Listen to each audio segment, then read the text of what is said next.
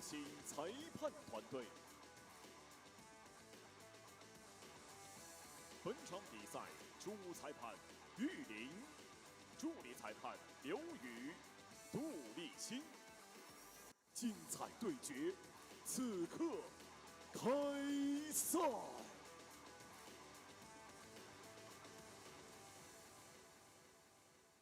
你好，请双方选手争夺开局选择权。听我口令，同时出杆，预备。3、2、1，开始。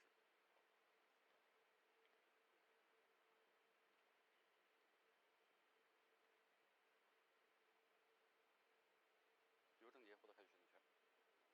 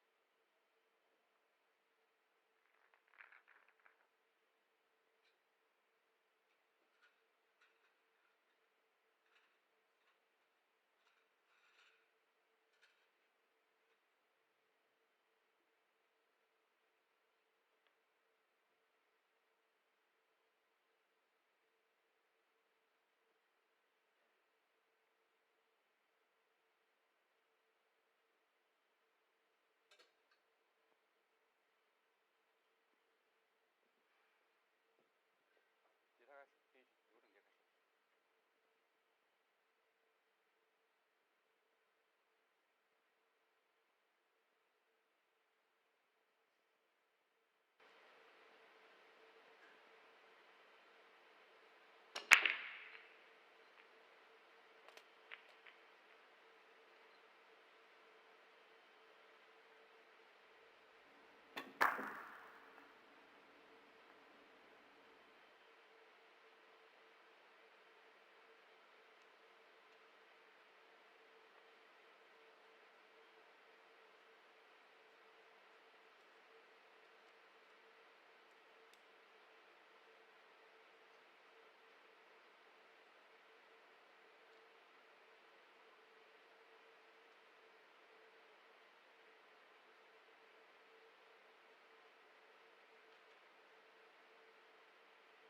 10秒。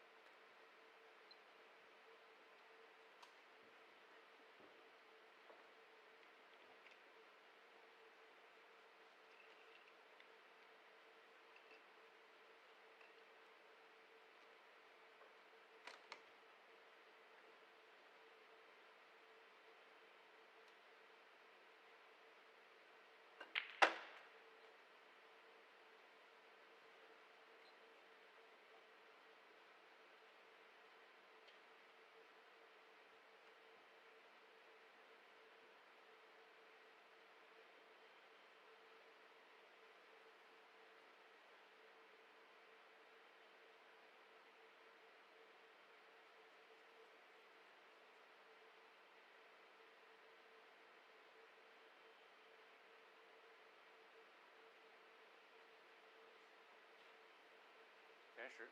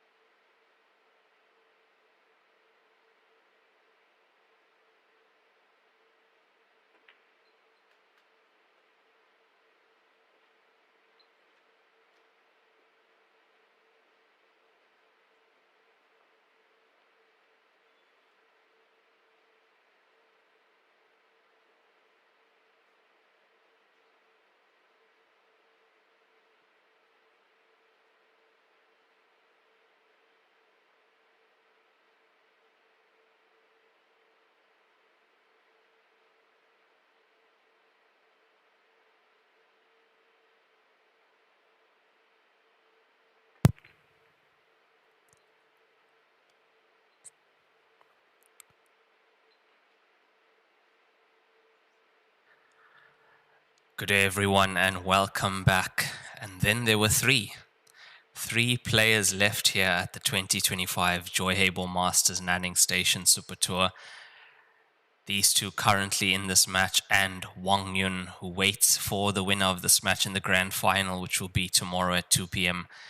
But for now, on the TV table, losers bracket final, Wu Zhenyu against Liu Chengqie. I think it was just about 2.5 hours ago that we had Wu Zhenyu on the TV table. He defeated Chen Jie 19-16. That was a great match, but this is going to be a spectacular match as well between these two players. I'd say very similar styles, as in both quick when they are at the table. But what we did see yesterday from Liu, very creative player. He's one of those players that's not afraid to move the cue ball around the table. Not at all. Now, yesterday, a few unforced errors, a few unlucky rolls, and it cost him in the winner's bracket final against Wang Yun.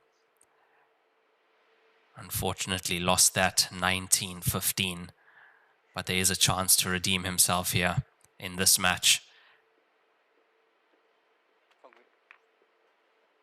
Unfortunate that. I've never thought a ball will roll like that along the side cushion. It's tough enough to pot a ball like that, but the cue ball can do it.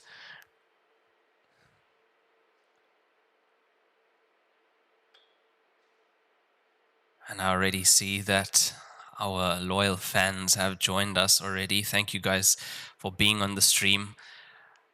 It's been an amazing tournament thus far. 2 matches remaining in this tournament, this one and the grand final tomorrow. Bittersweet moments these, when we do come to an end of a tournament like this. We've had so much of action. Hope you guys have enjoyed the matches on the TV table. And if you've caught any of the other live streams, the QQ streams across the other 32 tables here.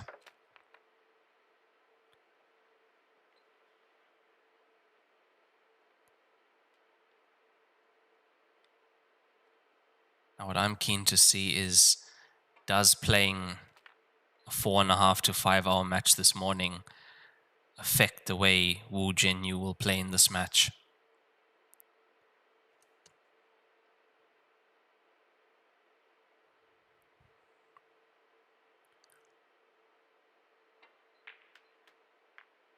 Is there a fatigue factor playing 2 race to 19s in one day?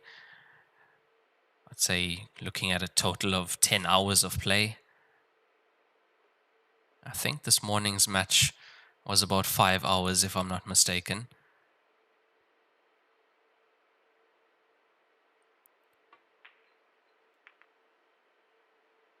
But to me, it looks like he's picking up from where he left off in that first match.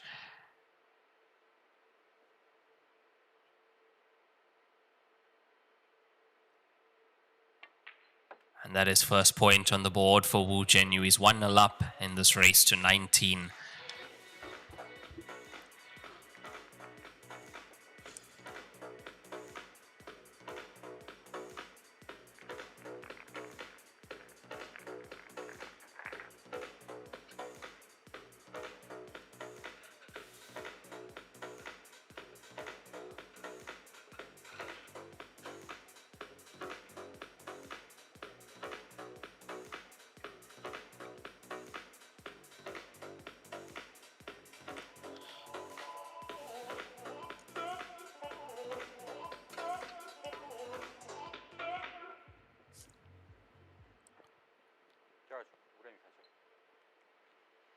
Now at the moment, already where we are in the tournament, this is a great finish, or great placement for Liu Chengqie.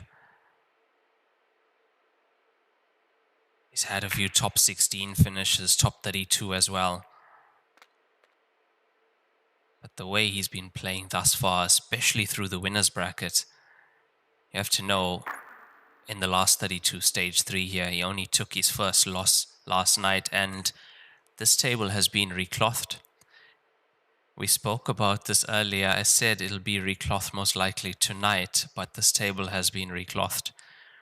With the Libo in 8848 cloth, I could see So when this cloth comes packaged, it comes folded, almost, I would say, A3 size. Now, even though it's pulled really tight and it's ironed, for a while you'll still see the light fold marks. It won't affect the play at all, but from the aerial view, especially with the lights on it, you'll see the faint shadows. And as you can see, there are no marks on this table and the lines look brand new. Now that's how quick the Joy installers can cloth a table as well. So we had 2.5 hours between matches. So they were able to take cushions off, cloth off, obviously make sure the table is level. Once again, cloth on, cushions on. Now one of the best Joy installers, we refer to him as Shifu. Well, all the installers refer to him as that, so that's teacher. He is the original Joy installer, the first Joy installer that started with the company. He's the one that you might have seen in the videos of the WPA events in Australia. He was also in Los Angeles for the Parasport. He can cloth a table in under 6 minutes. I have a video recording of that, of him clothing a table in under 6 minutes.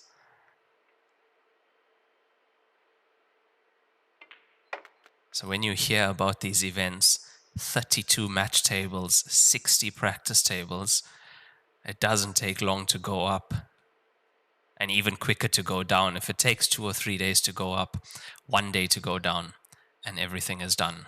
That's how the Joy team works.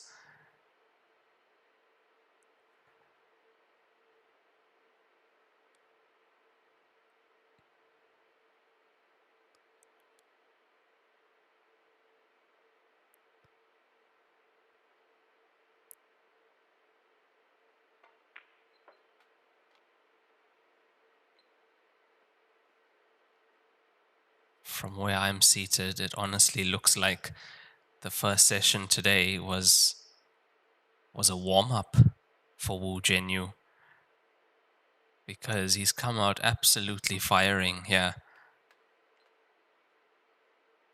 Made a ball on his break this time.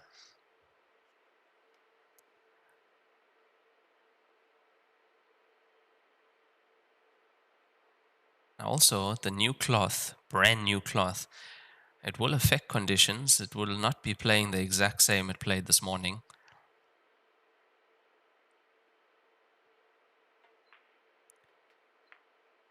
But what you'll see these players do as well, the tables they practice on at home, they'll be reclothing it before tournament as well, before big matches. So they're always playing on very similar conditions, the Joy Q8, the Lieberwind 8848.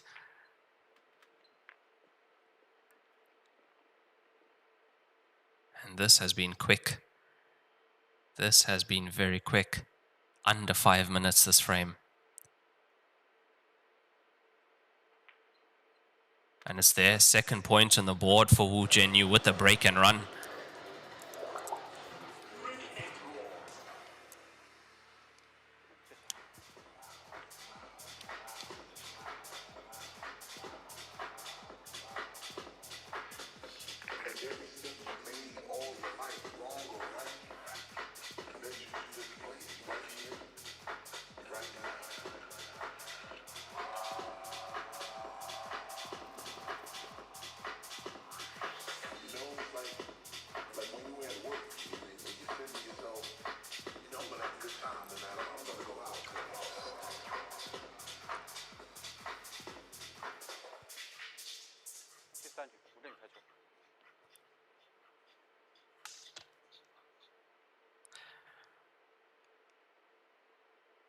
Quick under 5 minute break and run there from Wu Zhenyu to get his second point on the board.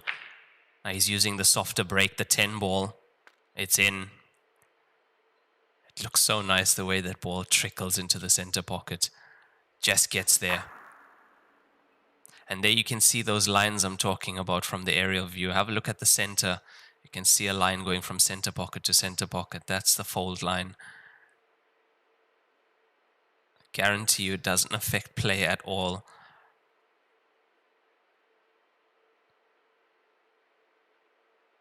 And after the table is brushed a few times and ironed a few times, you won't even see it.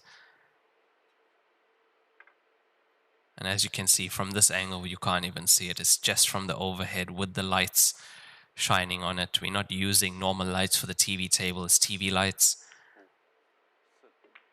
Huge panel LEDs.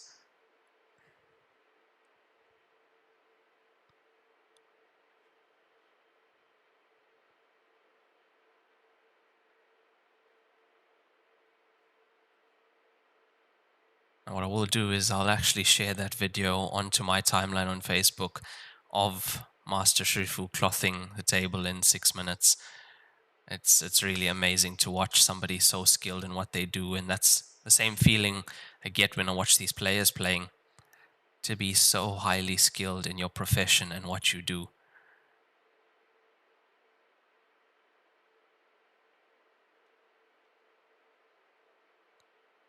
Watching these players play at this level, it's like watching an artist or sculptor mold, paint a masterpiece.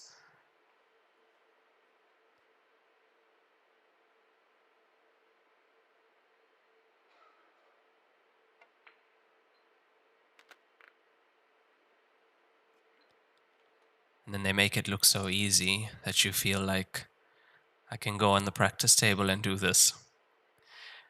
And then you find out how difficult it is. 1 or 2 centimeters off position and everything becomes difficult.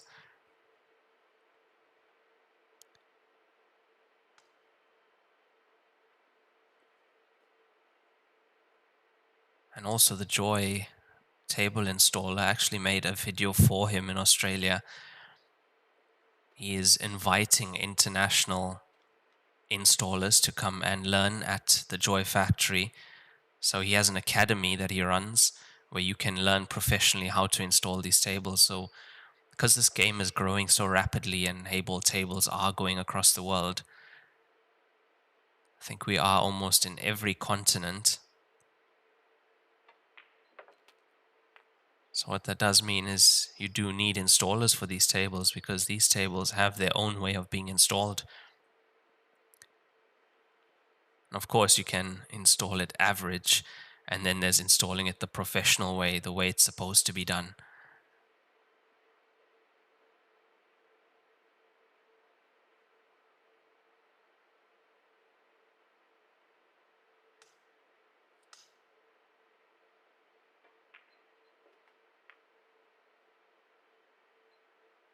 It's too clean at the moment from Wu Zhenyu.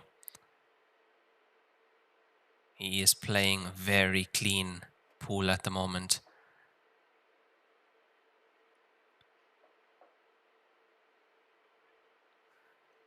I think this is the form he was in against Zheng Kumpang when he had those 15 one-visit clearances out of 17 frames. We didn't have that on the TV table, but we were watching the scoreline, and it was incredible what he was doing in that match. Now here we go. This for the third point.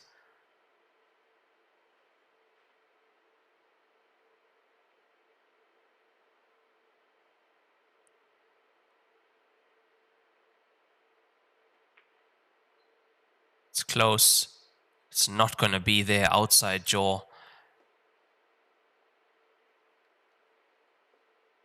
Yeah, unfortunate miss for him. That was for 2 consecutive break and runs, unfortunately. Gets caught out by the outside jaw on the center pocket.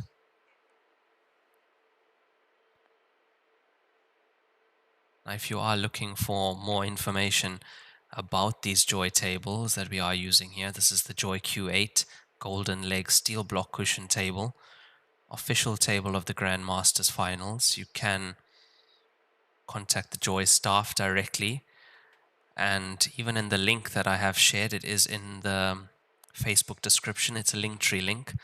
It's also on the YouTube description, but I'll pin it in the comment section. So you will see there is a contact to purchase Joy tables, find out exactly how much the price is, how you can get it to your country, and more information about the tables in general.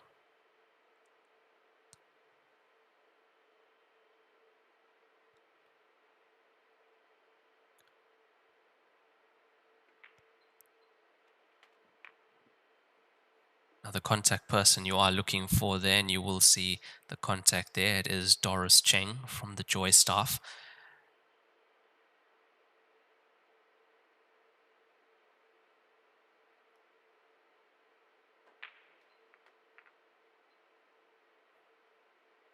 A few rolls more would have been a little bit better for Liu Chengqie. Of course, what we all want here is a real battle between these two players. And I think that's what we're going to get.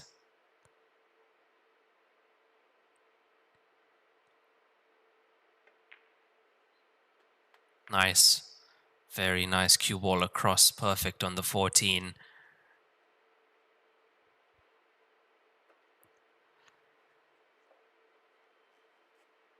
And the previous shot that he played, he made that look much easier than it actually is.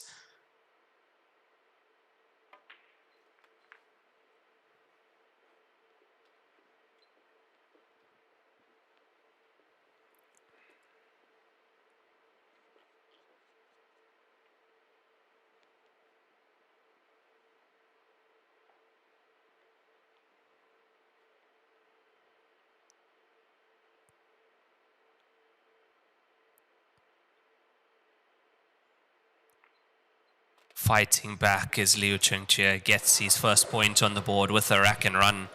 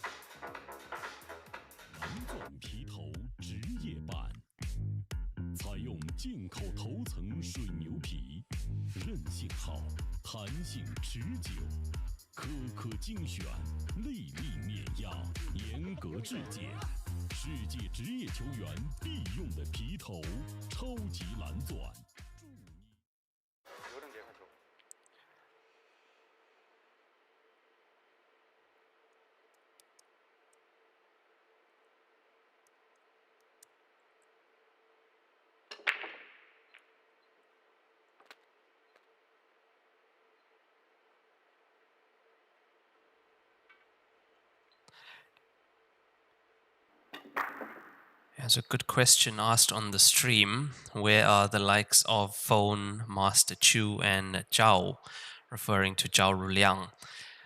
Now, Phone Minkyo, he was in the last 32, got knocked out by Dennis Okolo.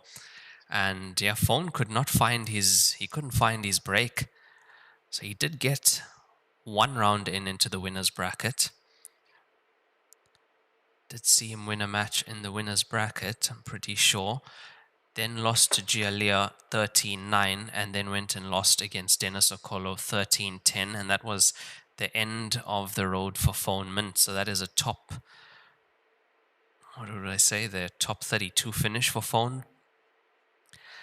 Zhao Ruliang did not make it into stage 3.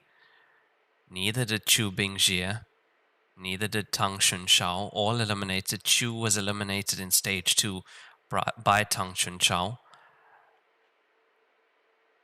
And Zhao Ruliang was eliminated by Jing Zhaohai on the TV table in stage 2. That is the level here.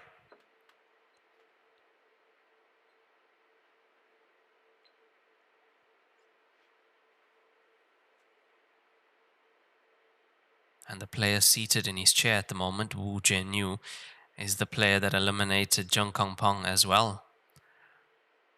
That was yesterday, scoreline 17-14 in that match. So a lot of the big names out. Then we had Yongjun Park from Korea, was eliminated yesterday morning.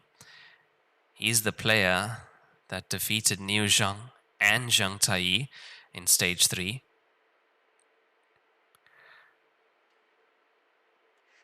So it shows you how the level is increasing here and how all the players are catching up. See the likes of Sun Yuan not here as well. Kong De Jing, all knocked out already.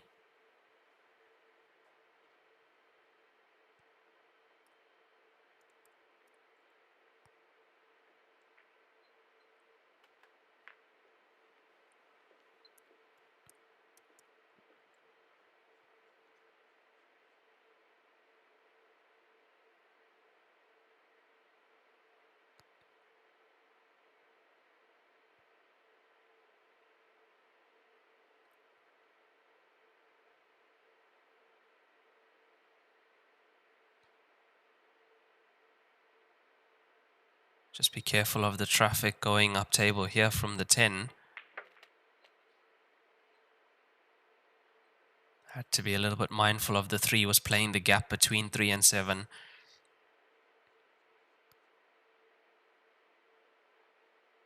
Now recovery shot needed, which is more than capable of doing. And yes, both these players are quite young. Both in their 30s, 31 years old for Liu Qingqie and 33 for Wu Zhenyu.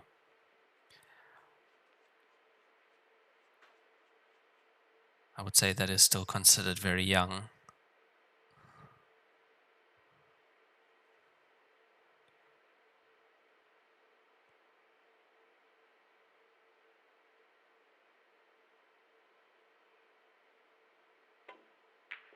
Oh, what a pot he would have needed there. Because he's not only played for the pot, he's played for the position on the black ball, which he would have had.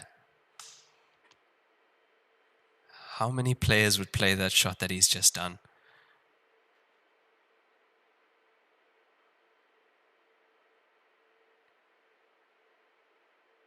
I think the more common shot you would see there is roll up on the 14, trickle the 14 down the cushion and try and hold for the black ball, try and block the pocket, that kind of play.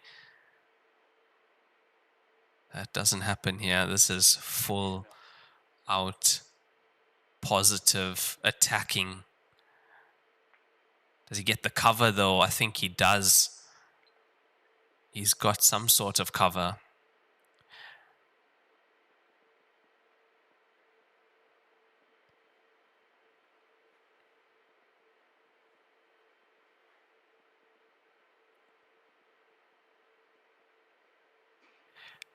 Yeah, the levels at these tournaments is so high, especially when you do get to stage 3, but even stage 2. There are players who are in stage 3 or who were in stage 3 who came through the international qualifiers, so you'd see the level is high right from there. But now when we get to this stage, this is usually where you see a lot more runouts. But so far, nobody has come close to the record that we have. There was in the Division 1 tour. There was Jing Zhaohai on the TV table, 7 consecutive break and runs, 9 in total in the match. We have not come close to that yet.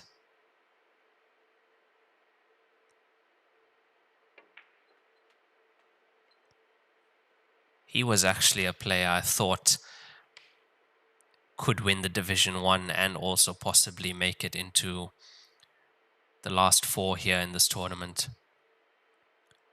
If you have been watching the stream, you would have seen we had him on the TV table twice. That is one of the cleanest players I've seen. When he is flowing, you can't stop him.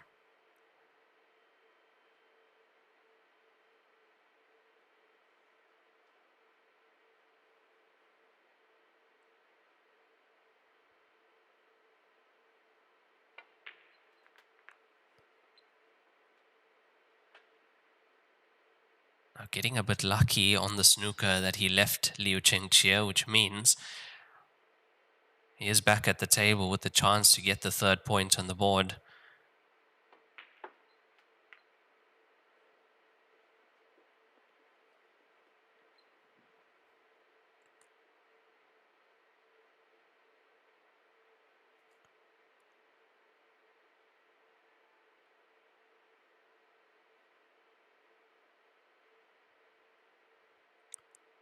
Had the chance to get the 3rd point in the board in the previous frame, but missed the black ball to the center. That was for a break and run, for 2 consecutive break and runs, because he's been breaking very well so far in this match. And look who we have there. That is the player that's in the grand final, Wang Yun. He's here watching this match, so he's watching who he's going to be playing against. I didn't expect that. I did not expect that at all. I was actually going to ask, what do you guys think he's doing with his day off today?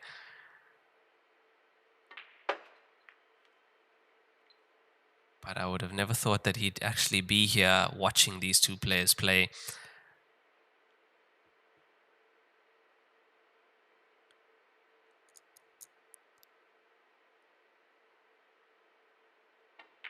And it's there right in the heart of the pocket. Wu Zhenyu gets his third point on the board. He's 3-1 up already against Liu Chengqie.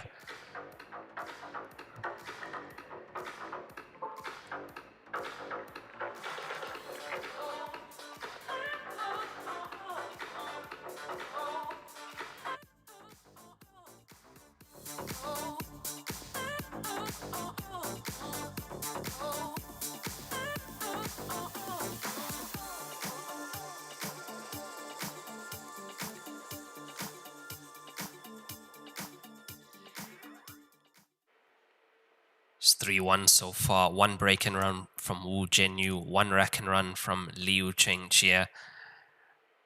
After 4 frames played, this is a race to 19 losers bracket final. It's a softer break. Gets it. Look at how soft you can hit the pack. It's not all about power, is it? Almost makes the 4 and 15 as well. And look at the split.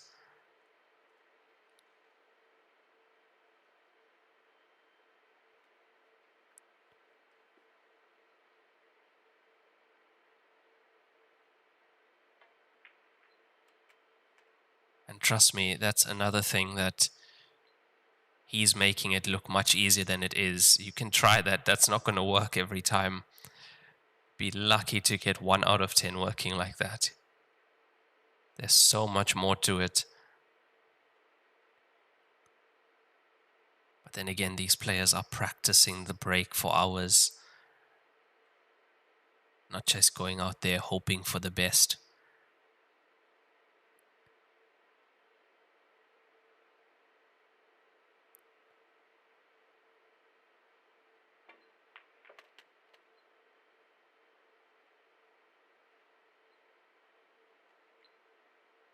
Now, does the 6 still pass the 12? That's what he's looking at. If it doesn't, he'll be quick to move the 12 or the 6. It doesn't.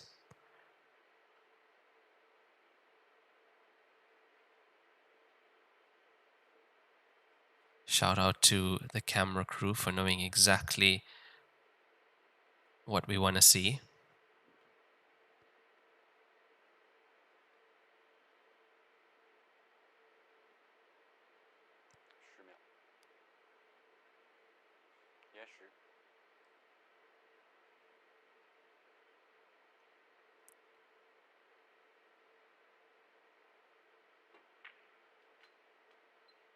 That was attempt at the 6. That was attempt to get the 6 out. As you see, that's priority number 1 for him.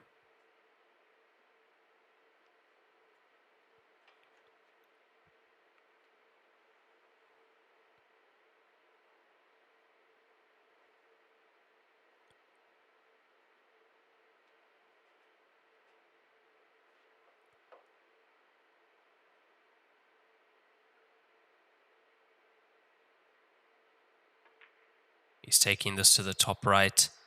Is it there? It's there. What a pot that is. Excellent recovery from Wu Zhenyu.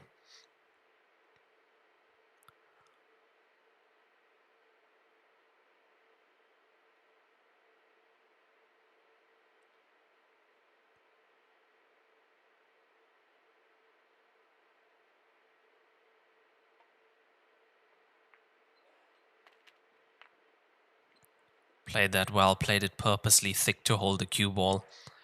Saw it go in off the outside of the center pocket there.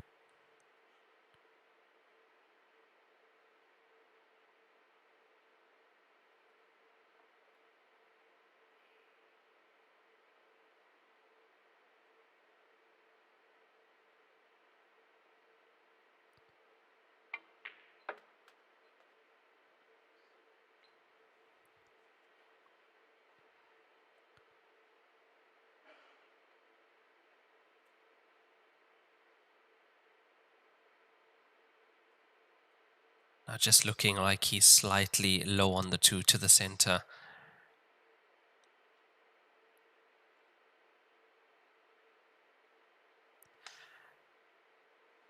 Not easy to judge this if you are going in and out of balk. Do you do 2 cushions? There we go. Has to judge the pace. Judges it absolutely perfectly with the brand new cloth.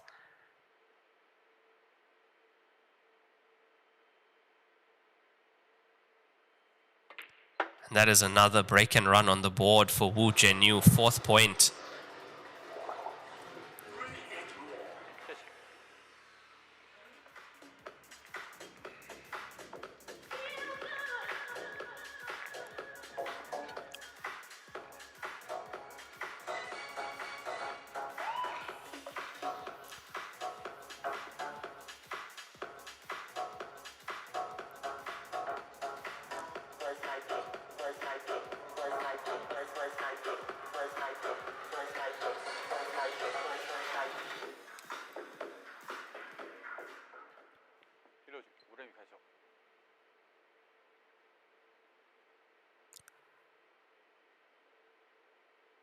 And that is 4th point on the board for Wu Zhenyu with his 2nd break and run. He's 4-1 up against Liu Chengqie in this losers bracket final. There's that break again. The 5 ball goes in this time. He's found something that works and he's going to keep using it.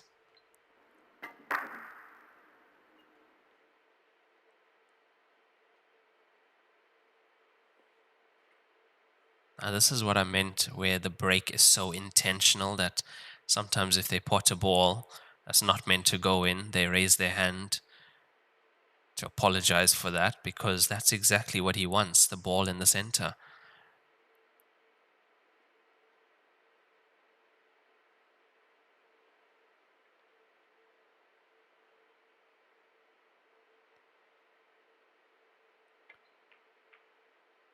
That's there. What a pot that is. But slightly loses the cue ball here, does Wu Zhenyu.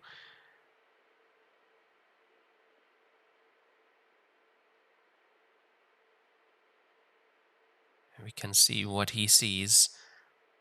4 doesn't currently go. You can't get past the 6 to get to the potting angle.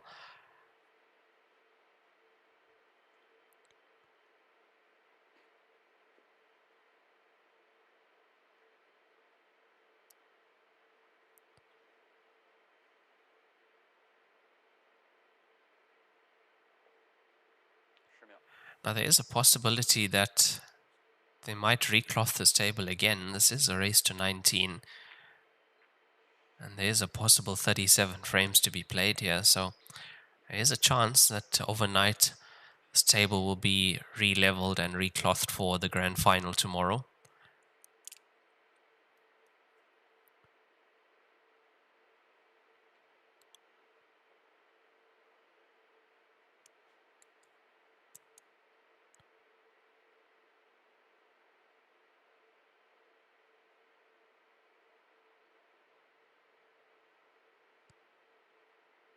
Pretty much all he could do with the previous shot is leave distance between cue ball and object ball here for Liu Chengqie. He's gone for that. He's almost got the 10 in the right center.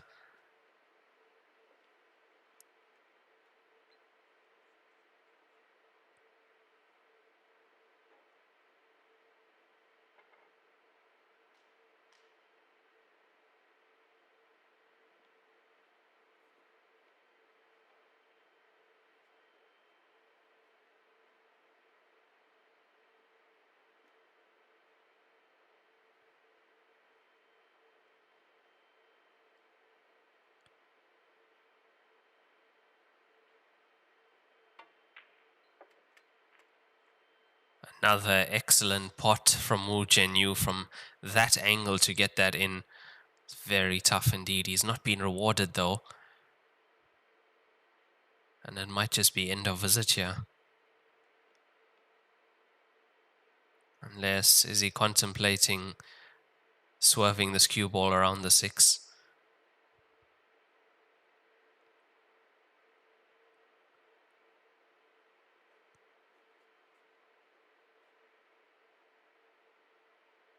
Now it's going to be a safety. Cue ball on this bottom cushion on our screen.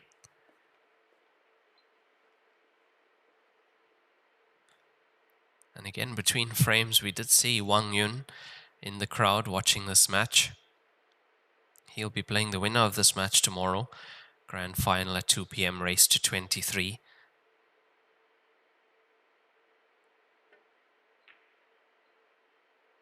He's going cue ball behind the 12. It's good.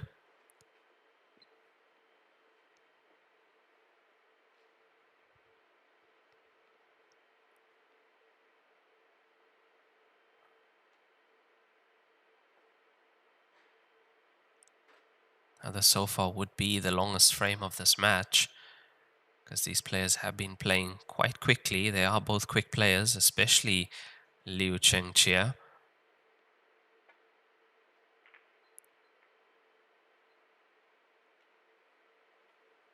And as soon as there is half a chance, one of these players are going to take it. I can tell you that.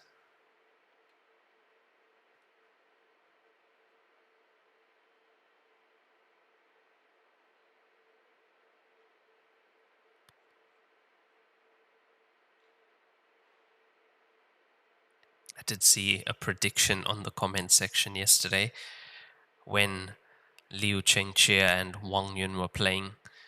Somebody in the comment section said that they can't handle Wu Zhenyu. Well, let's see. See how right you are.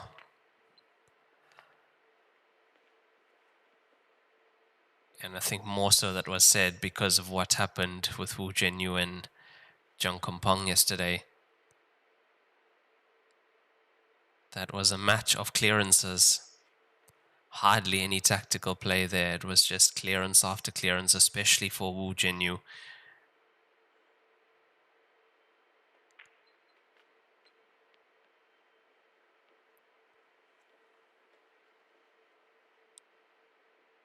Now, we do get those matches more often than you think, where it's such a standard, where it's just clearance after clearance after clearance.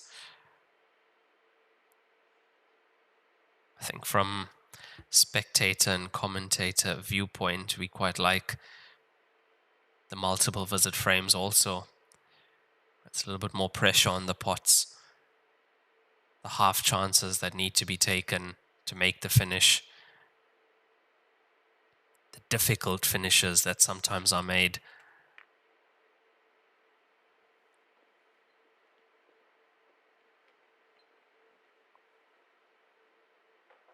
And more so with the triangle rack being used, you're not always getting a completely open table. There usually will be one or two balls along the cushion or one or two clusters on the table.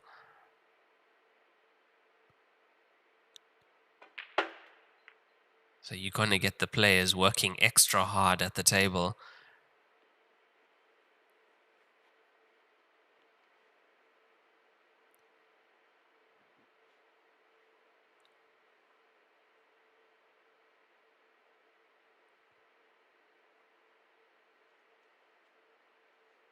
If the 7 wasn't there, I'm pretty sure that 14 does go.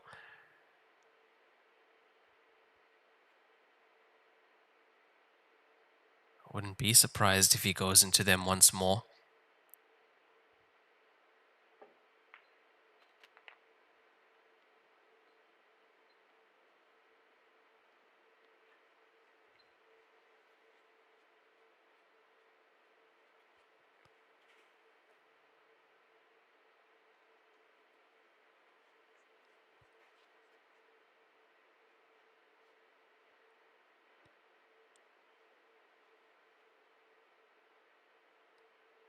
Yeah, what's the play here? Does he play for the double drop?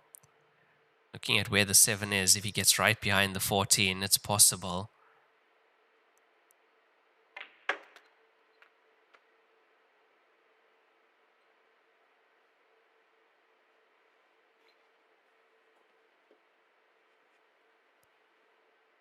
There's no space either side of the 7. The shot is the double drop.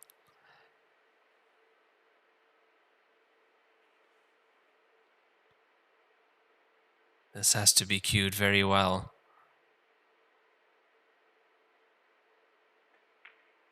It's there. It's there. He gets it. What a shot that was to play that on the Heyball table. Especially with the angle he had. The 7 was not that deep in the pocket.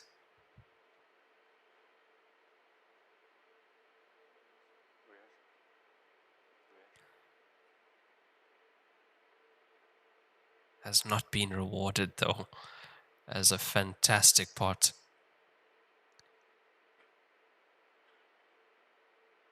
Can he find a pocket for this black ball?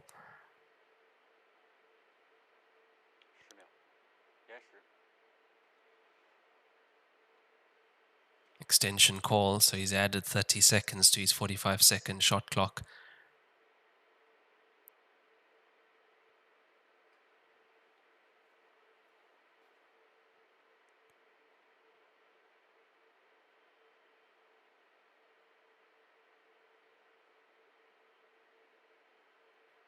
Don't really see a safe place to leave the cue ball either, with the 1 and the 4 being where they are.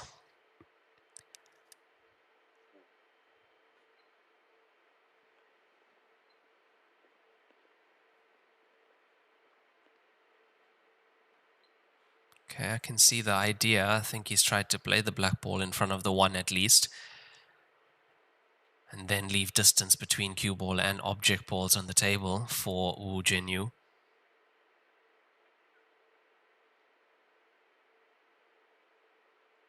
Deserved more from the double drop.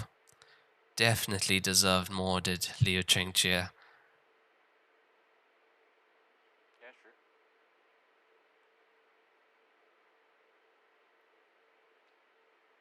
I think he's going to take the 1 on. He takes the 1 on. The cue ball is heading towards the 6.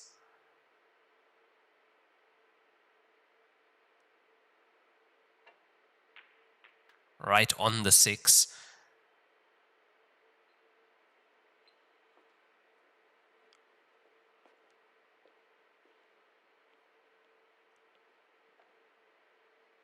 What do you do now?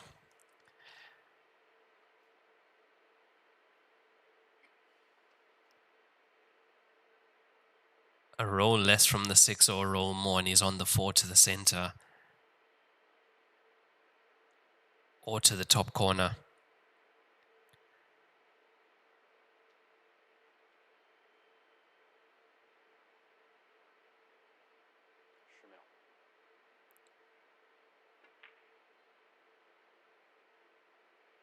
Watch the cue ball. Raises his hand. That's not what he wanted. Look, I think he raises his hand because he's got the snooker. But he did want the cue ball on that side. He's left it on the wrong side of the potting angle for the black ball. That was the intention.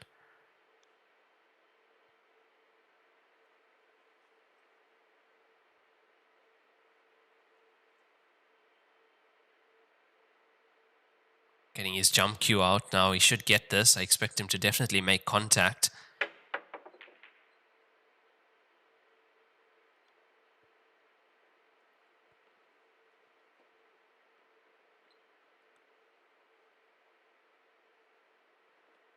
Pot available for Wu Jinyu. And at this level, you can see all these players can jump very easily. Jump and control cue ball. As we saw yesterday, there was a shot. It's a very delicate jump shot.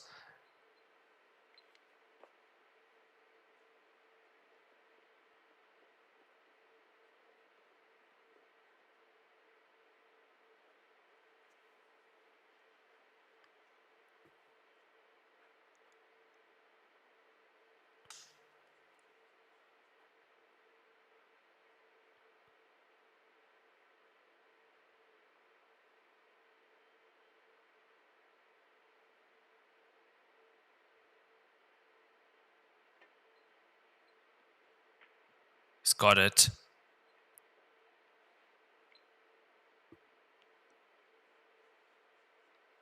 Risky to always go one cushion in that instance.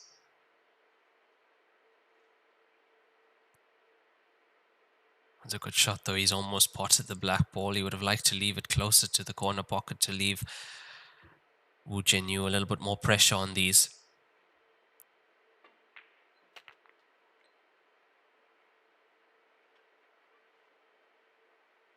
Now there's pressure on this if he takes the pot on.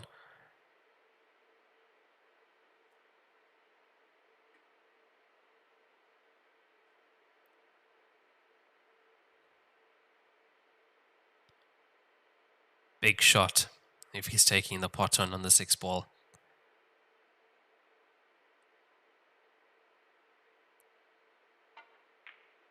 What a shot that is. It'll be tough to find a ball being cued better than that. Unbelievable stuff from Wu Jianyu. He takes his 5th point. He's 5-1 up against Liu Chengqie. 赛季中18球大师赛收官之战，利百文台尼乔氏杯2025中18球大师赛南宁站，全球顶尖选手着陆绿城南宁，甲级赛、超级赛近1000万奖金池，虚位以待。赛事与首届南宁台球产业博览会同步启幕，以沉浸式体验空间展现中国制造。 以国际高峰论坛探索品牌。 Yeah, that is one of the best shots you are going to see. That last pot before the black ball from Wu Jianyu. That distance, that angle, you're going against the nap.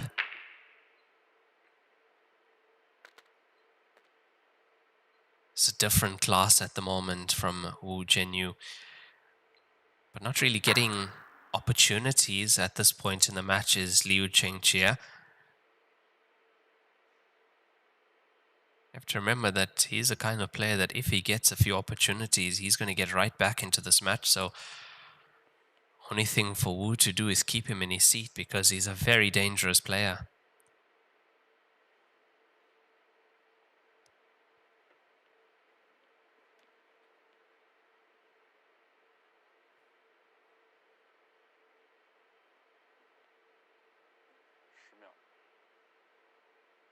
Now, these two players did actually meet in the winner's bracket. Liu Chengqie is the player that relegated Wu Jianyu to the loser's bracket, 17-16 in that match.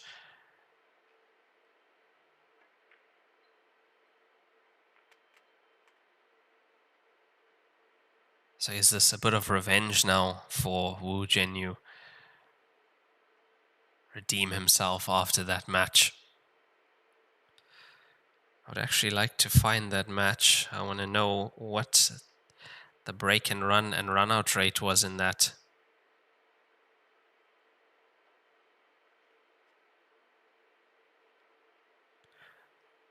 So we had Wu Jianyu with 12 runouts out of 16 and Liu Chengqie with 9 out of 17. Still a very high rate. 5 break and runs for Liu Chengqie and 6 for Wu Jianyu.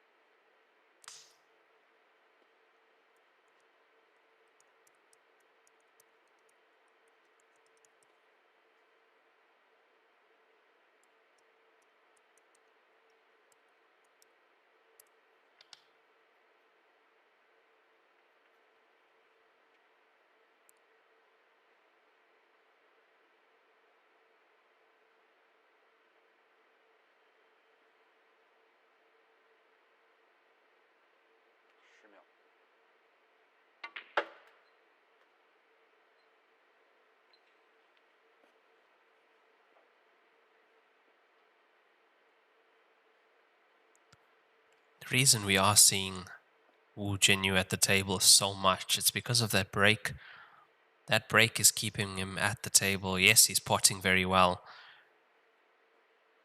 Making some excellent recovery shots, but the break has got the break down.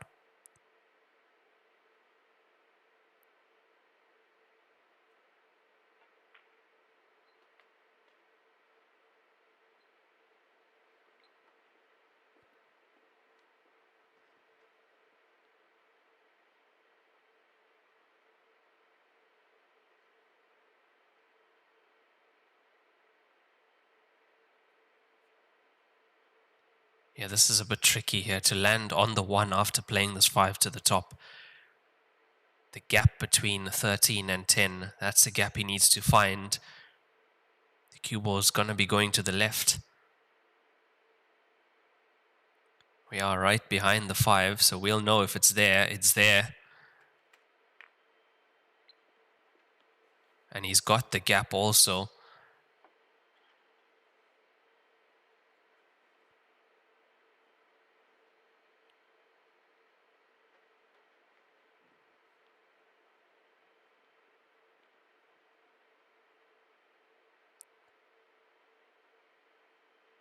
Just enough of the potting angle past the 10.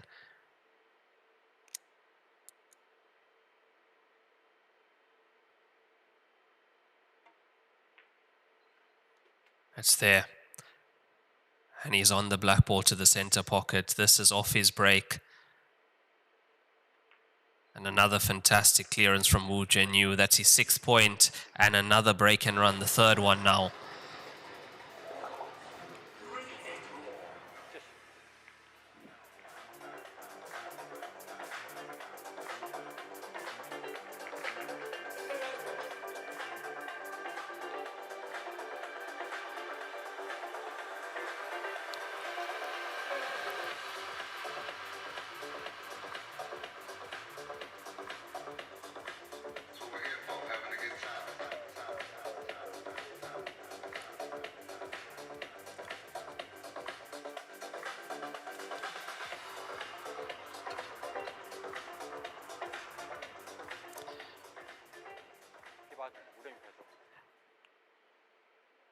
Yeah, you saw the 2 little young up-and-coming champs in the crowd there. They are definitely having a good time, enjoying themselves.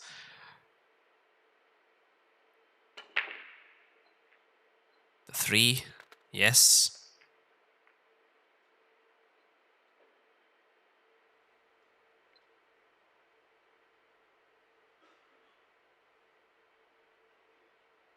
Yeah, but this break is... It's something else. I mean, how many matches have we watched on this TV table? How many times have we seen a break working like this? Consistently so well. We've been seeing so many dry breaks recently. Oh, look at that. Just. He's caught it so thick because he didn't want the cue ball to run. He catches it fine. And the cue ball is just a bit harder to control, and that's why it's snuck in off the outside jaw like that.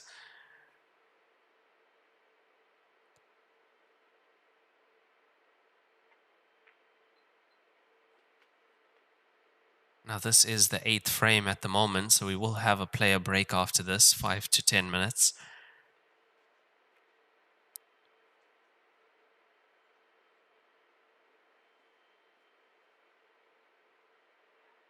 And so far, just by the way Wu Zhenyu is playing in this losers bracket final, I have to say advantage playing this morning. It's as if that was a practice session for him and he's warmed up and ready to play the real match.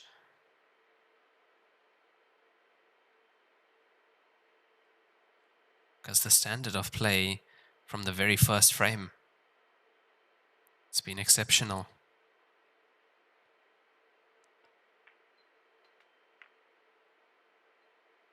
Needs us to slow down or speed up. One of the two. It's amazing how often that's the case.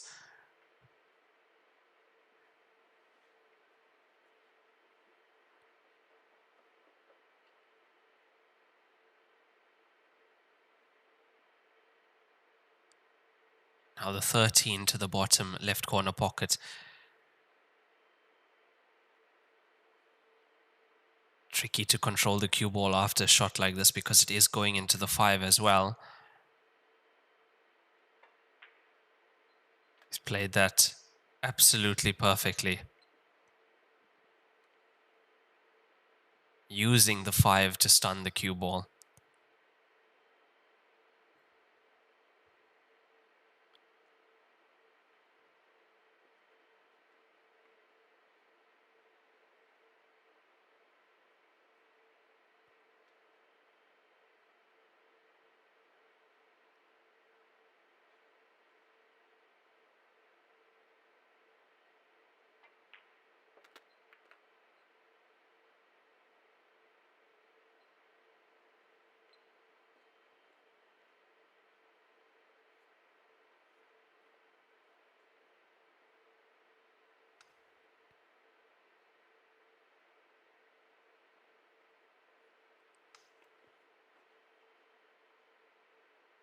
So now have to inject a bit of pace into the cue ball here to get it back into the middle of the table.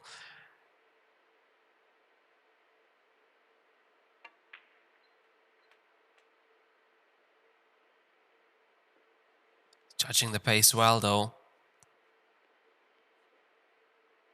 You see why these players like to play on newer cloth, because they know exactly how it's going to behave, because that's what they do on their practice tables at home.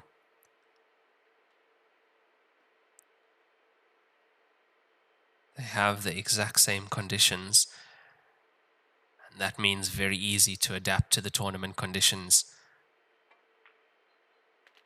So they know the slide, they know the pace, they know the bounce.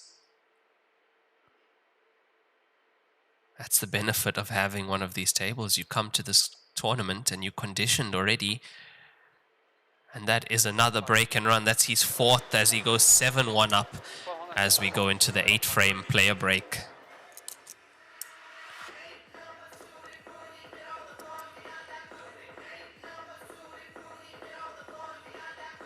乔氏金腿比赛专用，提醒您，精彩比赛马上开始。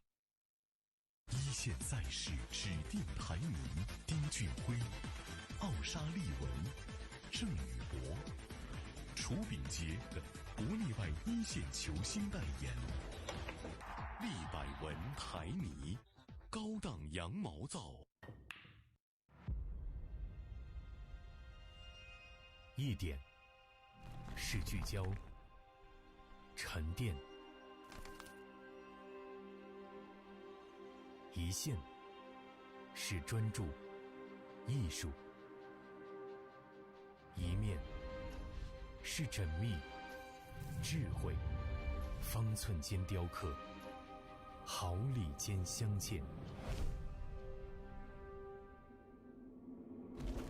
成木质之美，雕琢洞天，与腾龙之势，巧思匠心，以点线面，以小现大，步步为营，丝丝入扣，毫厘间不失方寸，握度间尽长天地。龙晕而起，潮流之势，包罗万象，独蜘蛛，匠心之作。河北省天一集团创立于2013年，注册资金500万，员工230余名，有着10余年的生产经验及研发设计、生产销售于一体的大型生产企业。优秀的员工、先进的技术、精良的设备，严格的管理使公司得以不断的发展壮大。精确、可靠、专业是我们生产的精神和服务信念。天一沙发让舒适无处不在。我是代言人郑伟博，星星暴走，年轻自由。我是代言人雨龙海，星星暴走，年轻自由。我是代言人楚秉杰，星星暴走，年轻自由。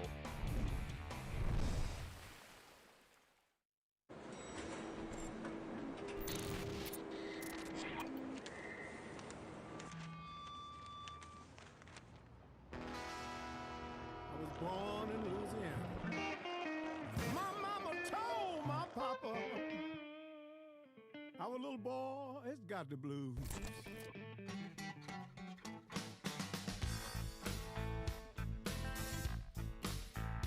You better watch what you do to me. Watch what you do to me.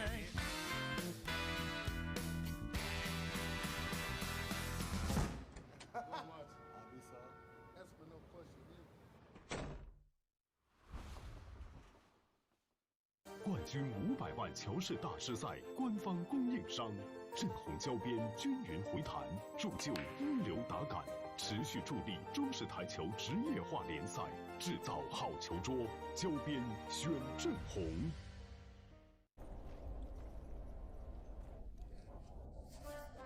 俺老孙啥功名不要，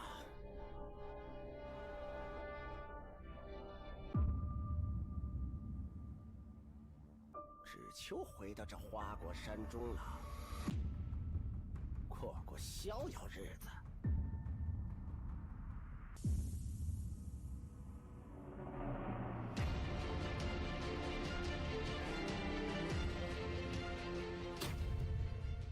天要球杆，换一切为可能。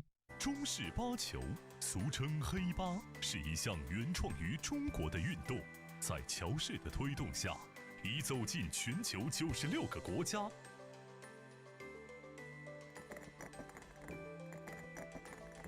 乔氏中式八球，风靡全球的中国运动。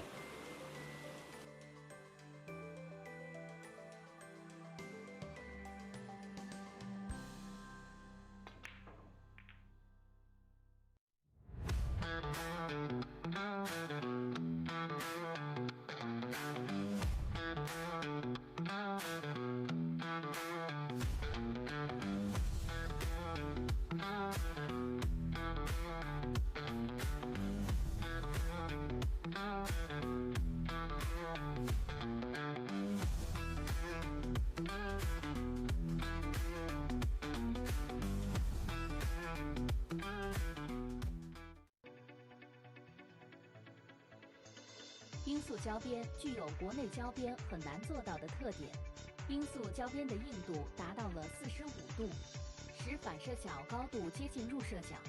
罂粟整条胶边误差小于20丝，因而各部位酷性一致。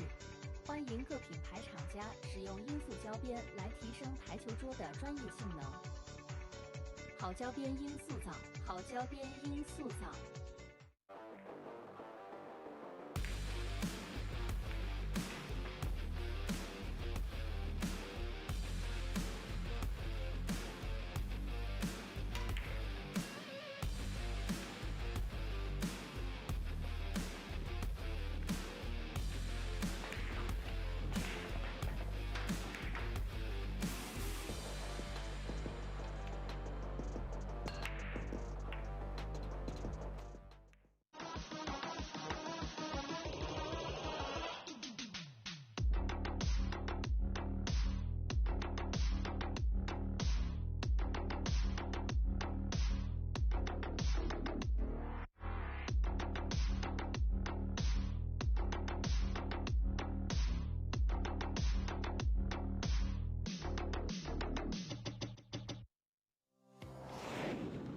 胶边，乔氏官方合作伙伴，冠军品质，成就梦想。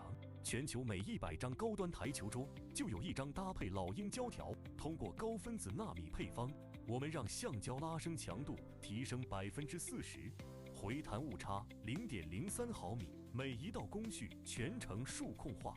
每条胶边都需要经历严苛的平整度检测，确保每延米承载10万次冲击不变形。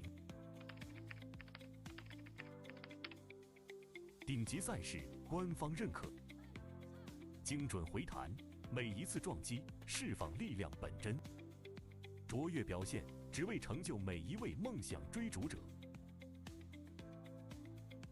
鹰击长空，逐梦台弹，老鹰胶边。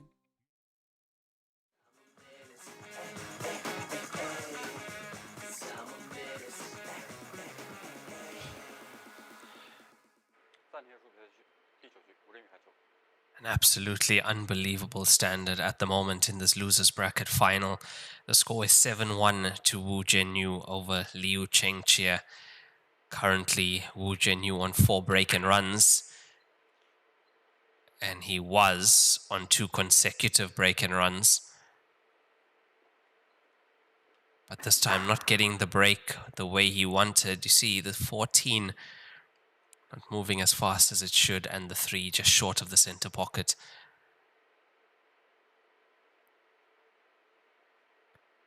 Now 7-1 down at the break. This is a race to 19, so more than enough time to catch up and get back into this match for Liu Chengqie. No time limit on this match as well, so we will reach 19.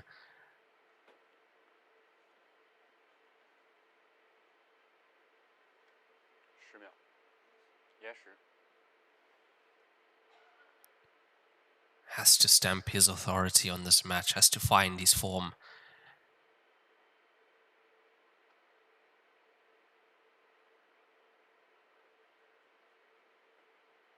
He has beaten Wu Jianyu. I think it was just 2 days ago in the winners bracket.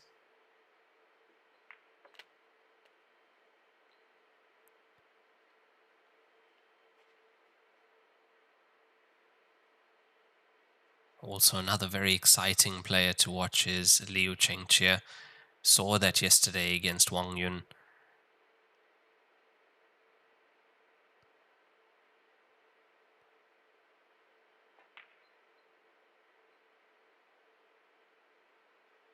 That pocket not being kind to him at the moment, unfortunately.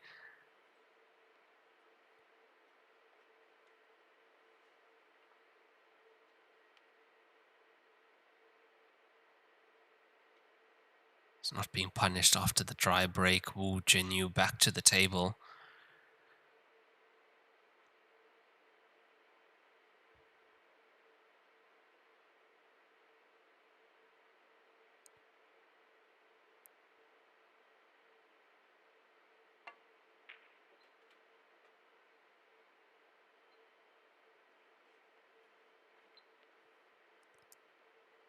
What can he do with this opportunity that he's been given?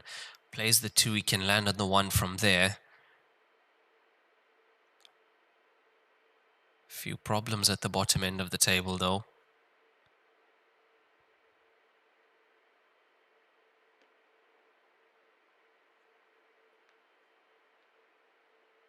Unless you land short side of the 6, it's possible that from that area the 5 might be available into the center. That's into the left center.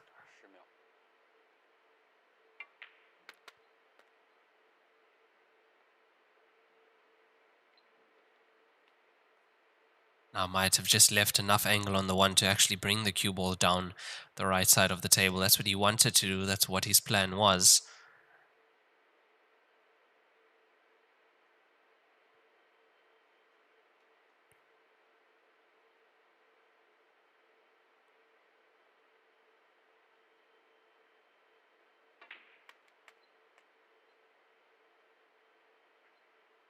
Releases the 7 at least.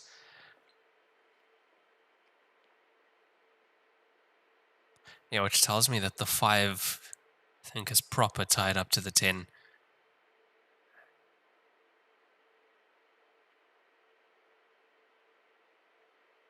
And if it is available, it's only available from where he was right now, which is going to make this tricky to get on. This is where the cue ball positioning needs to be perfect. Situations like this, you can't be playing into areas, you're playing for pinpoint.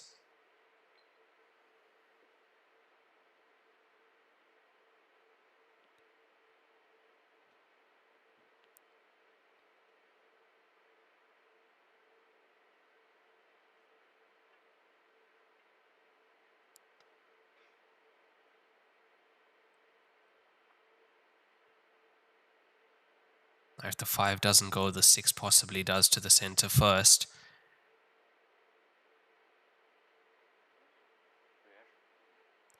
And now we aren't right behind the 6 to see whether he has the angle to actually just nudge into the 10 also to release the 5 if it needs to be released.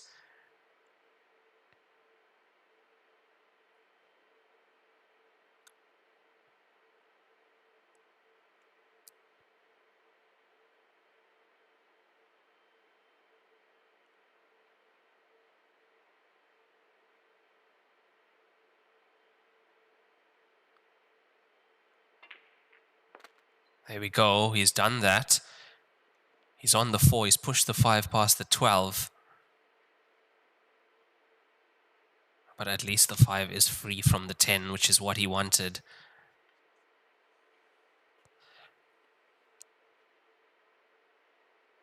Look, if the 5 rolls 2 rolls less, and it's on the lower end of where the 12 is, it's available to the center, this becomes much easier for him.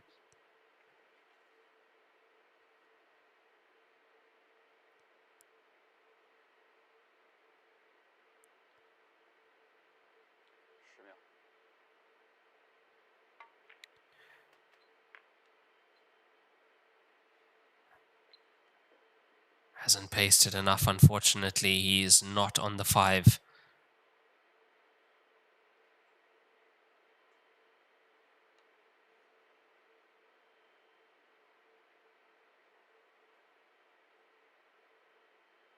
Which means he's going to come off the side cushion. That's his only way. He's almost potted that. Yeah, how would you feel sitting in your seat if you were Liu Chengqie and that 5 goes into the top corner? And he lands on the black ball.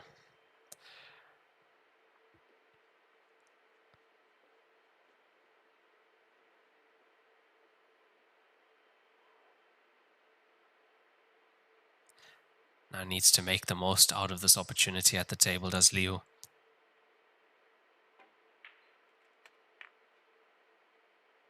(7-1) down, this is a clearance he has to make. He has to find it.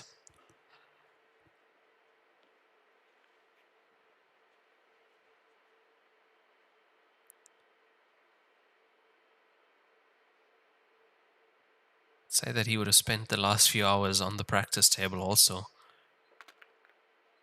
That's how much these players practice. You're looking at a minimum of 6 hours a day. That's why they can make this game look so easy. And then you wonder, why are these players so consistent?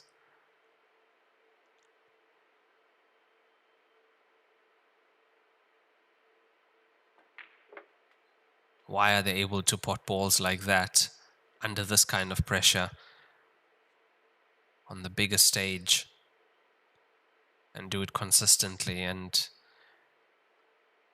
if you even look at the way they play, it's not even stressed.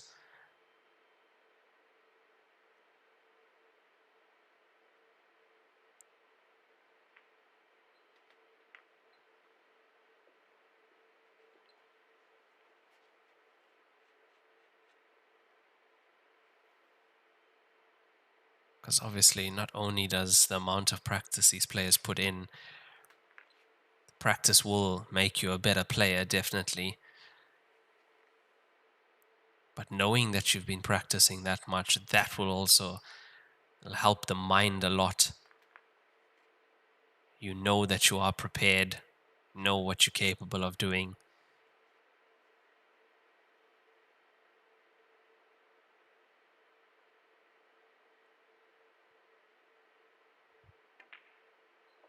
And gets its second point on the board for Liu Chengqie. 7-2 down at the moment after 9 frames played. Needs to make the comeback now.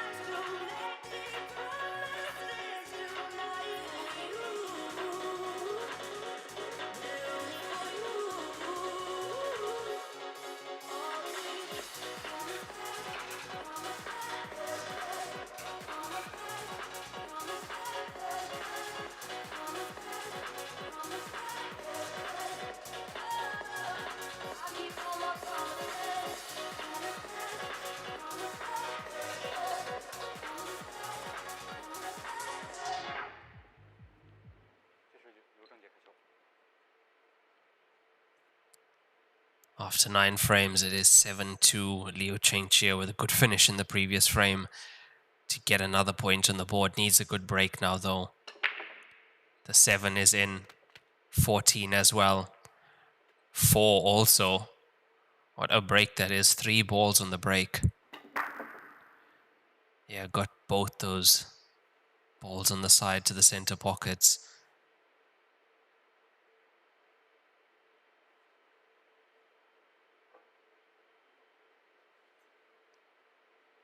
Would really love to see the stands full tomorrow for the grand final, and I think we will. There are people that have bought tickets for that, so I think we will see that full. And the reason, I know we've been asked this in the past, and the reason why the stands are not full for every match we have here, it's because this is being broadcasted on all the platforms here in China. Millions of people watch these matches here. I've been in the elevators and you'll see people watching the matches on their phone. It's on Chinese TikTok as well with Chinese commentary. So on all their platforms it's live, so it's easier for them to watch it at home.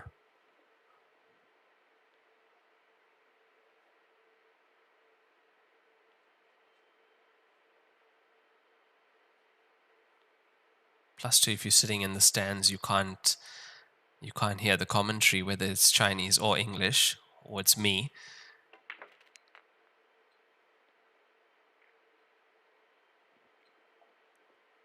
But yeah, that is the main reason, because it is being broadcasted everywhere here in China. And there are a lot of pool fans, huge amounts. That's why when we walk around with our cues, when we walk into the venue and things like that, people stop us to take pictures with us and things, because huge fans of Chu Bingjie, Jing Yubo, they've put the sport on the map.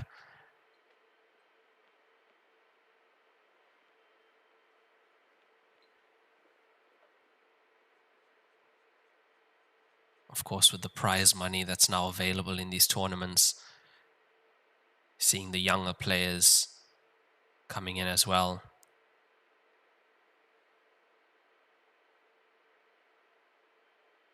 Which would be really nice to have that atmosphere here tomorrow for the grand finals.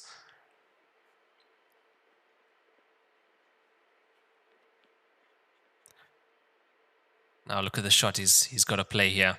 He is straight on this. This is a deep screw back.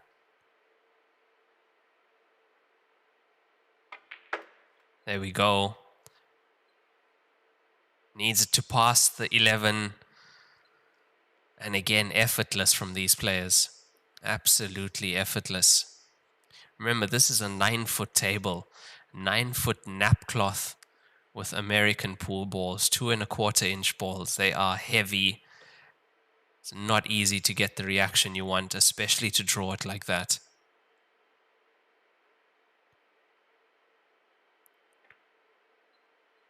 Oh, what a pot that is. He's most probably going to land perfect on the black ball too. He is.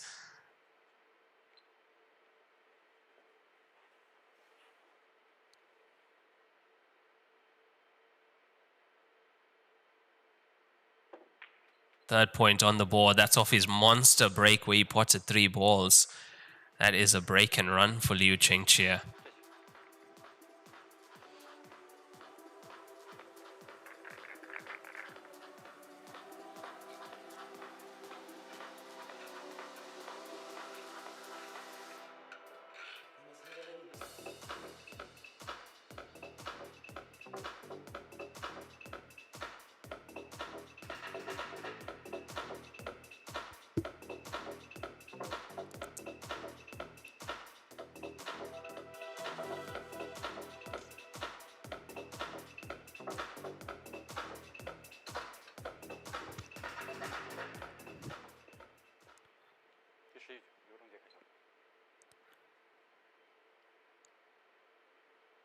It was a great break and run to get himself the 3rd point. It was off that fantastic break. He potted 3 on the break previously, 2 to the center, 1 to the corner. Here we go again, the 5's in. Now, what do we have here? Both these players breaking well. And I think for Liu, all he needs is to find some momentum. It was very tough for him to find that yesterday against Wang Yun. But if he gets that here, he can very quickly bring that scoreline back to all square. Make the most out of this winner's break format.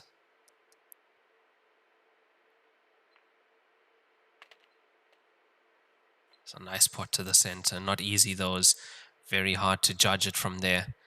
You can't really see when you're down on the shot where the jaw is, where the pocket is.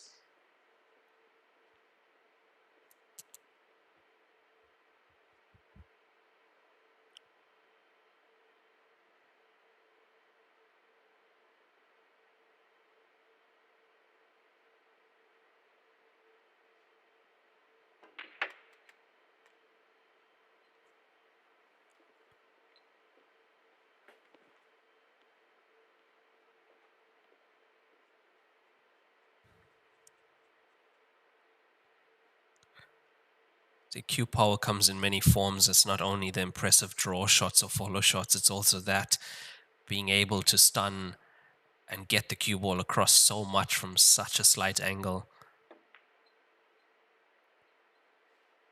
It's unfortunate to be jacked up over the 3 there. It was a very unlucky roll to be that close to the 3, unfortunately. He played the previous shot well.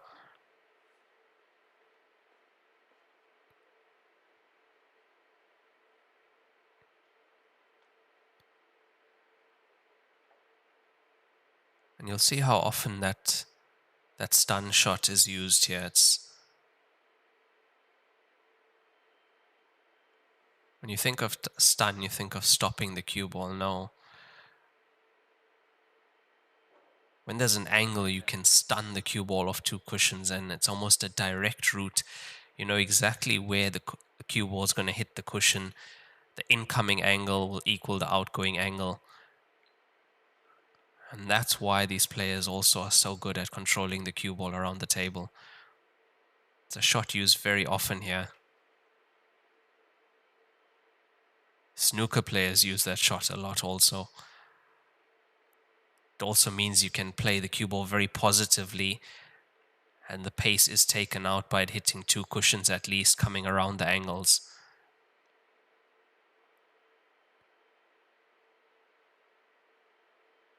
Much better than just rolling around with a touch aside. You are subjecting yourself to possibly getting a kick.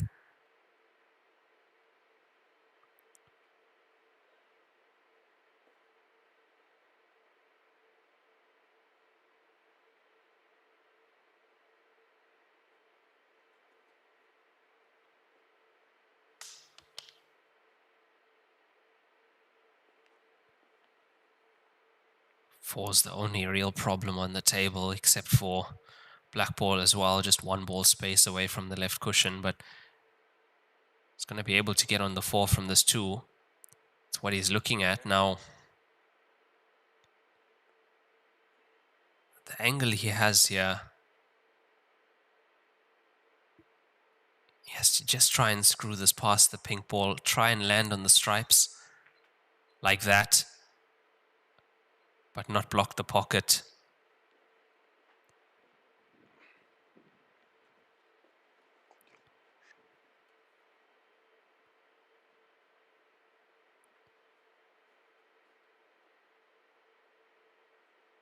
Now he would have had a look from top end of the table to see whether the black ball can fit down there. I don't think it can, which means he's going to either have to bank the black ball or move it.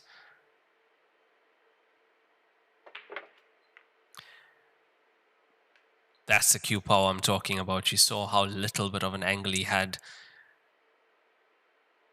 That shot is tough enough, playing it at that pace to get the cue ball back out slightly.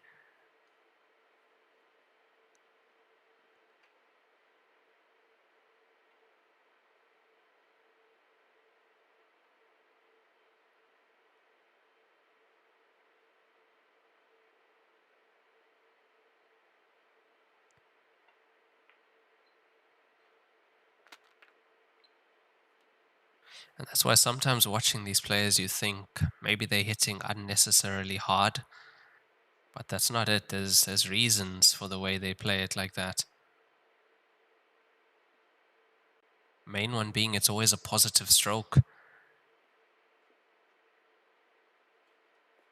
Very difficult to decel when you're playing a shot like that where you are almost certain that you're accelerating through the cue ball.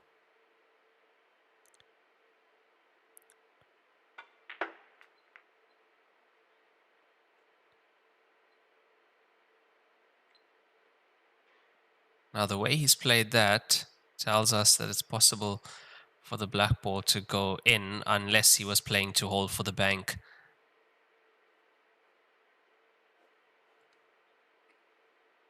What do we think? Cushion first, but you have to be catching the inside jaw here.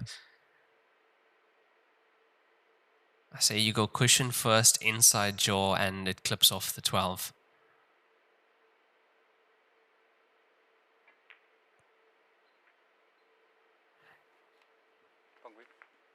Cue ball is a problem. However, I think he's blocked that pocket though.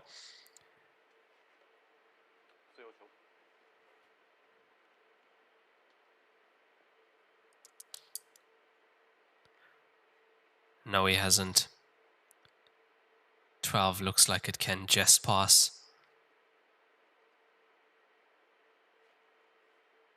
If not, even a small nudge of the black ball would help.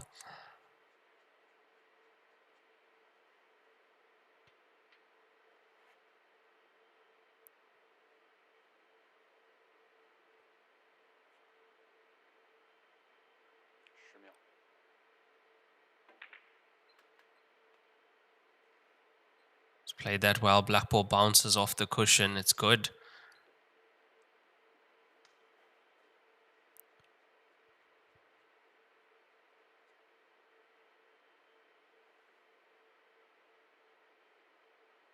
Big chance here to get his 4th point on the board. We have seen that he can break really well.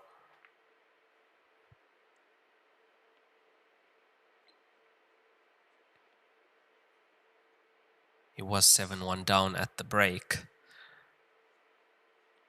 So far after the break, every frame has gone his way.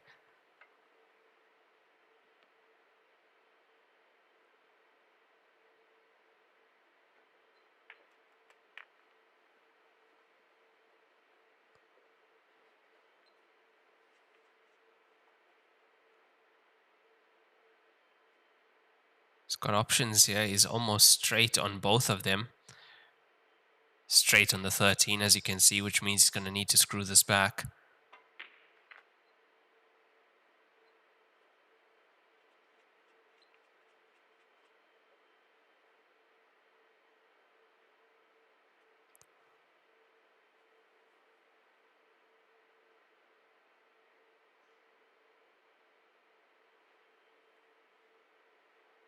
There's two minds about this.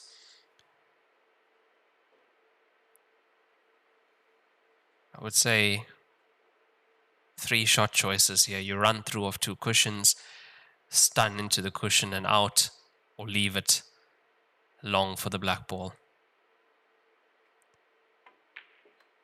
The run through of 2 cushions. Yeah, it was going to get you straighter on the black ball at least.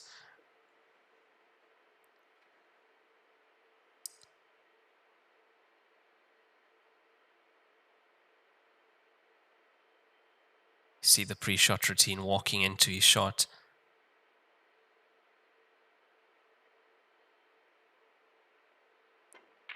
Gets it, 4th point on the board for Liu Chengqie. He's needed that one. Just 3 down now, score 7-4. Favor of Wu Zhenyu.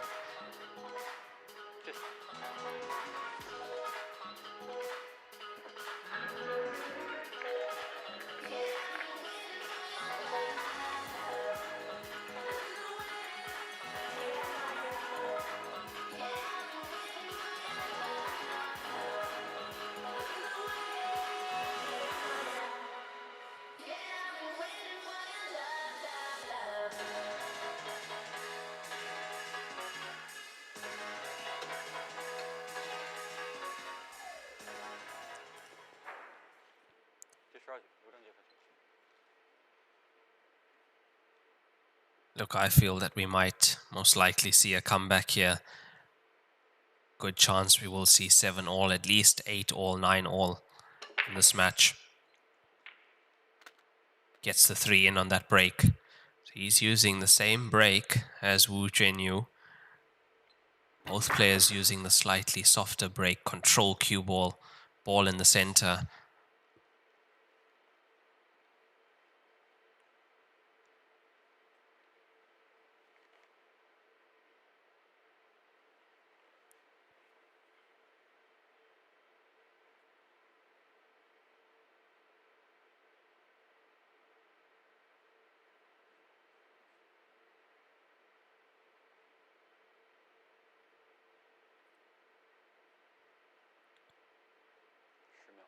Looks like he is going stripes here. Did come around and have a look at the 10.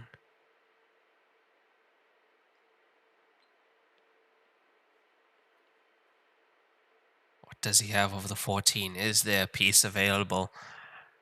I don't think he's got a potting angle on it, but he can put it in front of the pocket if not.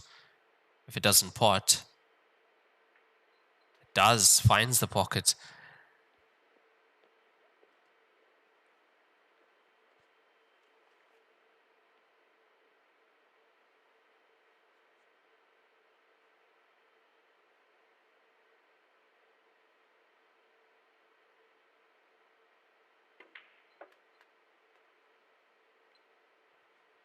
Now the 10 ball that he looked at, that's the 10 next to the blue 2. From here it's hard to tell if it does go in off the inside jaw possibly. There we go, we are right behind it. It's close. It's too close, but if it does go, he'll definitely find a way. Makes that shot look way too easy. It's the second one he's played like that. The first one was to get onto the black ball 2 frames ago. Could go, as you see. Now look at how quick the match can change.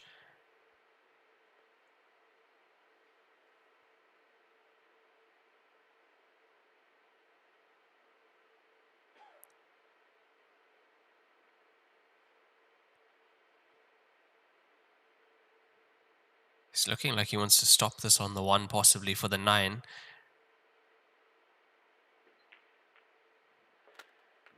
And this time he's getting favorable rolls, is Liu Chengqie. It's a good shot, he's controlled that well.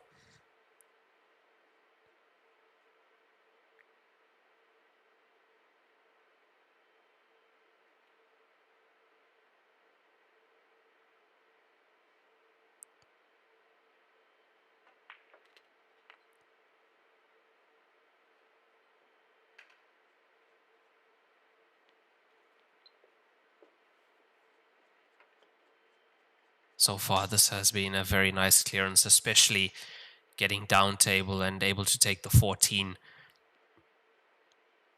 Then the ball along the bottom cushion out screen, that was excellent.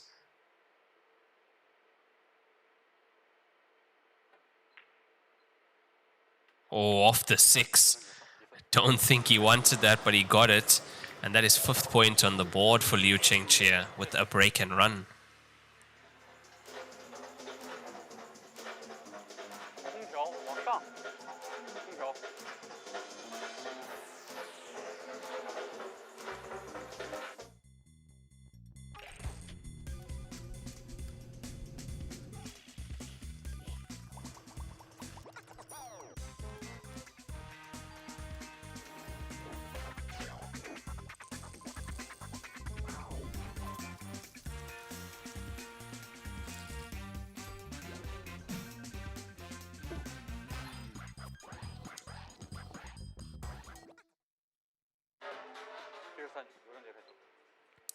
And this is exactly how this match can change, or these matches can change. From 7-1, it's now 7-5. Liu Chengqie well on his way back in this match. And he's got some momentum now. And you see This is exactly what he needs.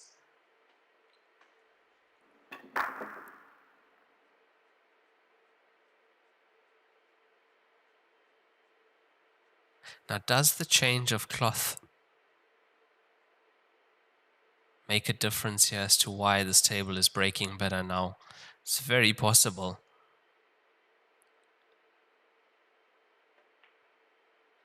Because the break is just working for these players from the first frame.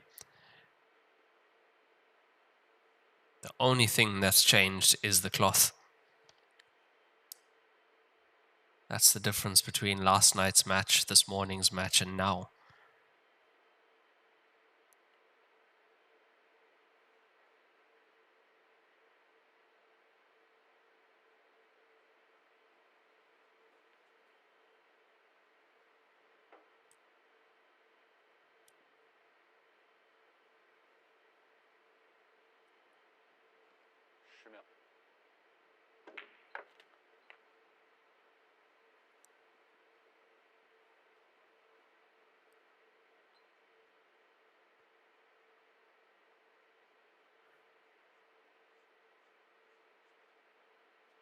So far, Liu Chengqie is on 2 break and runs, 1 rack and run.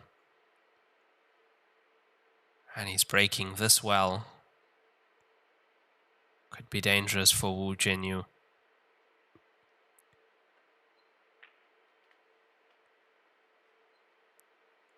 But also, we'll be watching whether fatigue plays any part in this match, with Wu Jinyu playing a race to 19 earlier today. It was 5 hours plus. And then 2.5 hours later, playing another race to 19.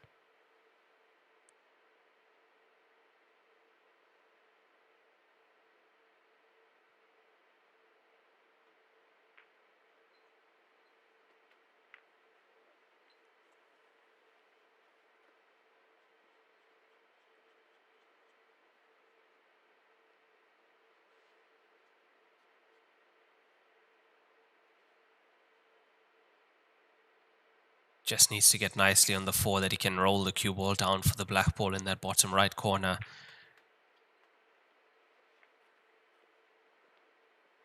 And I think he's high enough to get the cue ball behind the black ball.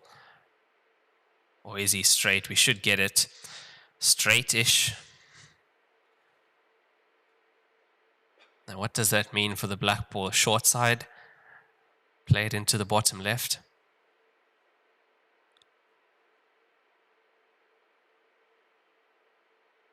Don't think he'd risk cheating the pocket here. No, he's not risking it. He's coming down the short side. He's behind the black ball. Look, if you had to play it short side, that's where you want to be.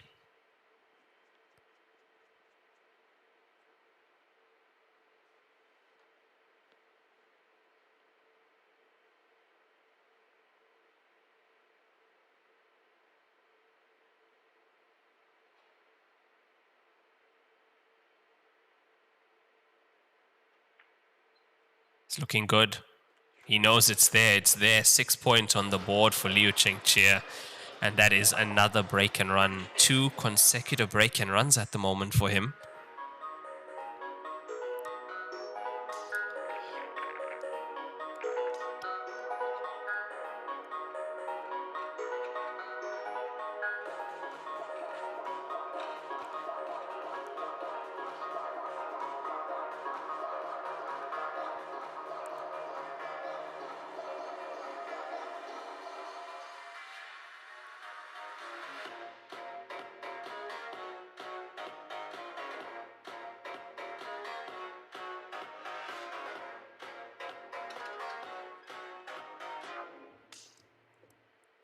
And now we have a match in our hands. The score is 7-6 in favor of Wu Jinyu. From 7-1 to 7-6, Liu Chengqie.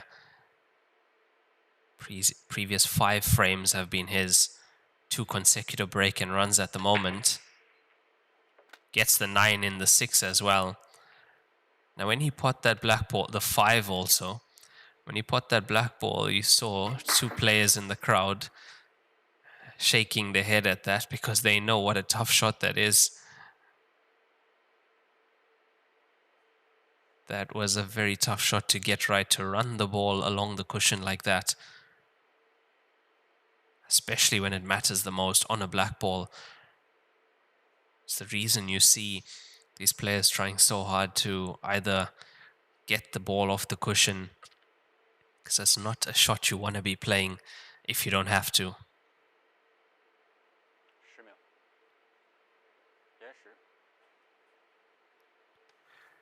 And this is why we love the winner break format, is because it means this is possible. You're 7-1 down, you get right back into the match.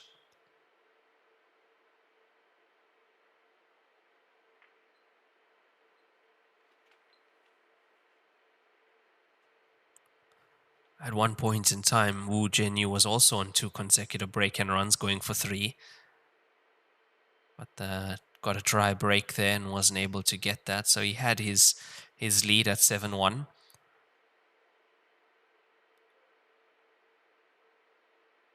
But from the previous player break, this is all going Liu Chengqia's way. He's got that momentum. You can see he's playing more confident. Looks in tune with the table and how the table is behaving.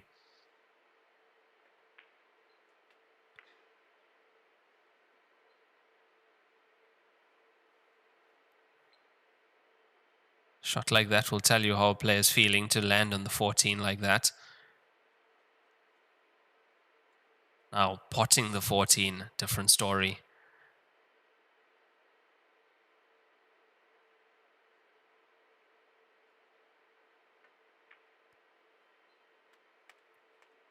Yeah, this is dangerous. Look at the position. He's played the cue ball into an area which gives him options here.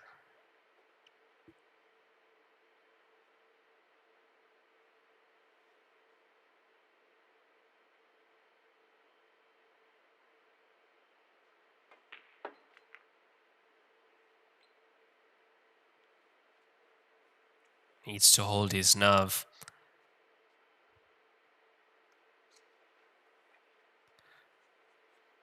Visible reaction from him after that shot. That's because he's not exactly where he wanted to be, but needs to make this work.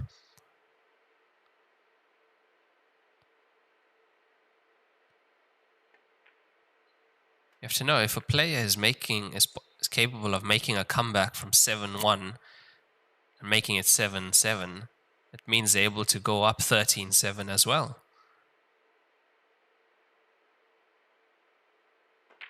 Three consecutive break and runs to equalize the match. We are all square here.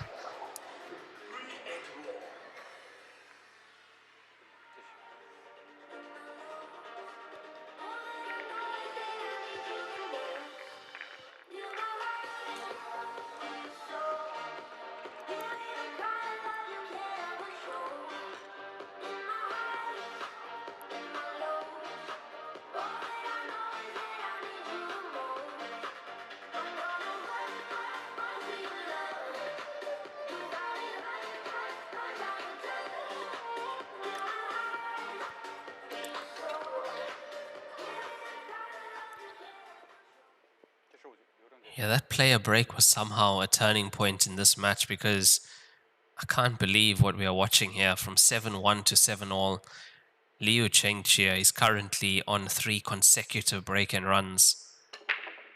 The 14 is there, 3's in. And Wu Jianyu is having a bit of a rest there. Unfortunately for him, he's had to get comfortable in that chair. Hasn't really done much from 7-1.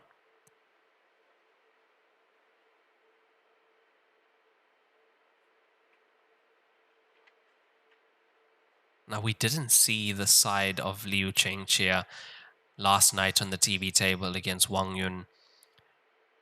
Just somehow was not able to find the rhythm, get the momentum. But you could see that it was there. You could see that this player is capable of this. Those few unlucky rolls was just holding him up the entire match.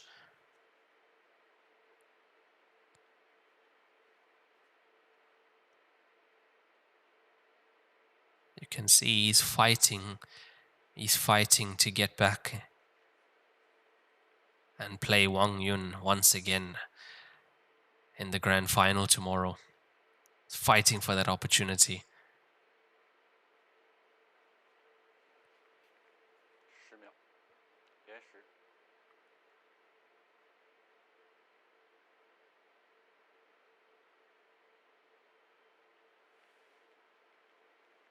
It's not going to be easy to make it a fourth consecutive, though.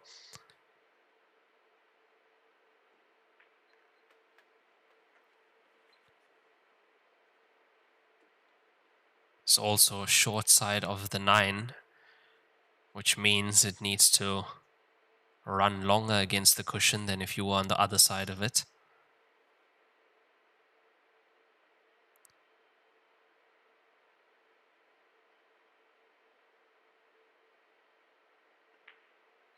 Too good. Too good. A shot like that catches the inside jaw, it's gone. How many times have we seen a shot like that missed?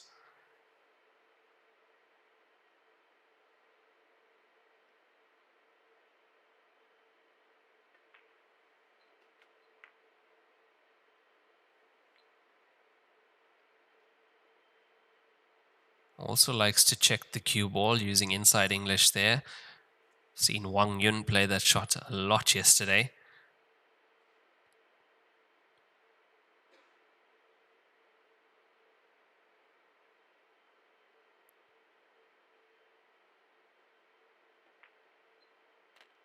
Soft screw to come past the 10 into the same pocket.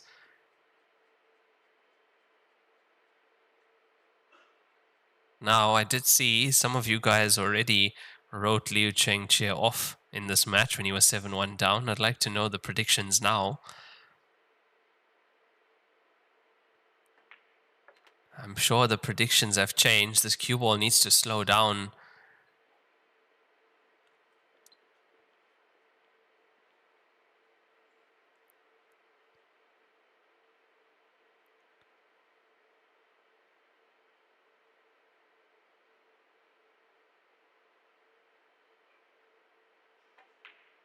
He has found his form. 4 consecutive break and runs. He takes the lead. 8-7 up.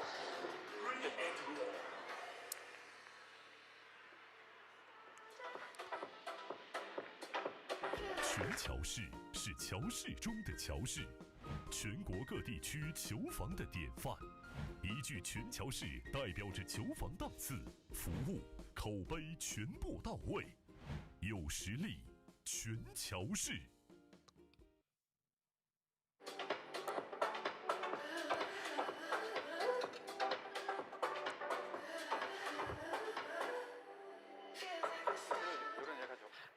Yeah, look, it's something special to witness a player in action like this and playing this well. 4 consecutive break and runs. He's now leading 8-7 from 7-1 down, 7 consecutive frames. But this time a dry break.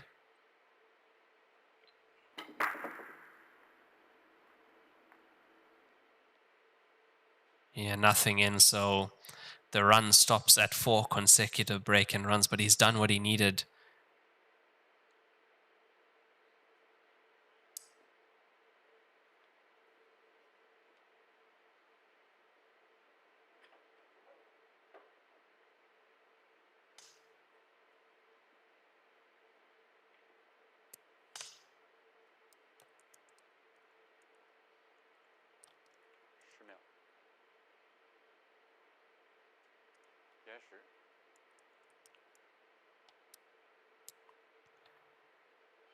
So finally, Wu Zhenyu comes back to the table. And the last time he was in control of this table, he was 7-1 up. Must have been feeling good at the player break, 7-1 up. I think most of us thought this was going to be over quickly. What's going through your mind? You've just sat there and watched your lead disappear, watched your opponent make 4 consecutive break-in runs. Lost the lead completely, you now down.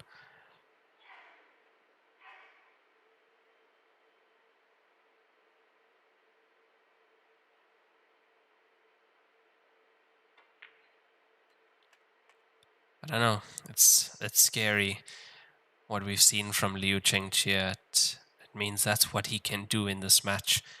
He can take 7 frames consecutively.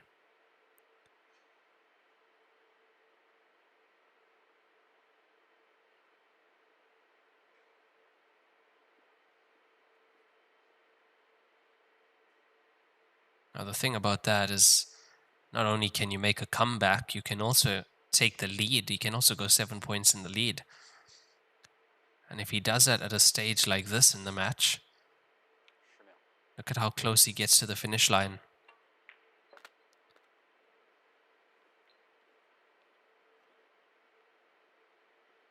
So priority for Wu Zhenyu is get this point. We go into the next player break after this frame, 16 frames played.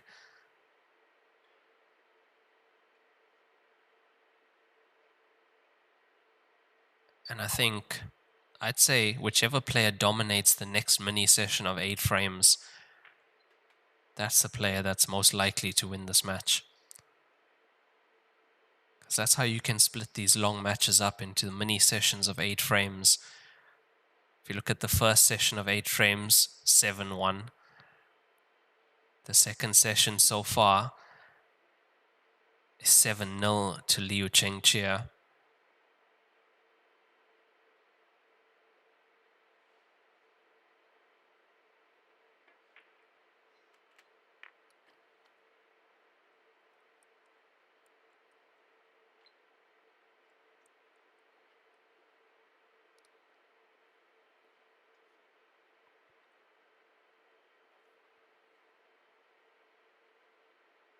Best case scenario for Wu Zhenyu is he gets this point and this mini session goes 7-1 to Liu.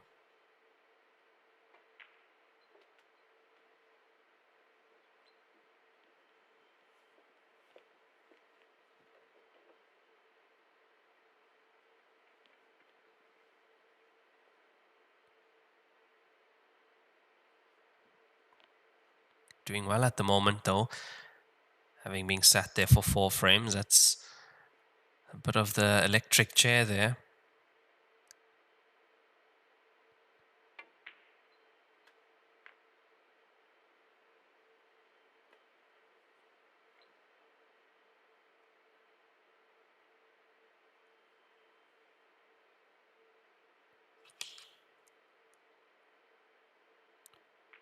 It's there, rack and run on the board for Wu Zhenyu as we go into the player break. It's 8-all after 16 frames played. We'll be back in about 5 to 10 minutes.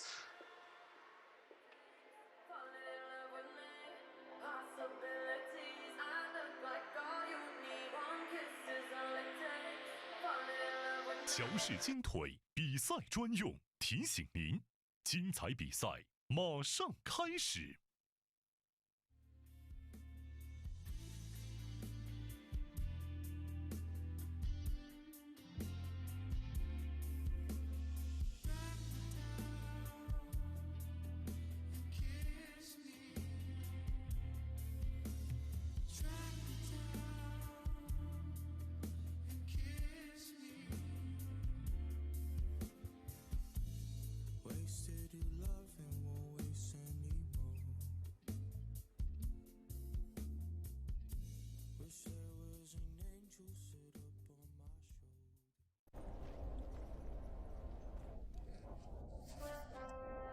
孙啥功名不要，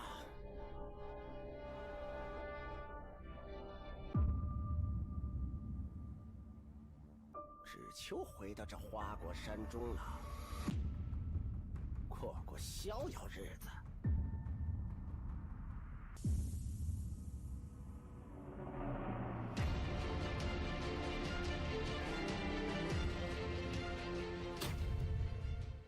天要球杆，化一切为可能。欧尚地毯突破核心科技，从智能车间到高品质球房，重新定义标准，为每一个台球梦想铺好第一步。铺好毯，打好球，不掉毛，零干扰。职业选手的第一选择，欧尚地毯，掉毛地毯终结者。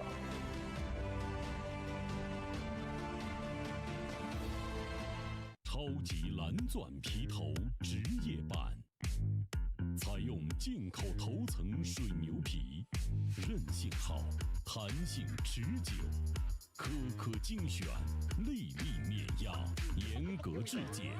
世界职业球员必用的皮头，超级蓝钻，祝您夺冠！罂粟胶边具有国内胶边很难做到的特点，罂粟胶边的硬度达到了45度，使反射角高度接近入射角。罂粟整条胶边误差小于20丝，因而各部位酷性一致。欢迎各品牌厂家使用罂粟胶边来提升台球桌的专业性能。好胶边罂粟皂，好胶边罂粟皂。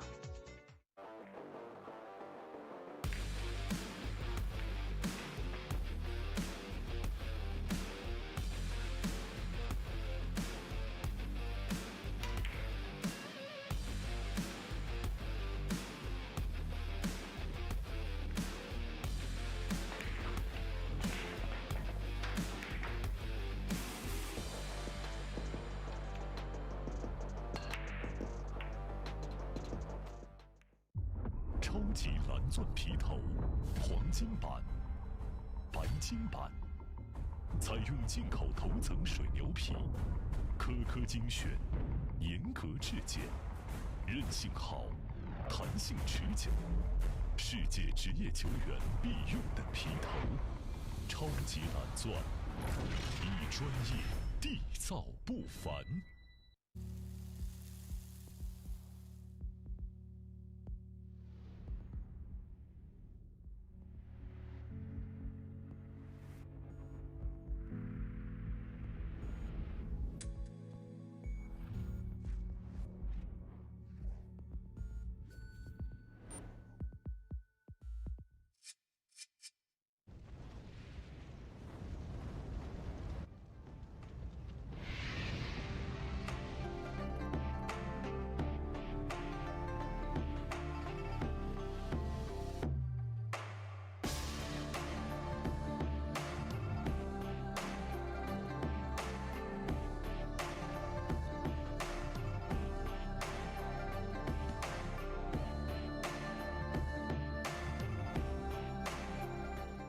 2025赛季中式八球大师赛收官之战，利百文台尼乔氏杯2025中式八球大师赛南宁站，全球顶尖选手着陆绿城南宁，甲级赛、超级赛近1000万奖金池，虚位以待。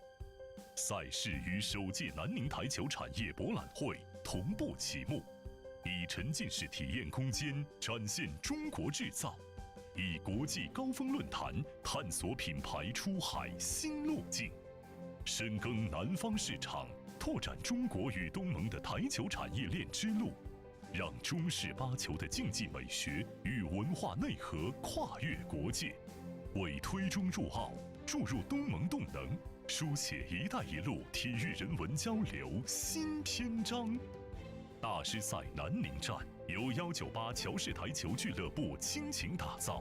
198乔氏台球俱乐部以打造高品质台球文化生态为使命，打造集竞技娱乐、文化交流于一体的生态平台，引领行业生态革新。作为国内首批乔氏官方认证的。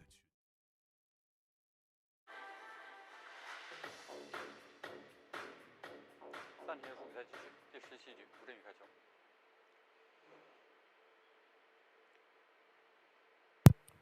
That's an absolutely incredible standard here. I mean, at the first break, 7-1 for Wu Zhenyu. We thought, okay, he's got control of this match. after the next break, well, after that first break, it all goes the way of Liu Chengqia with 7 straight frames, 4 consecutive break and runs.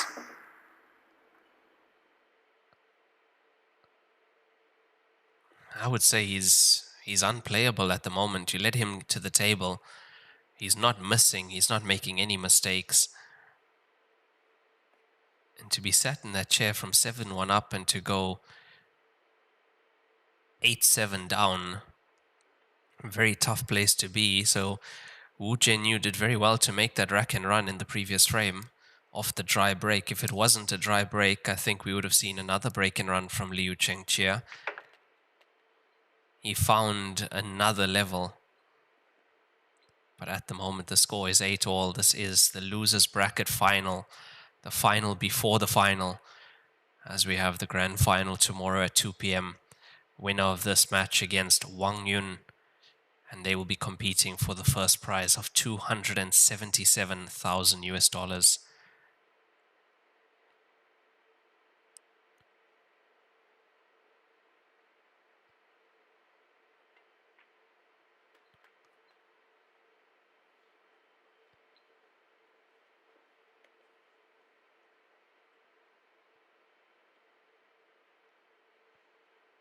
So that's the first prize. Second prize, $111,000, and a third place, $41,600. So loser of this match here receives $41,000 for 10 days of play. But most likely, one or two of these players could have come in already as a seeded. So let's call it 8 days of play. $41,600. So the difference between second place and third place, $70,000. That's what's on the line here. This match is worth $70,000.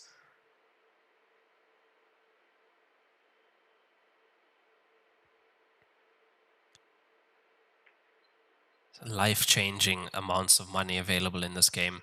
It's unreal.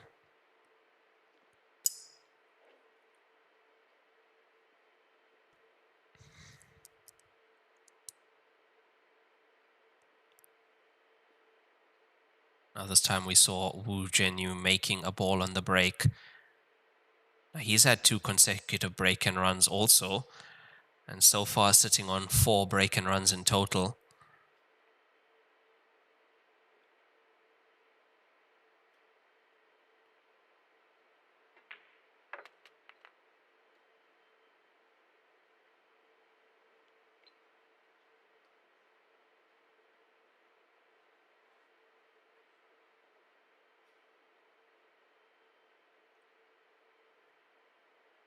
There we do see the angle that he has on the 2. It's not in the right direction.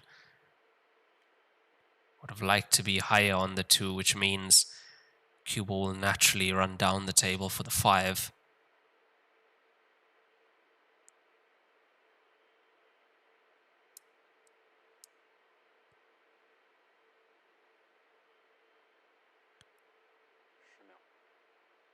Could use the 13 to possibly move the cue ball down. That's an excellent shot he's played. That is a brilliant recovery shot. That was the only way he was going to get the cue ball closer.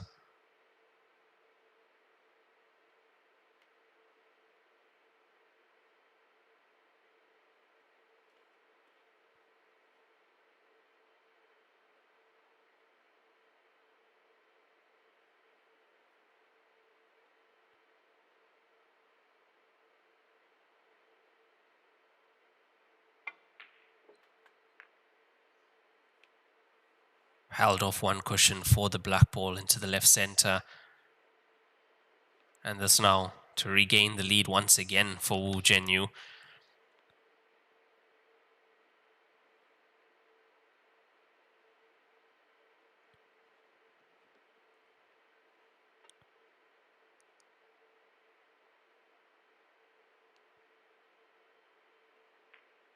It's there. It's good. 9th point on the board. He's 9-8 up now. Regains the lead.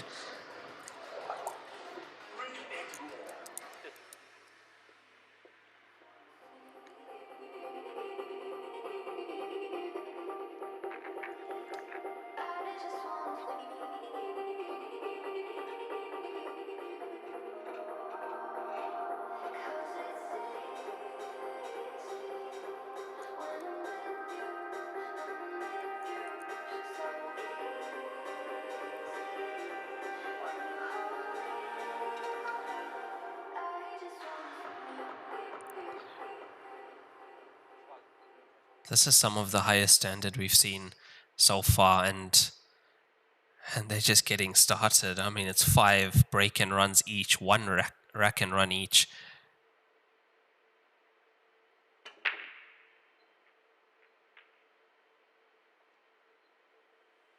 But not able to get a ball in on the break.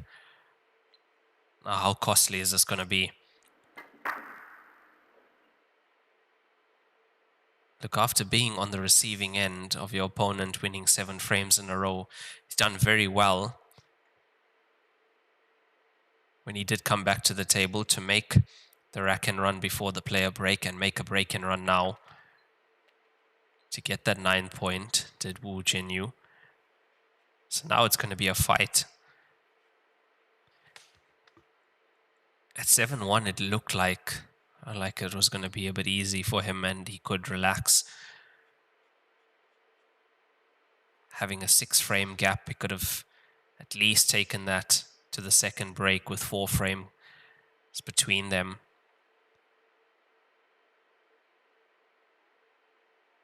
I don't think he expected this comeback from Liu Chengqie. I didn't. I have to say I didn't. I know it's possible always. I mean, at the standard, it's just a matter of these players just finding a rhythm, finding some momentum, and off they go.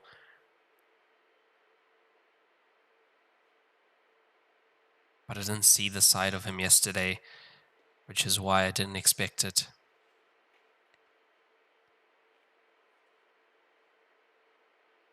So you think about yesterday's match, add 4 consecutive break and runs to that match, add this kind of form to that, and we could have had a different result. We could have had a different player waiting in the grand finals here.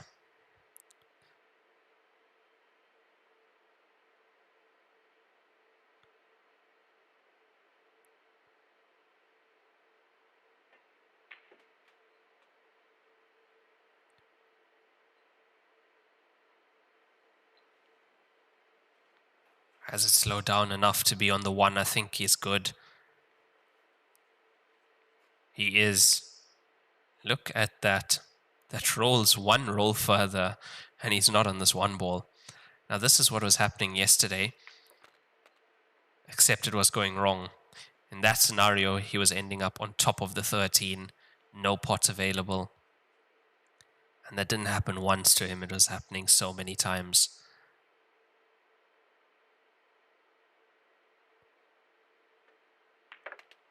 But the beauty of the double elimination format means you can take a loss. If you are having a bad day, you take a loss, you come back.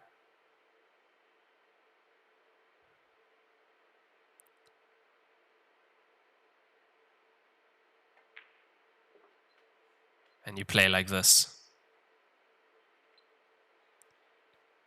A player that had a bad day, that was Phone Mint in stage 3. He lost his first match in the morning and then lost his second match in the evening against Dennis Okolo. And that was the end of Phone Mint's tournament in stage 3. That can be the problem also if you are playing twice a day. A bad day means bad sessions. And that was unfortunate for Phone Mint. I know he's a player we usually see in the top 3, top 6 at least. But eliminated, top 32 finish for Phone Mint in this tournament. Or as he's known in China, Yang Xiaojie.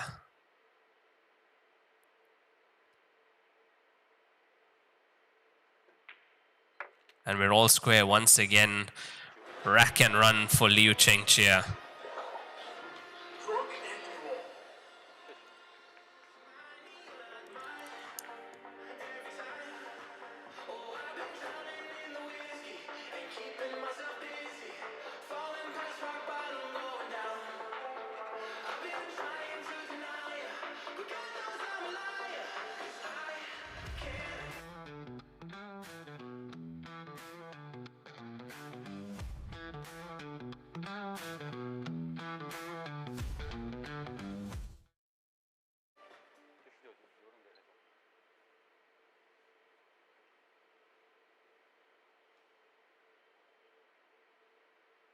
Where was this player yesterday? Where was he?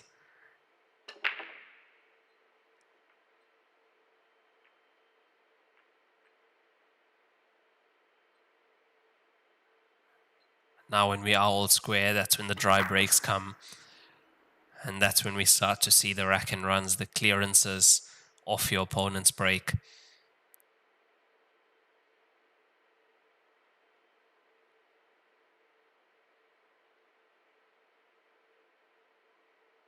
So who takes the lead now? Once again. And these last few frames have gone quite quickly. Already 18 frames played in a possible 37.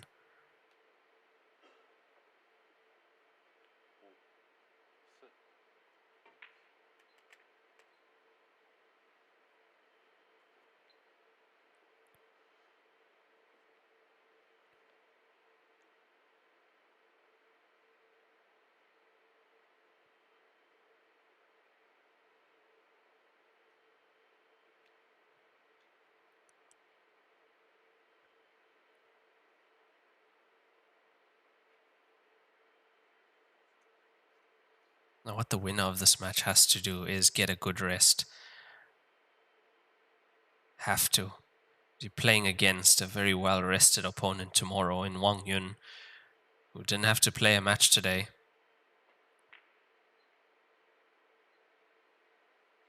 Inside jaw.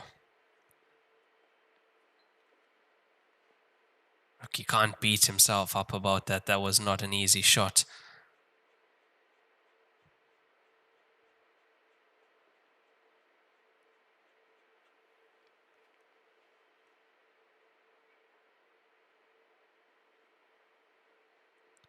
Now, if there was a time to make a creative clearance, this is it.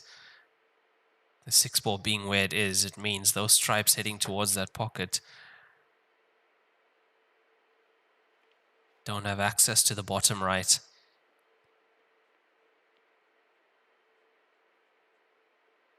What he could do here is play the 13 down onto the 6. That's a legal shot. You are allowed to pot your opponent's ball.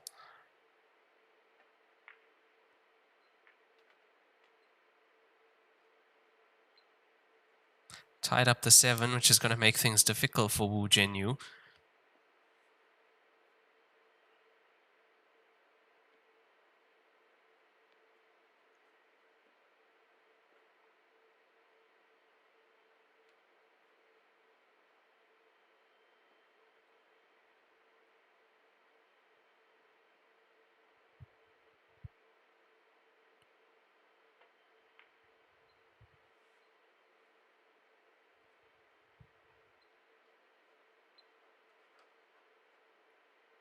Interesting result on that shot. He's got the cue ball in a place where Liu has a chance to pot the 15. You can see he's straight on it.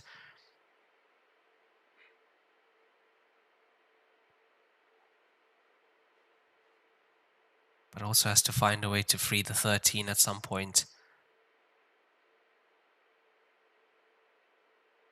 Looking to possibly leave the cue ball tight on this cushion. Well, it's not tight enough. But also no obvious pot for Wu Zhenyu.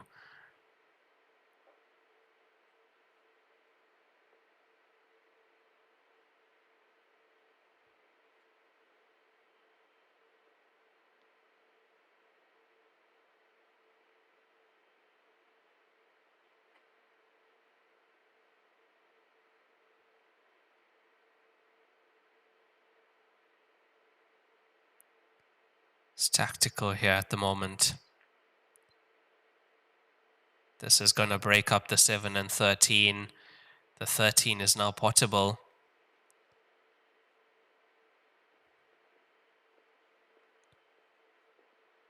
But so is the 7 and the 2. Can't really... I would say maybe slight advantage to stripes having the stripe ball in front of the black ball here at the bottom left corner pocket.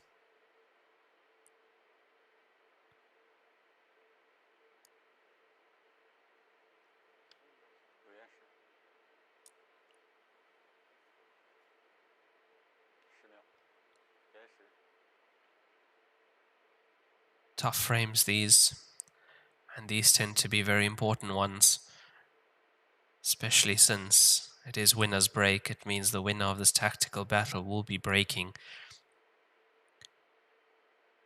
And you've seen what these players are capable of doing on their breaks.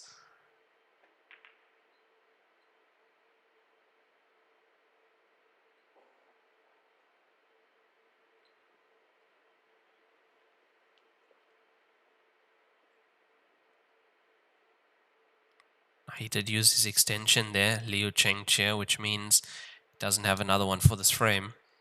You only get one of those, 30 seconds extra. It's added to your 45-second shot clock.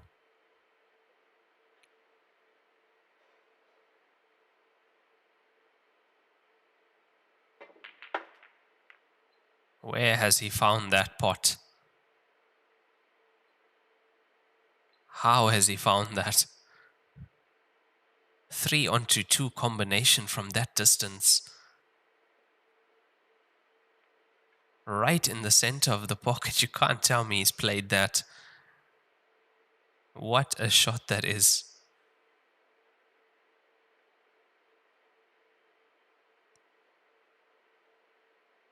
My word, what these players can do on this table.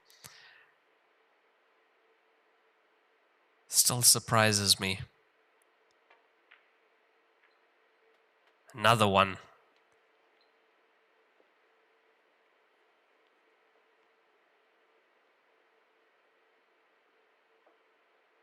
Can he go ahead and make this clearance?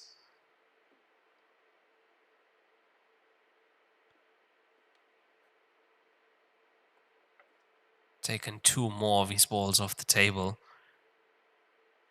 which means he's pretty committed to this now. The combination, man, and then the 4 off the black ball.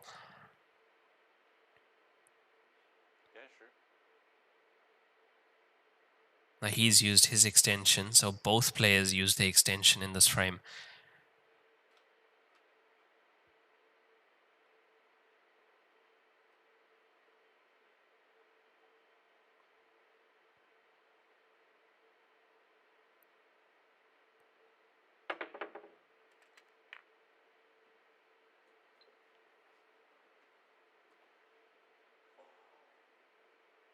Does he have any kind of shot on the 3? Look, the body language says no.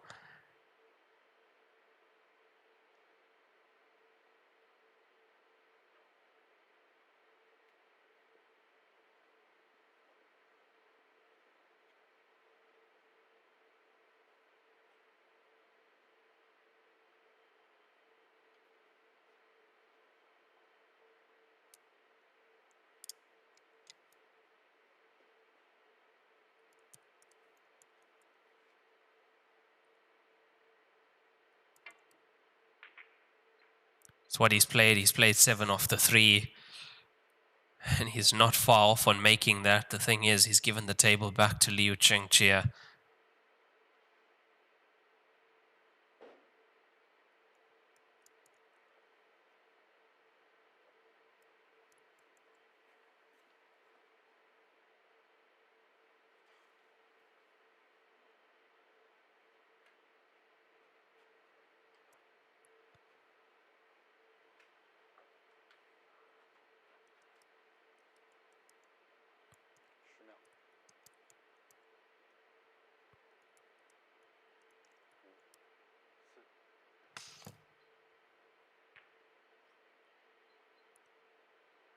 This cue ball needs to be good.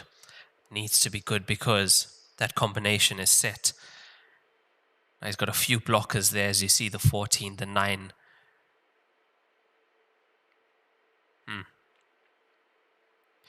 Interesting. Doesn't want to attempt.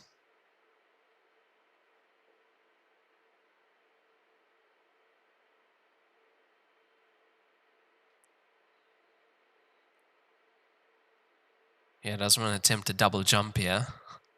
Land the cue ball between, because he can do that and pot it and also swing the cue ball around. He's going to have line of sight on the 3.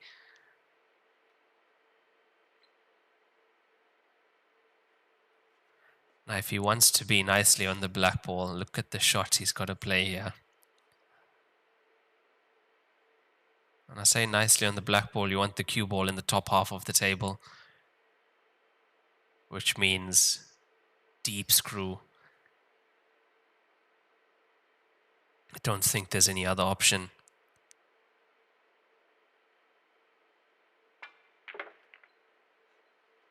A little more. Oh, that has worked out well. The center pocket helps him there.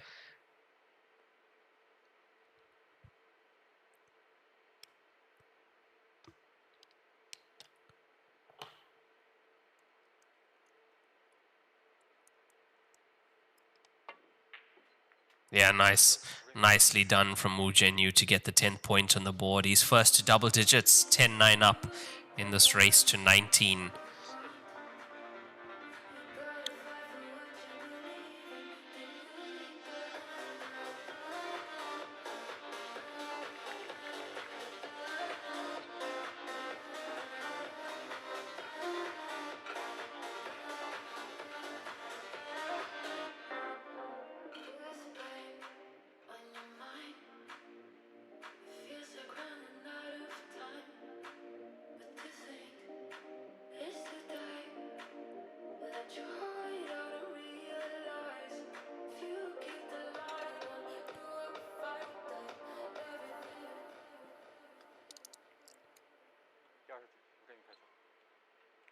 Yeah, the 3 ball at the end of that frame to screw the cue ball right into the top half of the table. Look, I knew he's going to get that, but to get the pot as well, you are playing it at pace.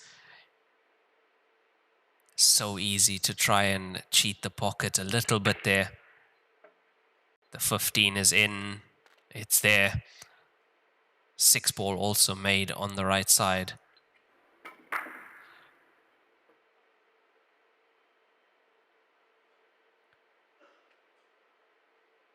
$10-9 at the moment. It's about halfway there in this match. 2.5 hours played at the moment. 5 break and runs each. 1 rack and run from Wu Zhenyu. 2 rack and runs from Liu Chengqie. Now, a rack and run in this game is counted as your first visit to the table after your opponent broke. Even if your opponent has cleared half the rack, when you come to the table for your first visit and make a clearance, that is counted as a rack and run.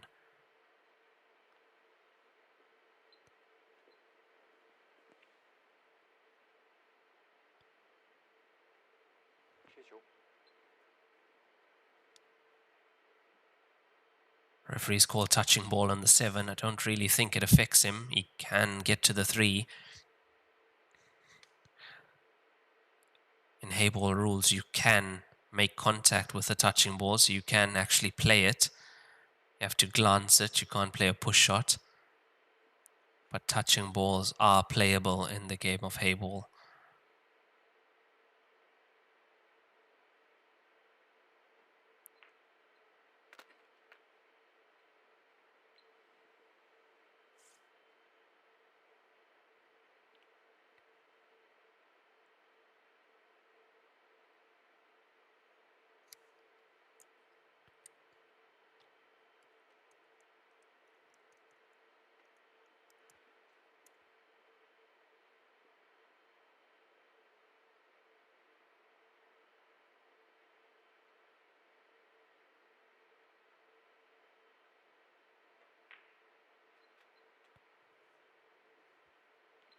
Didn't even need to use the 12 there. That was a big pocket, but didn't need it.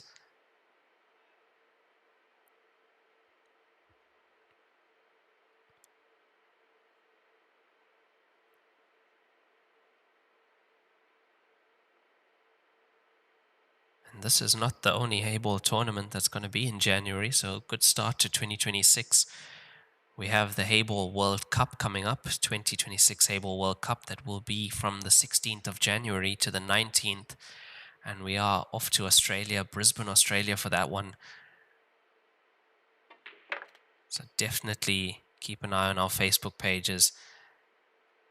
We are going to be live there I'll be on commentary as well. Live interviews as well from the players. That is a team event, so you're competing for your country in teams.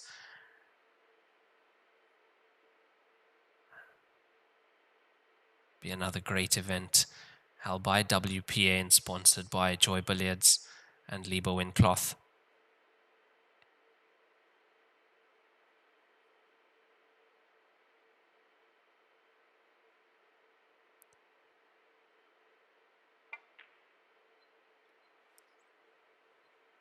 I thought that was in. I really thought that went because he was on the 7.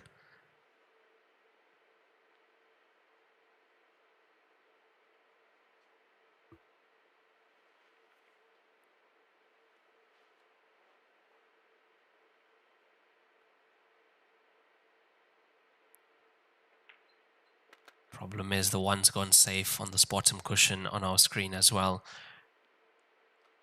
Which means even if he does come back to the table, it's tough here.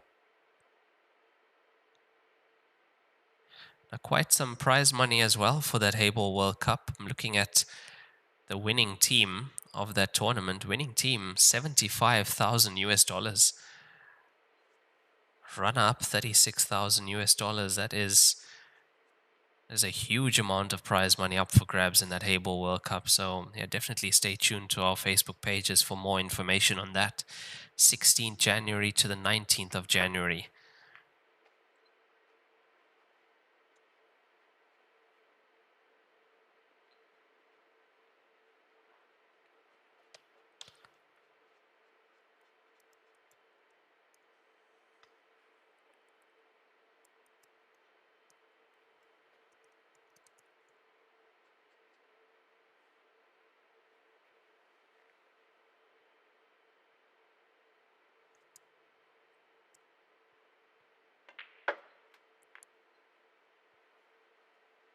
The line is good. How's the pace? Once again, he's playing so well today.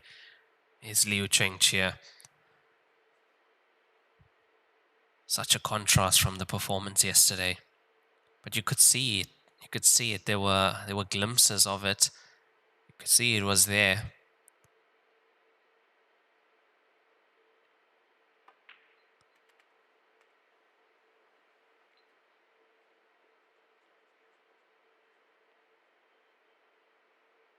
Now, do you roll this in, play the black ball for the center, or stun, come across to play the black ball in the same pocket?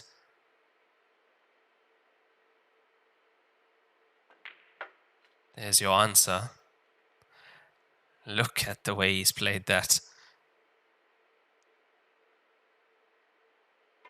What a clearance from Liu Chengqie. Unbelievable. The pot on the last stripe ball to get across for the black ball. Back to all square here, 10 each.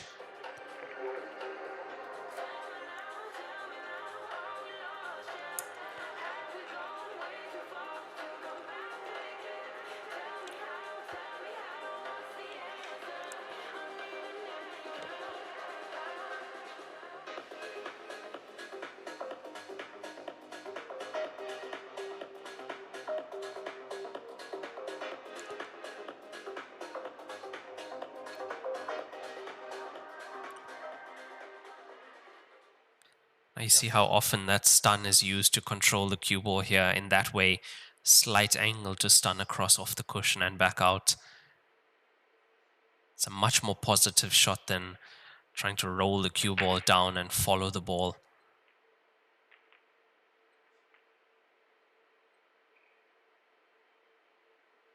But at 10 each, try break from Liu Chengqie.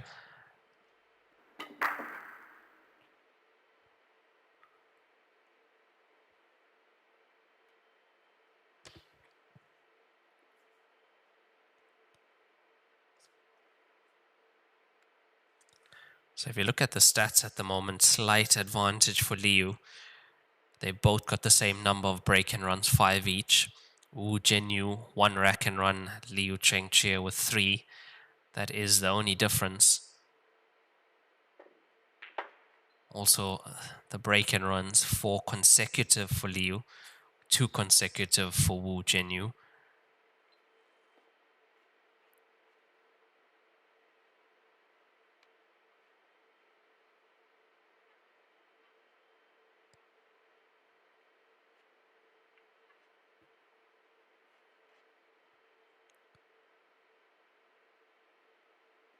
So we did go into the last break at 8 each, and I said the player that dominates the next 8-frame session should win. But at the moment, out of the 4 frames played since then, it's all square once again.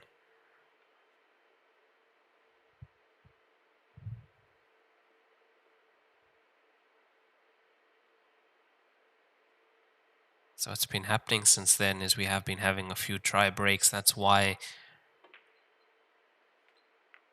players are not able to stay at the table and run consecutive racks once again.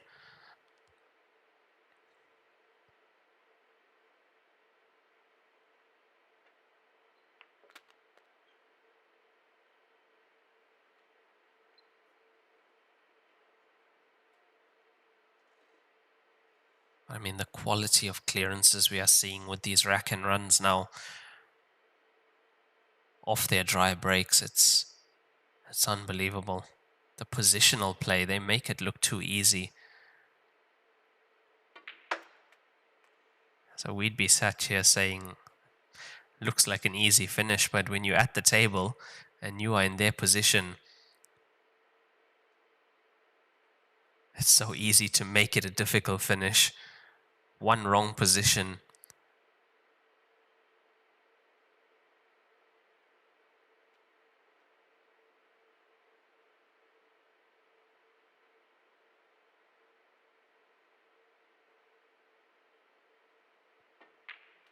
Like even that too.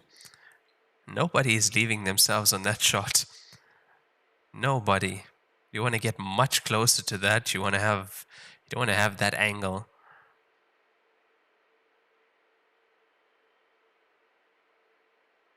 So not only is the positional play top tier, the potting, of course. There's no shot that's feared by these players on this table. And that's another rack and run. Wu Zhenyu, 11 point on the board. He takes the lead once again.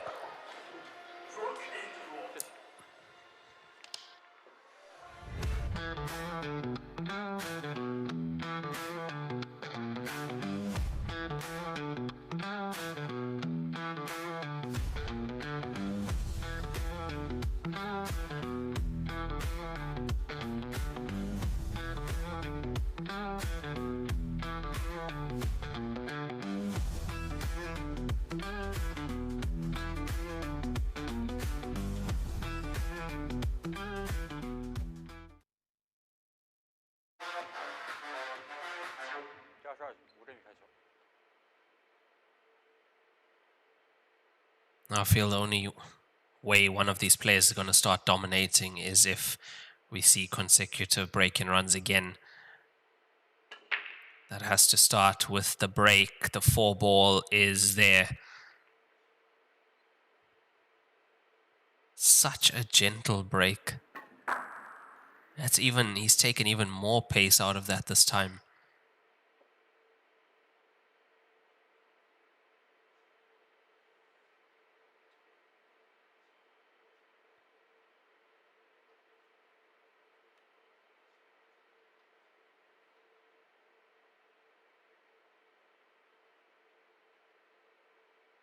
Now, so far in this mini session of 8 frames since the last break, Wu Zhenyu is leading that session 3 frames to 2.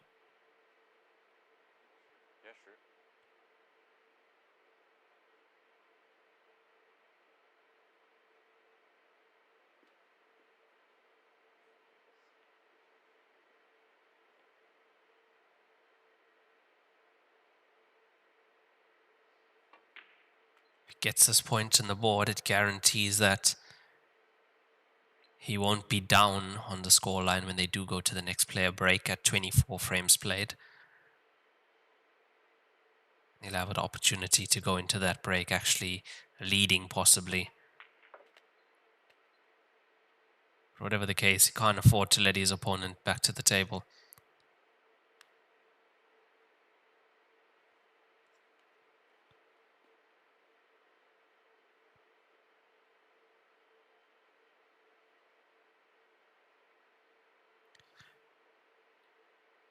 Exactly so. I said it before. If if we saw this kind of form from Liu Chengqie yesterday, he would be the person, he'd be the player that's waiting in the grand final. And that's the form he's brought all tournament. Yesterday evening was an anomaly. It was a bad match, bad day. And he was unfortunate to come against a very solid Wang Yun, who's very consistent, who's going to take every opportunity. He's got a solid safety game, great tactical player, all-around player, Wang Yun. Also very consistent. He's the player that defeated Gareth Potts in the winner's bracket. Now, that's a very tough thing to do. Gareth Potts also a player making it very far in these tournaments.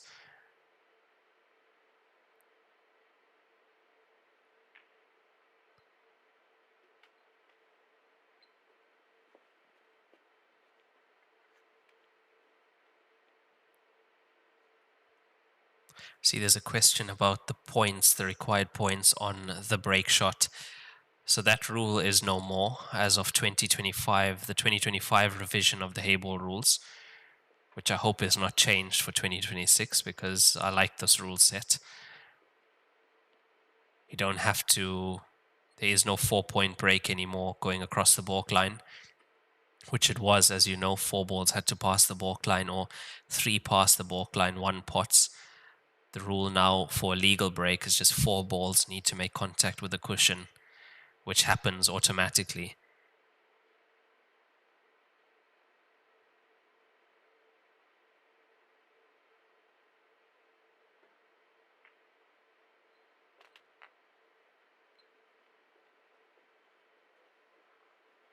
Wonderful pot on that 10 ball with where the cue ball was. Not easy at all to get into the center pocket. He's left himself on the 15.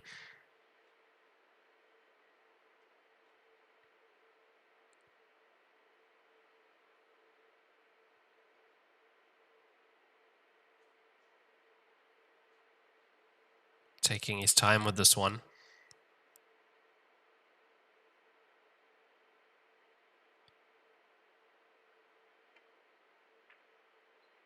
Now this is off his break so far. We'll get the cue ball clean for this.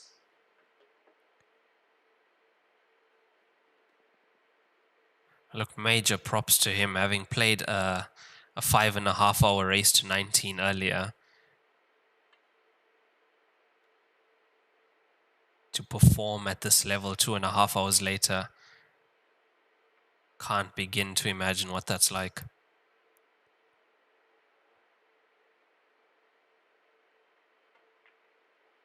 It looks good. It's there, 12th point on the board, and that is another break and run, 6th one for Wu Zhenyu.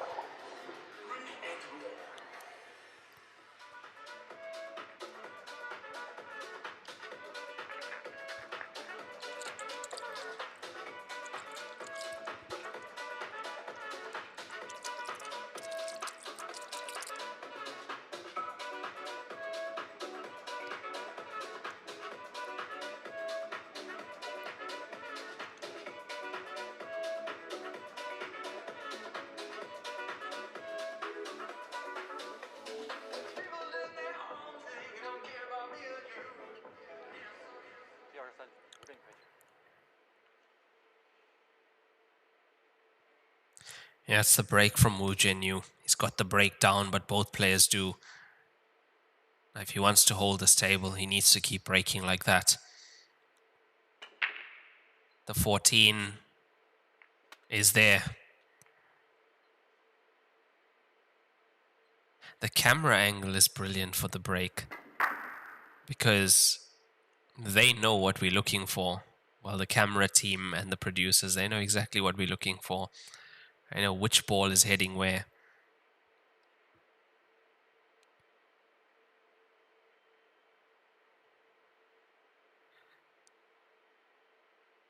So now I did say the player that dominates this mini session of 8 frames, I feel, would be the favorite to win this match.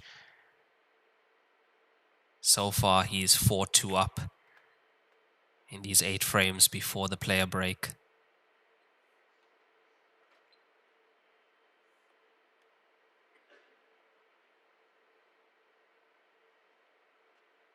By dominate, I mean he wins the next 2 points.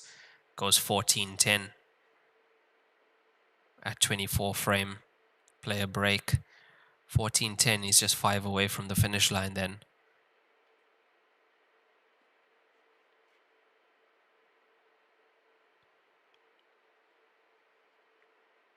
This was always going to be a fight between these two players. Both in great form. And now it's coming down to the breaks.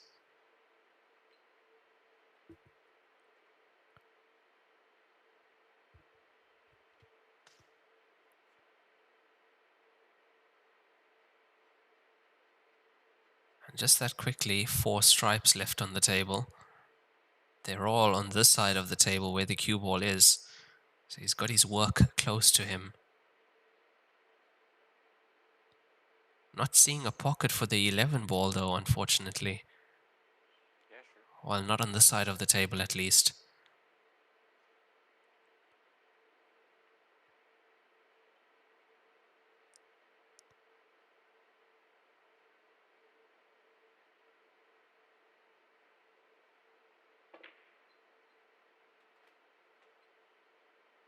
There's a good chance he's going to take the 11 to the same pocket, which he's on right now.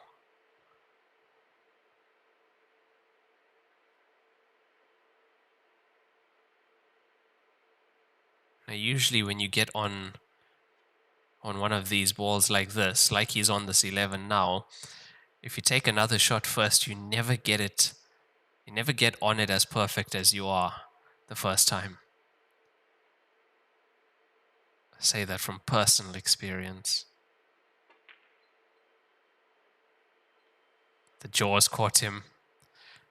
The jaws got him, unfortunately. Look at how good he was on the 13.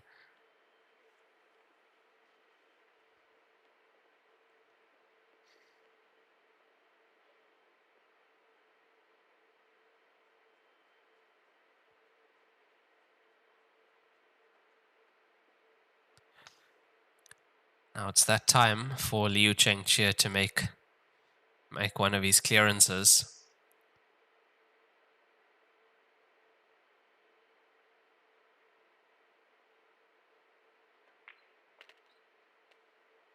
It's the 2 ball that has to be moved. Just a slight nudge would bring it out, make it potable to that right center pocket.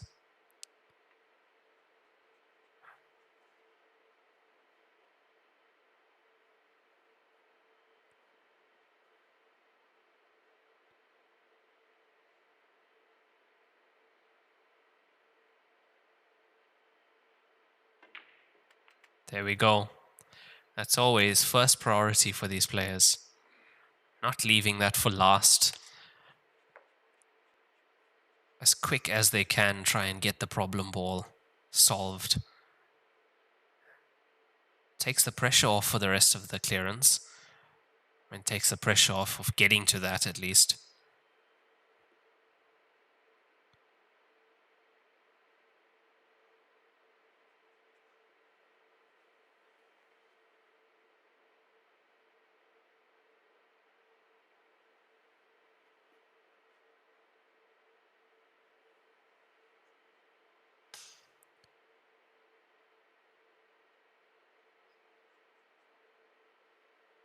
Taking a few seconds here to figure out his route.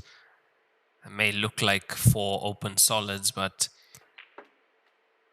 it's all about picking the right route. There's so many different combinations, so many ways to go. There's only a few that'll make your life easy.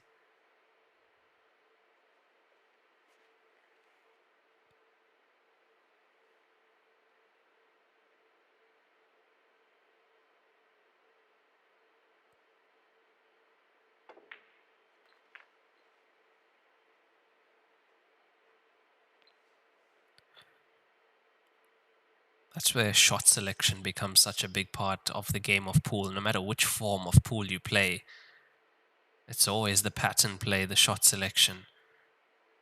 Being on the right side, the right angles, making life easy for yourself. At this level, yes, these players can pot their way out of trouble, but you don't want to be doing that in a race to 19. You don't want to be doing that for 37 frames if it does go the distance.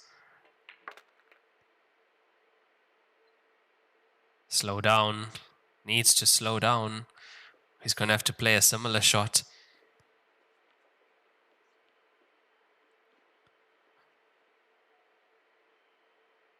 Now this one needs to be paced perfectly.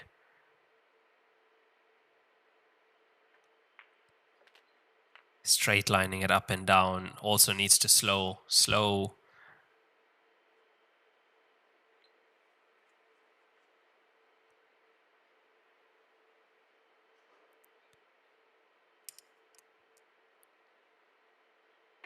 It's their 11th point on the board for Liu Chengxie, and that is a rack and run for him as well.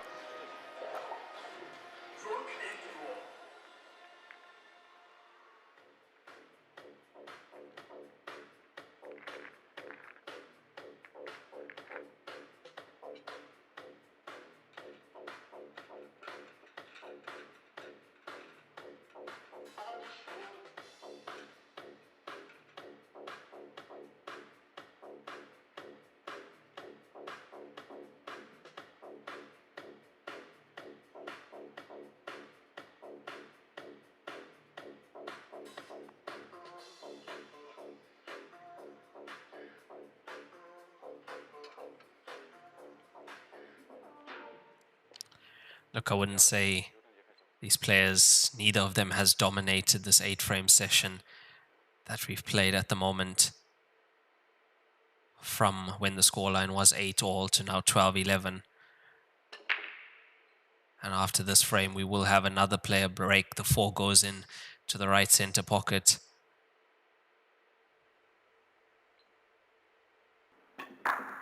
So interesting scorelines throughout this match. Wu Jianyu 7-1 up after 8 frames played. And then after 16 frames played, the score was 8-all. Then after that, a frame after that, it became 9-8 to Liu Chengxie. 7 frames on the spin.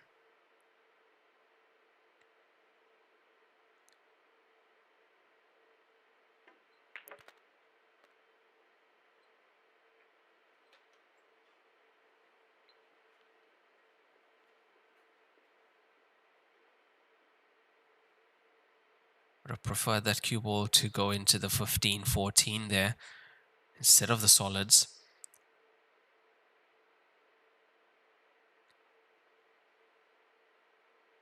So this clearance to tie the match up once again.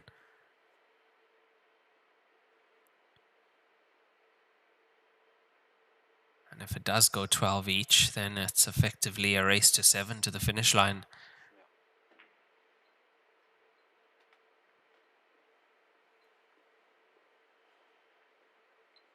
He's going to need to pot his way out of trouble here. He's got distance on this cue ball. What can he see? Can't see the 11. 14 doesn't go. It's either the 13 or the 10. That's all he might have if it is the 10. And he's taking this to the bottom left.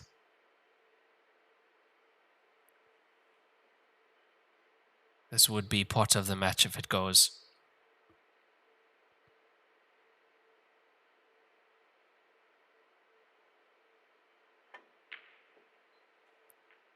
Just slightly off, it was tough.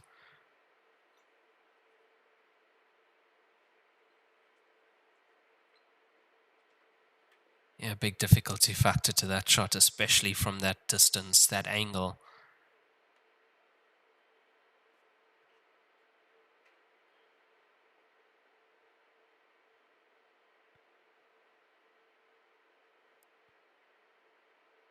Thing is, although a shot like that is quite difficult, you'd still give these players about a 90%, greater than 90% pot rate on that.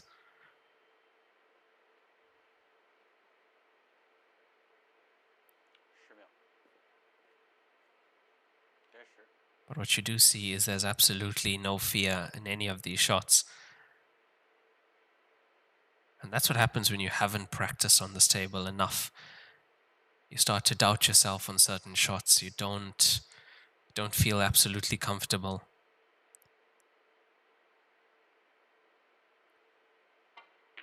Now that's the difference between players who practice 1 hour a week and these players who practice 8 hours a day.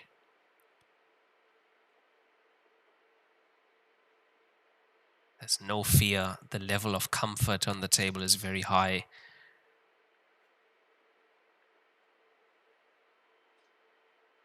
And you feel that comfortable because you've put that ball 10,000 times. That's not an exaggeration, by the way. That's what these players do. They set up a shot and they'll play the same shot the entire day.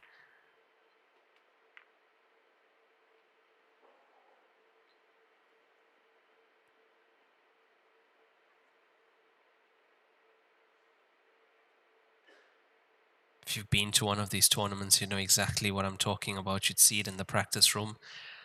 And most of these players would have a friend with them, a spotter, so they wouldn't have to spot the balls themselves.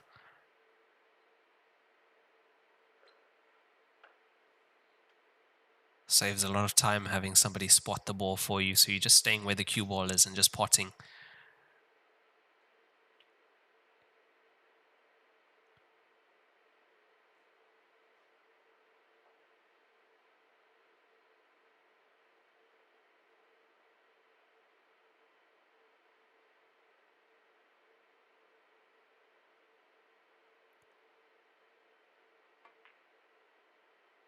It's there. His cue ball needs to slow down. He's okay. He's going to need the rest for this. Now, when the cue ball is that close to the object ball, it makes this quite difficult to get any kind of reaction from the cue ball here. Because it's very difficult to judge how much you are pushing through.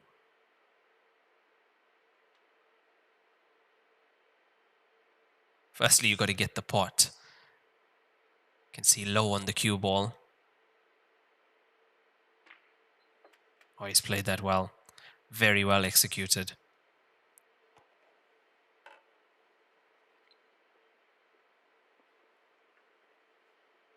He's got exactly the desired response he wanted from the cue ball there, while using the rest more than halfway down the table.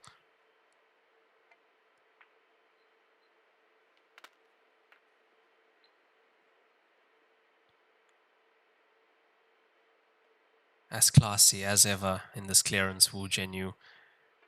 And it's there, 13 points on the board as we go to the 24 frame player break. He's up 13-11.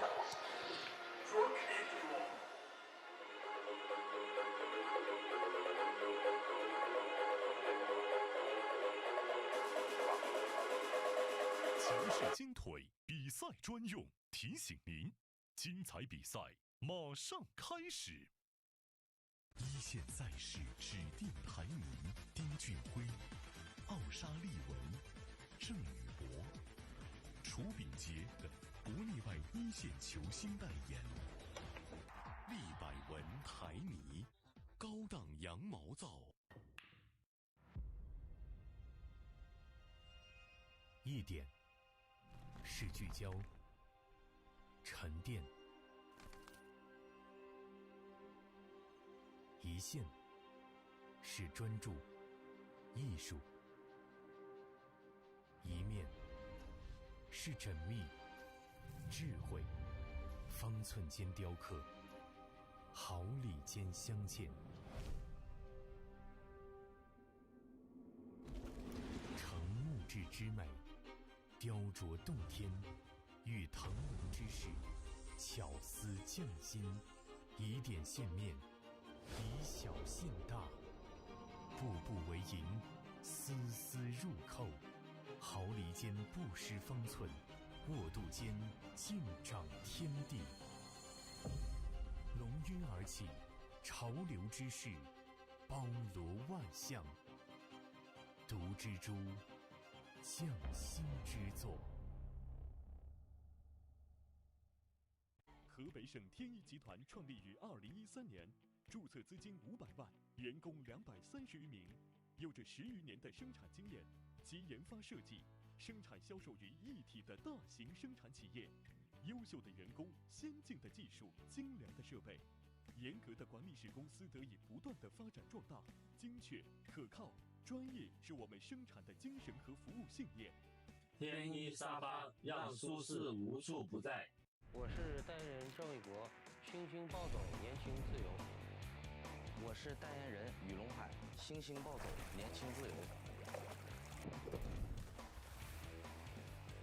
我是代言人楚炳杰，新兴暴走，年轻自由。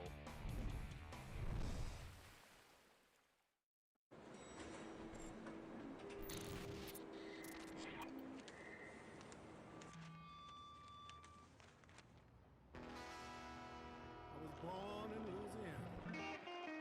My mama told my papa, our little boy has got the blues.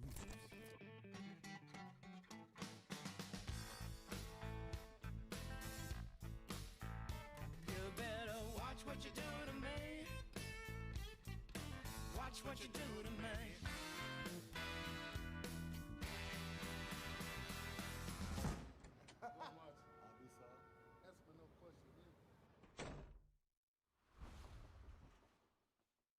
冠军500万乔氏大师赛官方供应商，正红胶边均匀回弹，铸就一流打感，持续助力中式台球职业化联赛，制造好球桌，胶边选正红。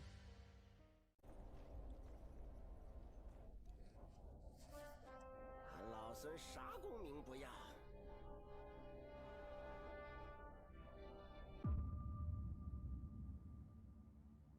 只求回到这花果山中了，过过逍遥日子。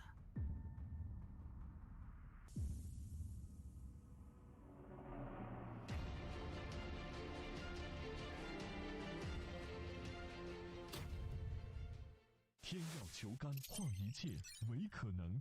中式八球，俗称黑八，是一项原创于中国的运动，在乔氏的推动下，已走进全球96个国家。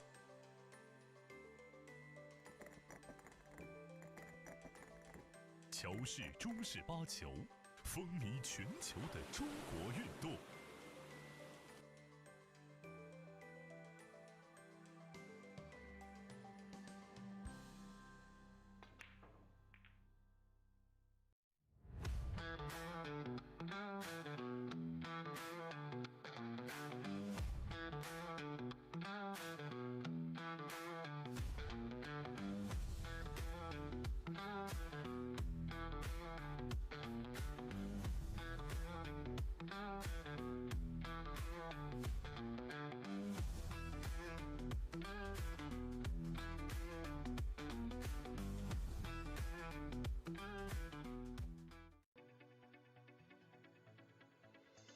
罂粟胶边具有国内胶边很难做到的特点，罂粟胶边的硬度达到了45度，使反射角高度接近入射角。罂粟整条胶边误差小于20丝，因而各部位酷性一致。欢迎各品牌厂家使用罂粟胶边来提升台球桌的专业性能。好胶边罂粟皂，好胶边罂粟皂。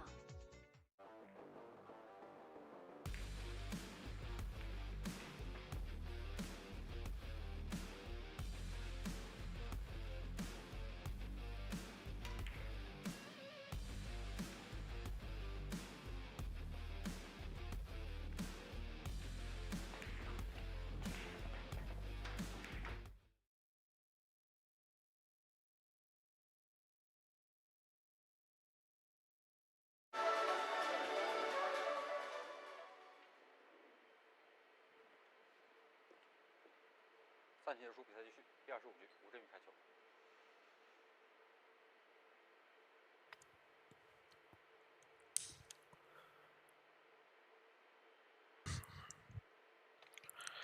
And we are back with this losers bracket final. The score is 13-11 to Wu Zhenyu over Liu Chengqie. So not completely dominating the previous 8 frames, but it did go his way.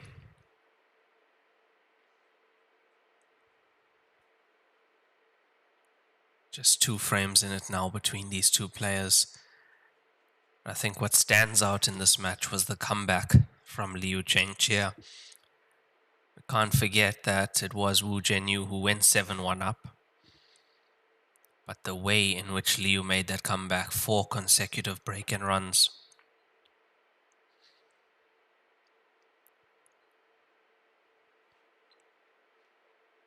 So let's try break from Wu Zhenyu, and let's have a look at this again. He had to get past the 10 here, and he's just caught the inside jaw. And these tables, the jaws will catch you. We've seen it quite a few times here. Now these players don't miss often, which is why they make it look easy, but you now can see how accurate you have to be on this table.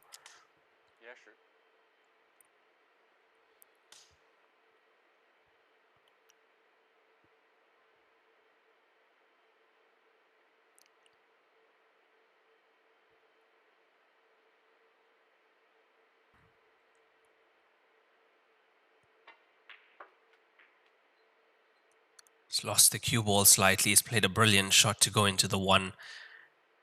He's got the 6 as recovery on the top end of the table. The 1 is now free.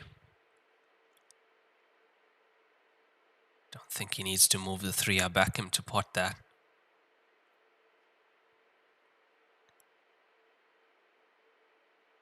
It's really tough to call this one. If you look at the stats, Wu Zhenyu 6 break and runs, 3 rack and runs. Liu with 5 break and runs, 4 rack and runs. So both players with 9 one-visit clearances in total.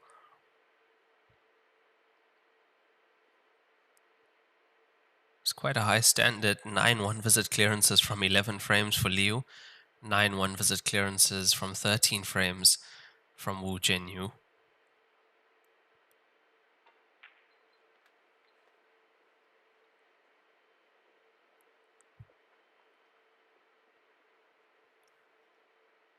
And we're so used to seeing that now, we forget how difficult that is to do and how amazing a statistic like that is.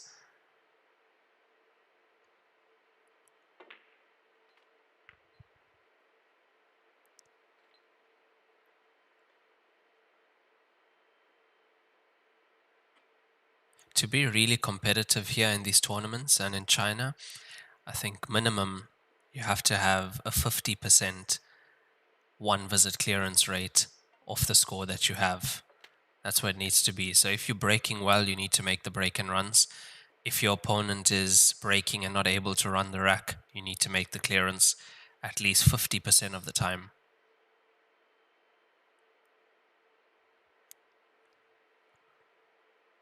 Now, usually what you will see with the top players, stage 3 and usually towards the end of the tournament, is a very, very high one-visit clearance rate, over 80% most times.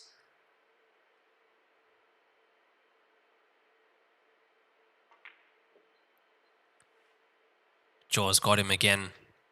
It's not the first time, same pocket.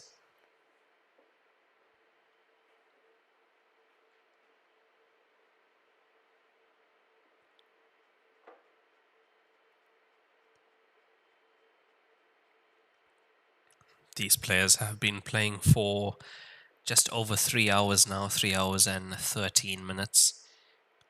The local time here in China is 13 minutes past 9 p.m.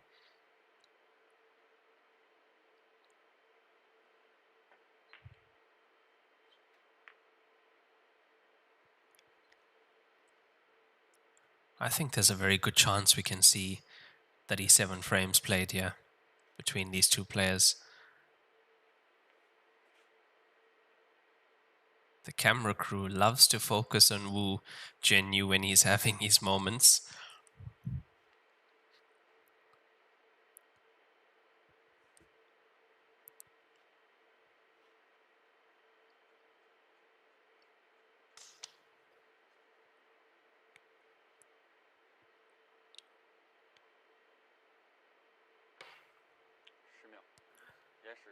I have been saying it all week, so I hope you guys remember and not forget that the final is tomorrow at 2 p.m. local time here in China.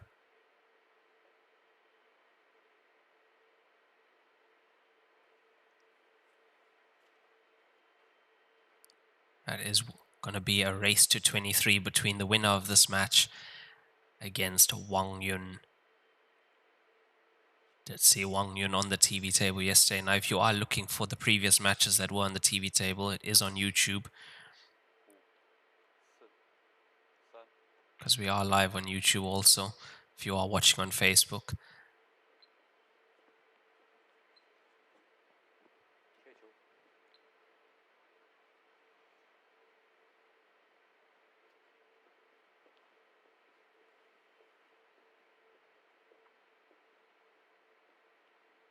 He's only really got one option here, doesn't he?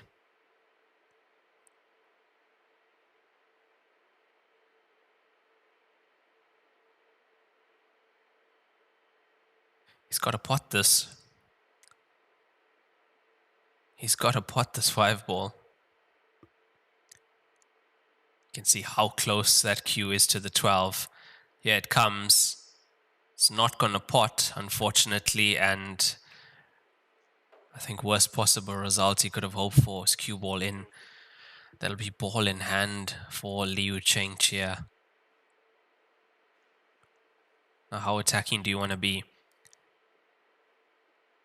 The attacking shot would be play the 10, push 5 and 13 down.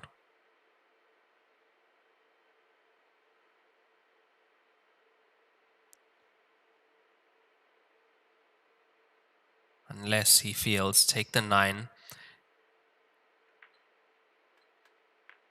play the 12, get up for the 10, and then break 5 and 13.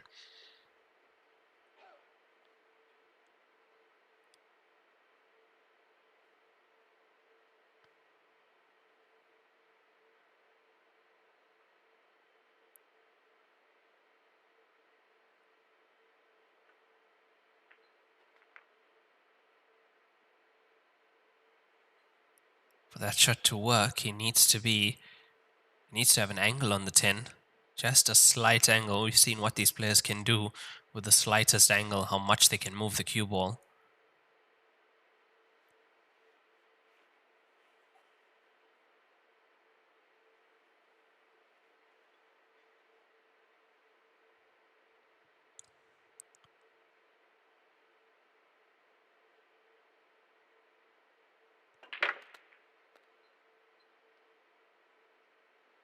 Didn't work out the way he wanted, unfortunately.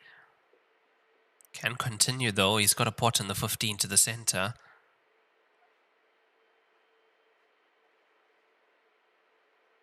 Now, with how attacking of a player he is, be looking at making this clearance still.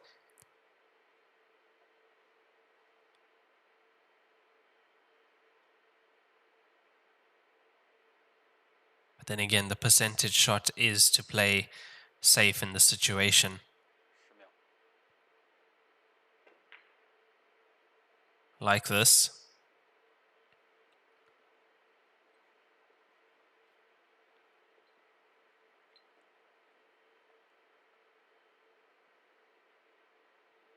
Now has the 14 as cover. He has not left the bank on, surely.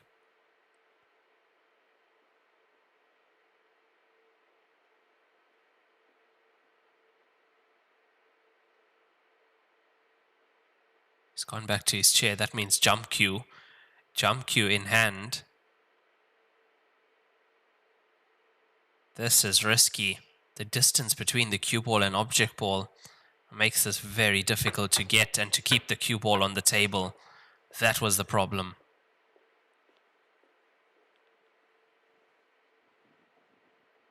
The pace you need to get over the object ball because it's so far from the cue ball means you're coming in so fast.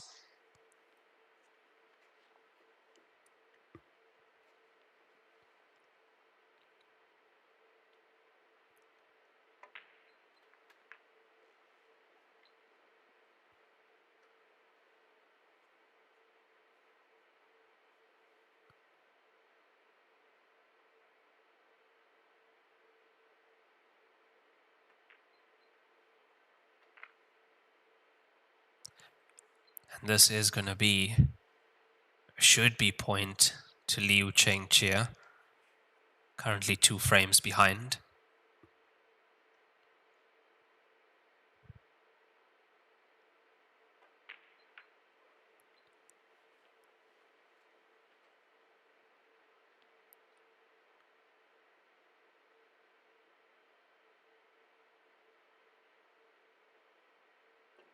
It's there, 12th point on the board for Liu. He's just 1 behind now, again.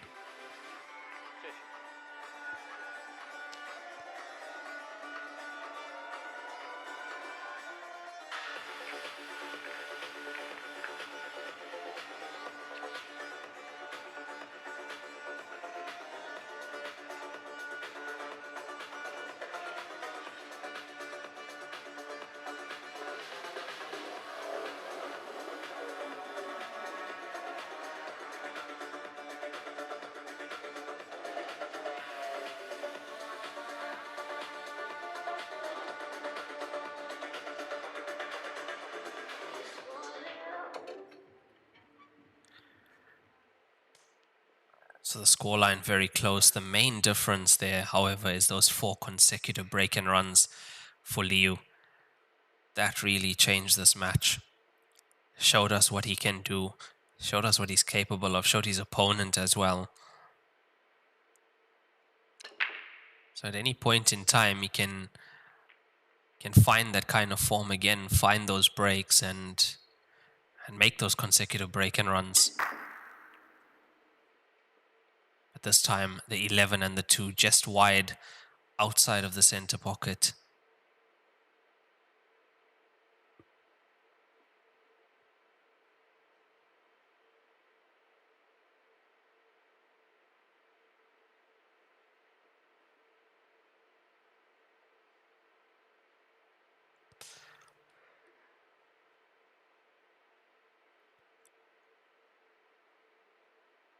So usually you see this quite often in these matches. You'll see players running racks, and then it slows down a little bit. Tactical frame here and there, multiple visit frame, and then all of a sudden it starts again. And one of these players will start running racks. It's usually the pattern of these long races.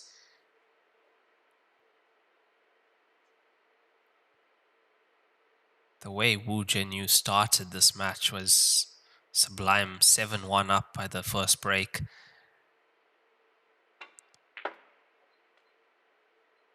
At that point, he looked like he was going to be unstoppable. And then you have his opponent, Liu Chengqie. Comes back, wins 7 on the spin, makes it 8-all.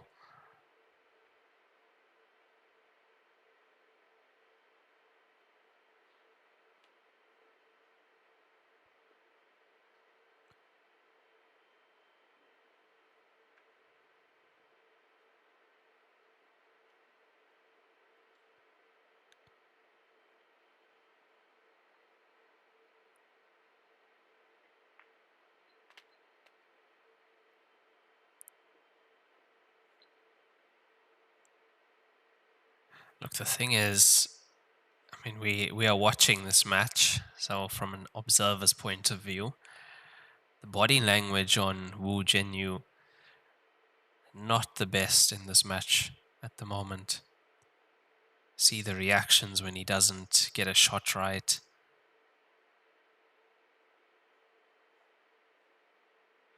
See the body language when he sits back in his chair after possibly missing a ball or something not working out in his favor. It's just something observed.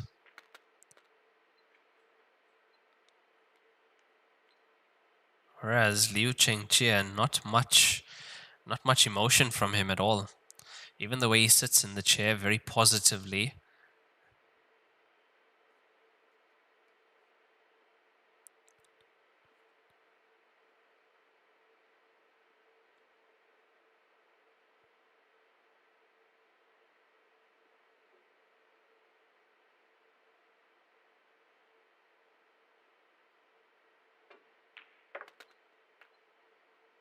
But then again, you get players who their default state is to is to show emotion at the table, but it doesn't affect them in the long run.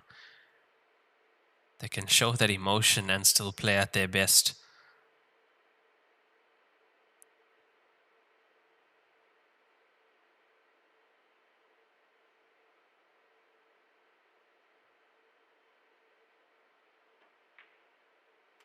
Coming into the angle for the 13, this needs to slow down. It's the only place that the 13 is potable from, and he looks to be absolutely perfect on the 13.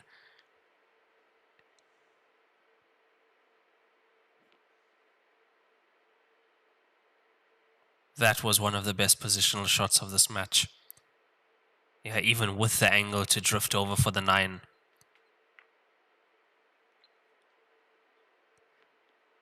The pace on the cue ball, the line in coming to the 13, that was brilliant.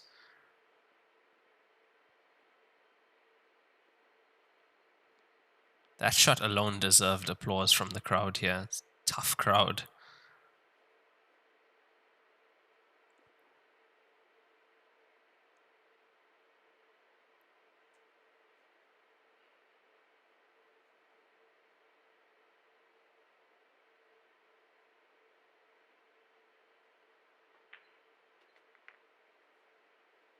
Took his time with that one, and you can see why. It was not an easy 9 to get.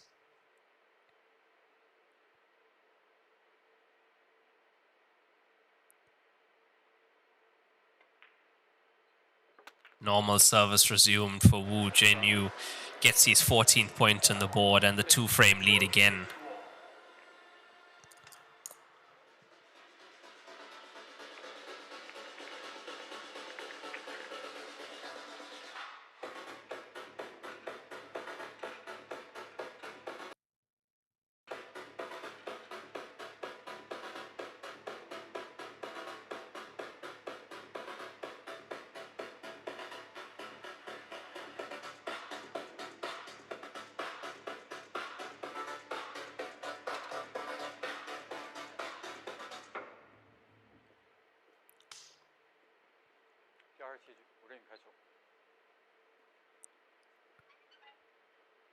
Now that was off the dry break from Liu Chengqie. That was another excellent finish from Wu Jianyu, which is what I was talking about. Showing his emotions at the table doesn't affect the way he plays. The 4 is in. Makes the 12 also, almost the 7.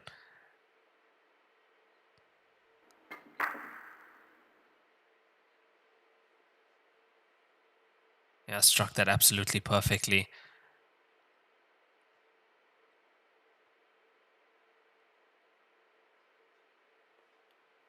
So he has added another 1 visit clearance to his tally. He's now got 4 rack and runs, 6 break and runs. 10 1 visit clearances out of 14 frames played. 14 points.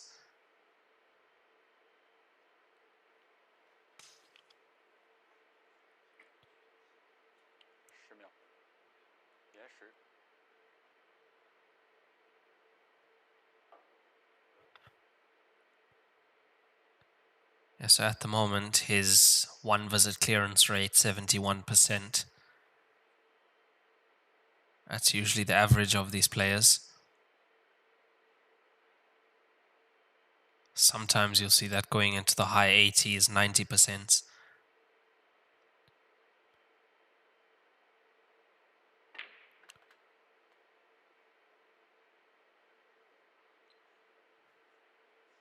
Struck that beautifully. Stun run.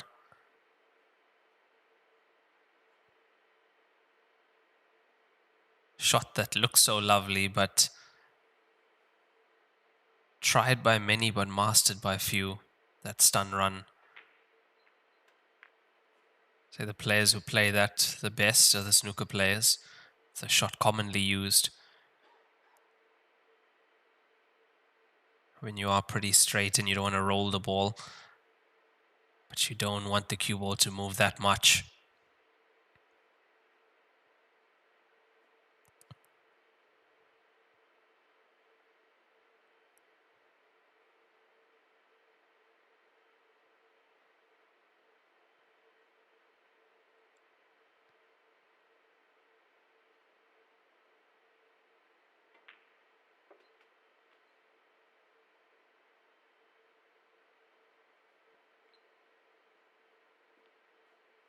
played to move the 6 there, did Wu Jianyu. It's the only reason you'd have been going that way. By catching the jaw of the center pocket, has kept the cue ball on this side of the table at least.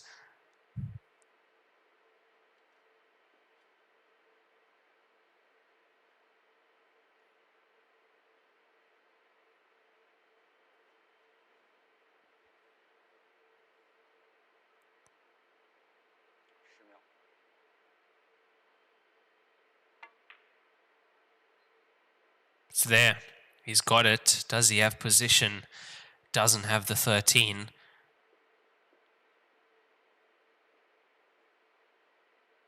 And to me, it looks like the 10 can't bank.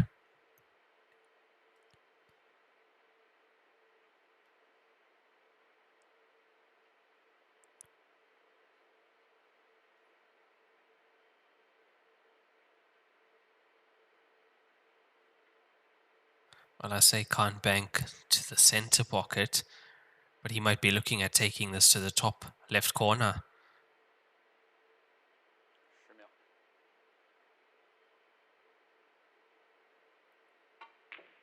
He is. It's not there. What has he left? What has he left Liu with on solids? The 6 to the center. I think it goes.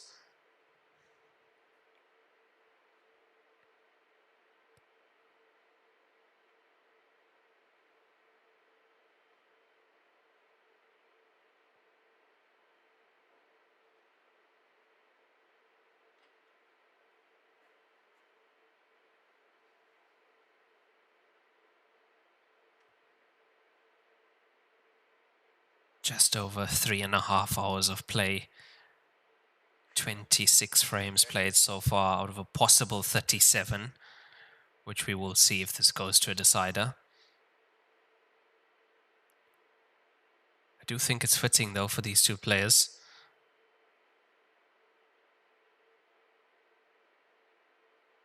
But I have to feel if it goes that far, you're looking at possibly 5 hours or more. The player at a disadvantage will be Wu Jianyu.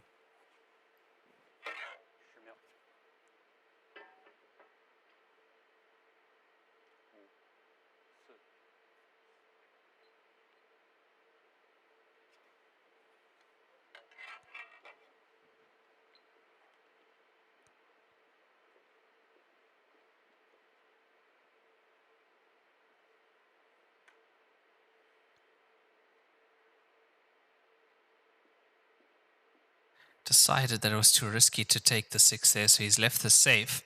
But it's going to be jump cue in hand again. Now he's good with this jump cue. He definitely makes contact well. Doesn't want to make contact here, wants to pot this ball.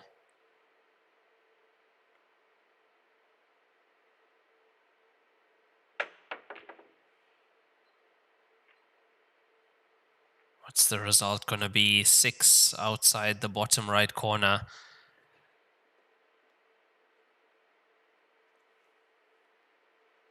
He's left enough here. This is enough of a chance for Liu to take these on.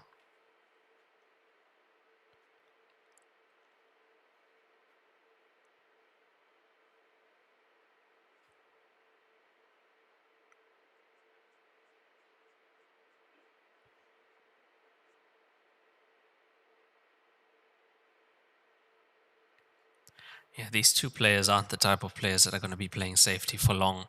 As soon as there's even half a chance, they're going to be going for it.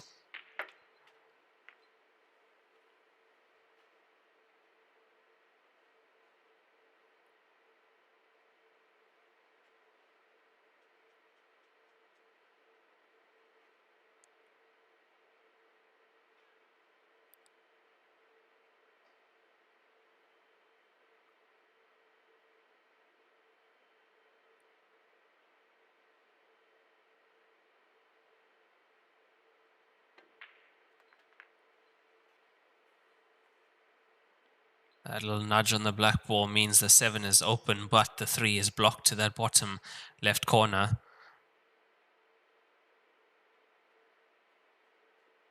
Which which means there is still work to do on this table for Liu.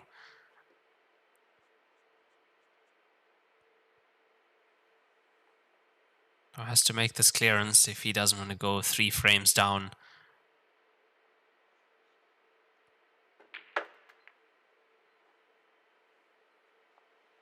That's another stun run. And look at the place where he's played the cue ball into.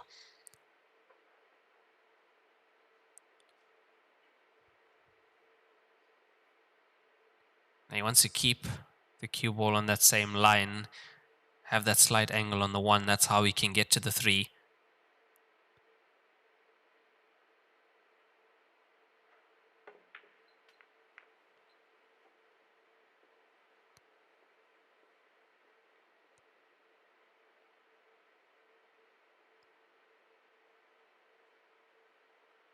I highly doubt he wants to play the 3 to the center. Highly doubt that.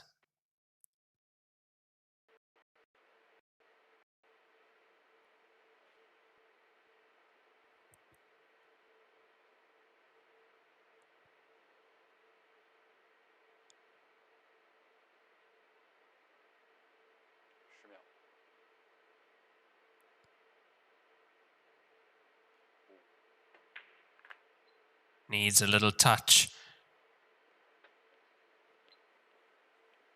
He's not happy with that because that 3 is now not available to the corner pocket, neither to the center.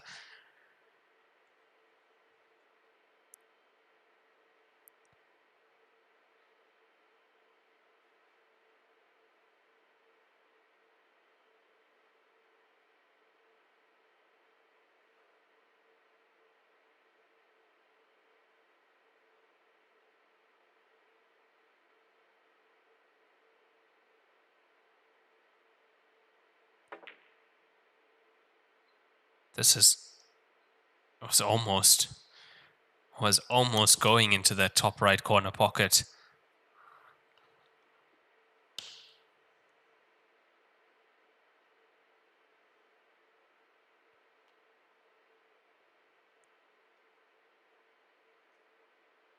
Now Wu Jianyu back to the table. I don't think he expected to be back.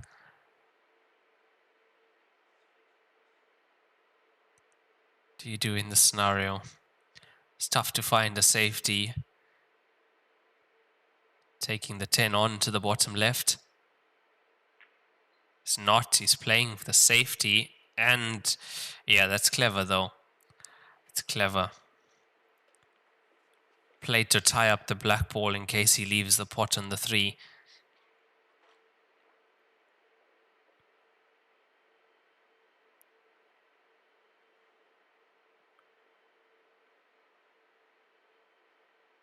Like what it does is it's almost certain that he will come back to the table. That's unless he pots and clears the black ball, which he's tried to do. But now you see advantage Wu Jianyu. It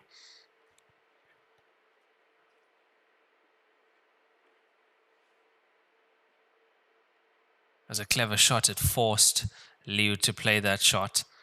There was a piece of the 3 left and he went to open the black ball, and this is the result.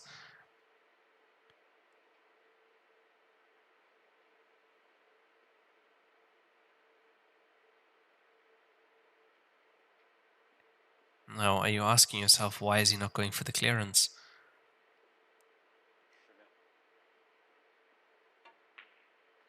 I was asking the same because being there on the 10 ball when you can play position like that, absolutely pinpoint. Now in that scenario, a roll more, a roll less makes such a difference. Because the closer you are to that object ball, if that cue ball was shorter along, the angle is going to be so much more. This is a big point in this match. It's not there. It's there. I can't believe that's gone in. He played that at pocket pace. Can we see a replay of that? Caught the inside cushion way early. What a point this is for Wu Zhenyu. 15 points on the board. He's 15-12 up. Cannot believe that 10 has gone in. It actually caught the cushion early, went off the cushion and went in. 今天给大家推荐一款非常好的台泥 H153，是我自己用了1年多的台泥，汗毛量80%，手感特别细腻，走位很平稳。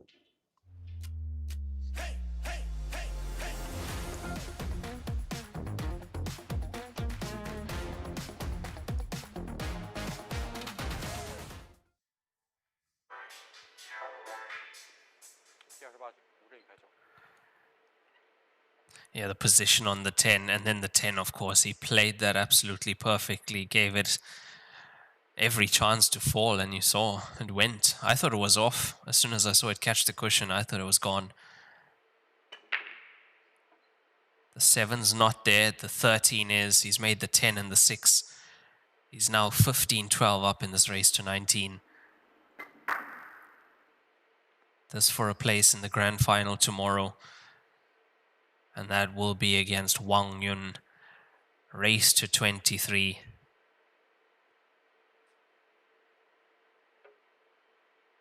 These two players met in the winner's bracket. That match was won by Liu Chengqie, 17-16.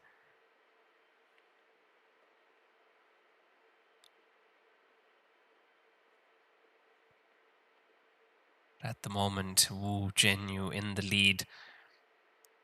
He's 3 up and he's 4 away from the finish line.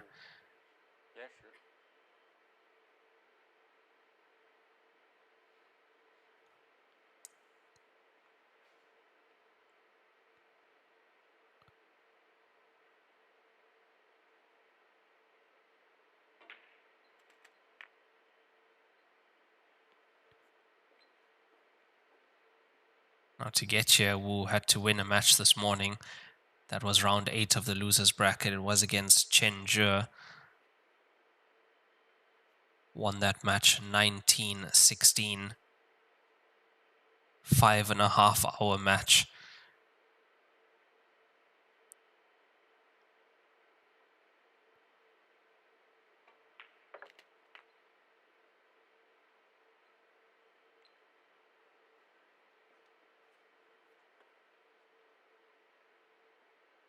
From this camera angle, it looks like he does have the 14.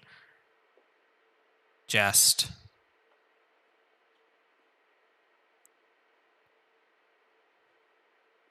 Yeah, I think the preferred route here, 14-15 out for the 11, black ball in the same pocket as the 15.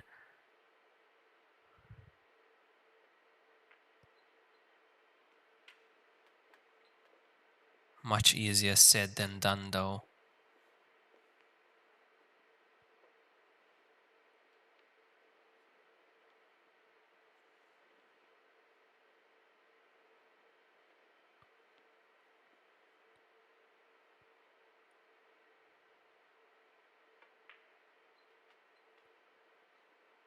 I think that the position on the 10 and the 10 ball he played, I think that's the kind of shot that it's the kind of shot that can change a match, honestly.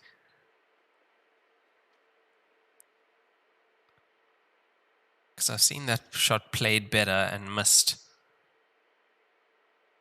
But here we are, 16 points on the board with a quick break and run for Wu Zhenyu.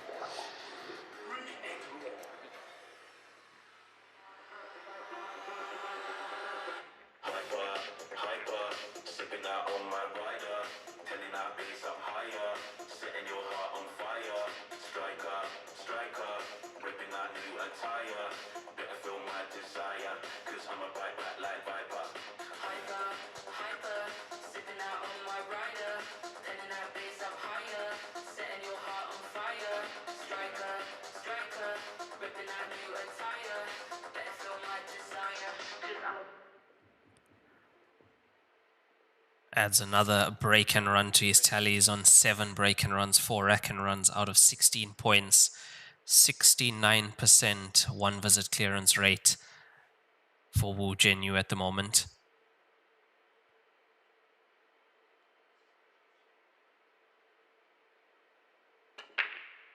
The 13. That's the 12. It was difficult to see it from here, but that was the 12. 12 straight into the center pocket.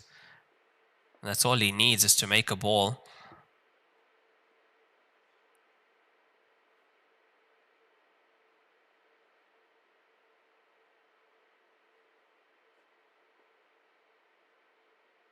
Now he's 4 points away from Liu. That's not going to make much of a difference because we've seen what Liu can do from 6 points down.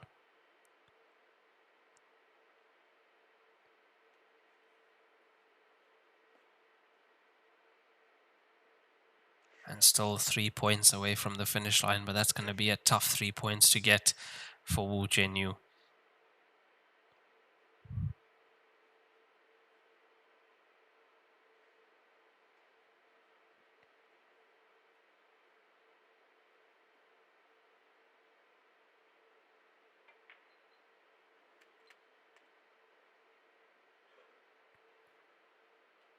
And almost every one of these clearances that he's made, there has been 1 or 2 problem balls that he's had to sort out.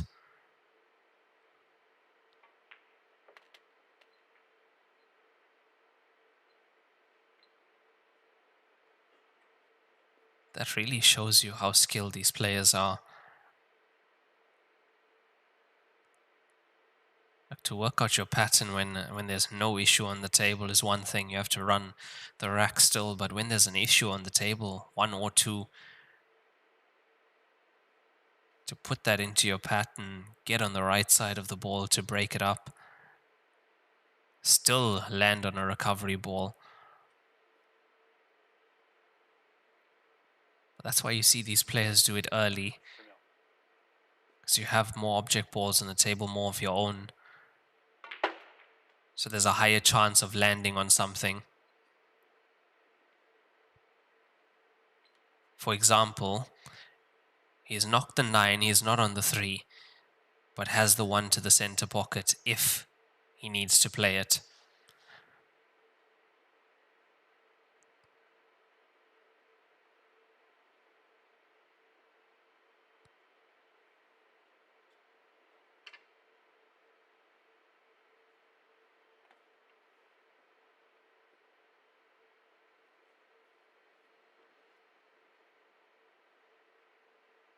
Now, if you play a shot like that, for example, later in the frame, when the 1 isn't there or the 7 isn't there also, then you have a problem.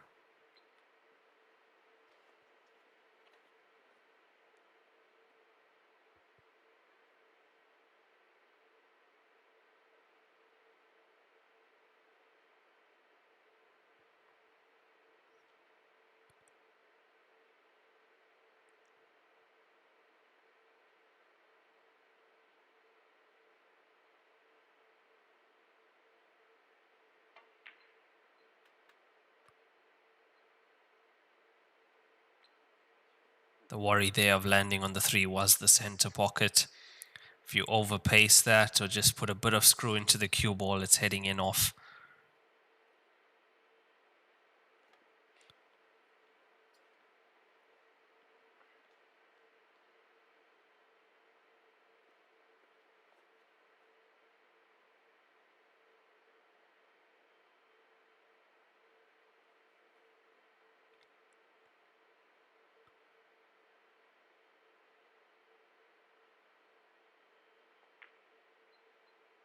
It's there.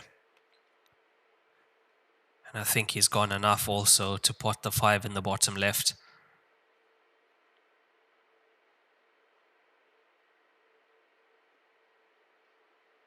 Yeah, so far another very well executed clearance. 9 had the 3 tied up. He got onto the 2 nice enough.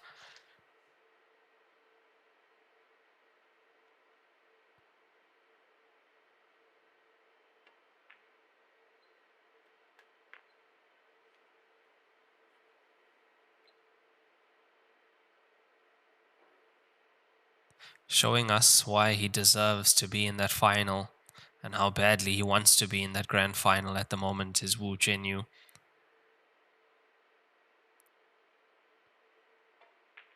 Has 2 consecutive break and runs. 8th break and run. 17th point for Wu Jianyu.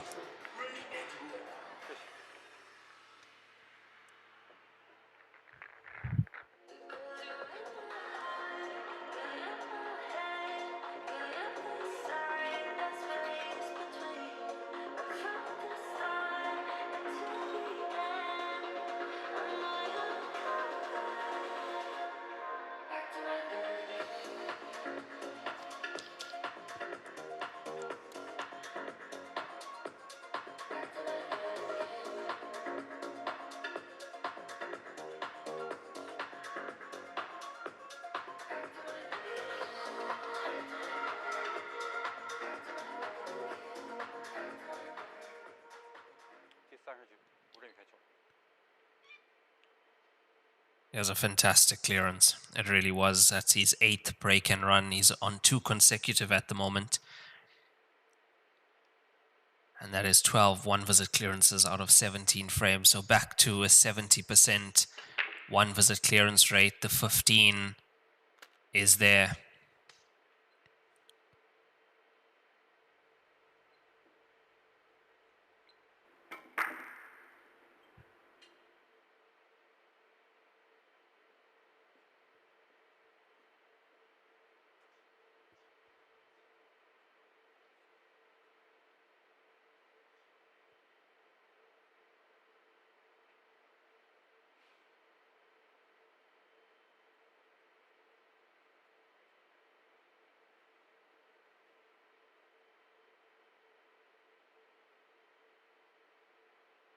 He's got quite a comfortable lead now, does Wu Jianyu.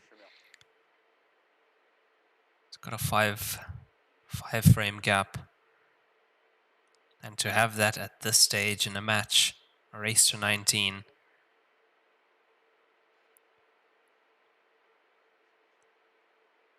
just needs 2 more points. Now already if he gets 1 point, he's on the hill. The pressure really shifts to his opponent because then everything has to work. Can't afford a dry break. Can't miss.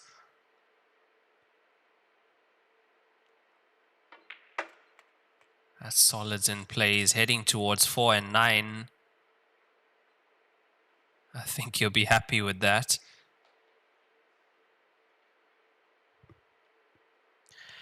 Because before that, as you can see, the 4 not really potable into the center pocket. So that one shot releases the 4 and he's on it as well.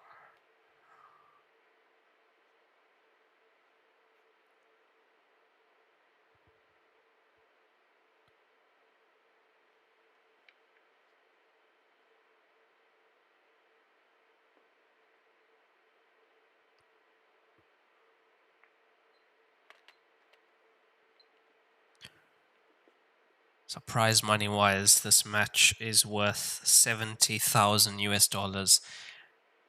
That's the difference in prize money between 2nd place and 3rd place in this tournament.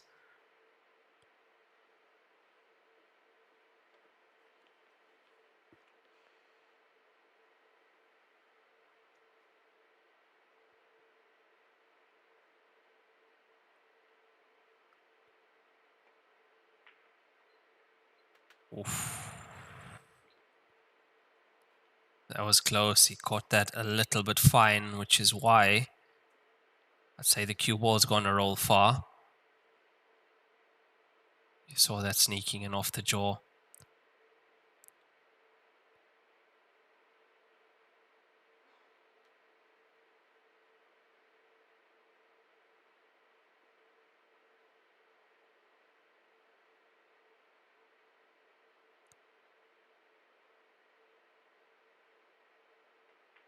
A little touch on the 2, releases the 2, he pots the 1.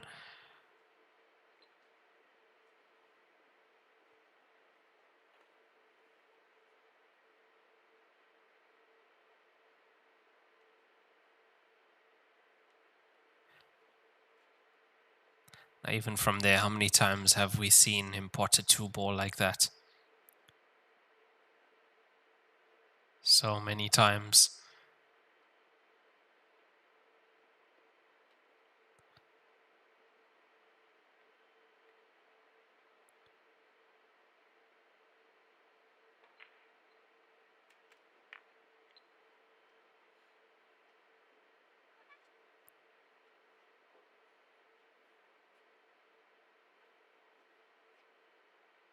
I actually expect him to leave himself with that angle on the 2. To screw out and play the black ball into the, I was going to say bottom left.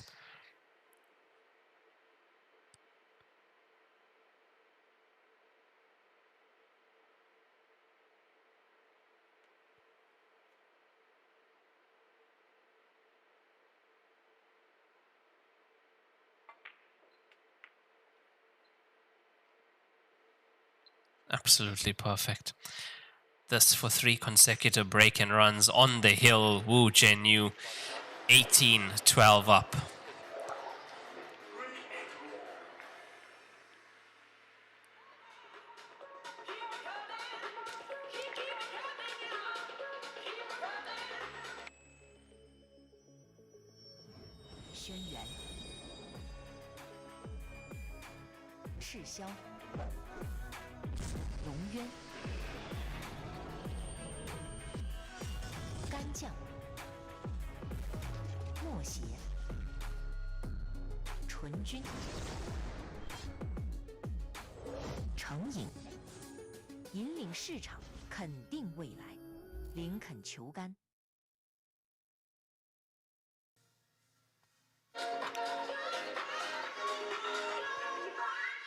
What a performance from these 2 players. But at the moment, the Wu Zhenyu show. 3 consecutive break and runs. He is trying to run the rest of this match out. He's on 18 points. He's on the hill. Liu Chengqi on 12. He pots a ball here. And it might be all over. The 9 is heading. No, it gets knocked away by the 7, but he makes the 13. And he raises his hand. That's what I was talking about. Because that's not the ball that he's planning on potting. It was the 9 or the 3. So the 13 going around 3 cushions is not the plan.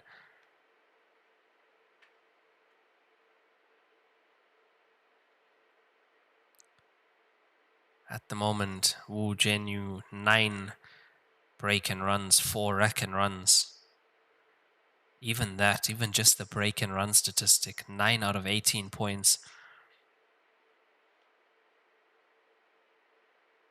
So every second point he's got has been a break and run.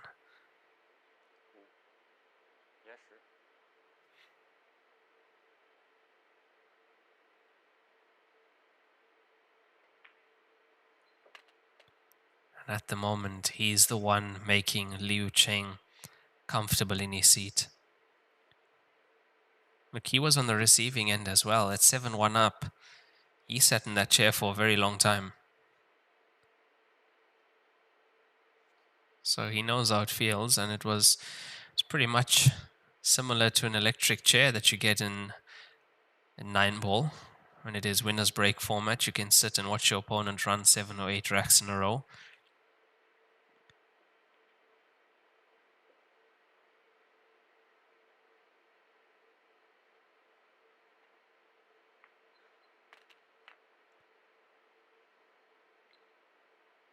This is going to make things a little more tricky. He's come a little bit far on the 1.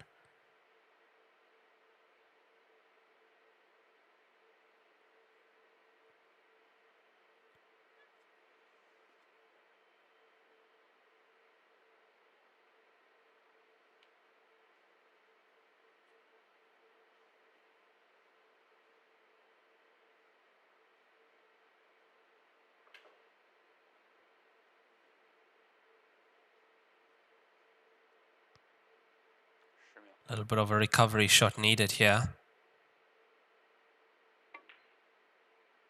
The pot's there. The position. Half a chance.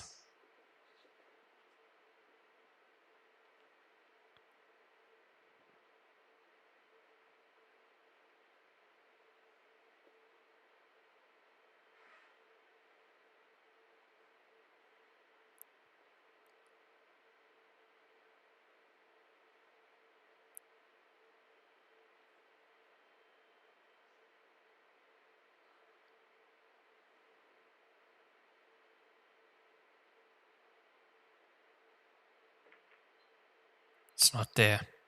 Inside jaw first. And the consecutive break and run streak comes to an end. Is there going to be a twist in this match? Liu Chengqie to the table after 30 frames played. Score 18-12. Wu Jinyu on the hill in this race to 19. Liu 6 away from his opponent. Now would be a good time to get those 6 consecutive racks. Again.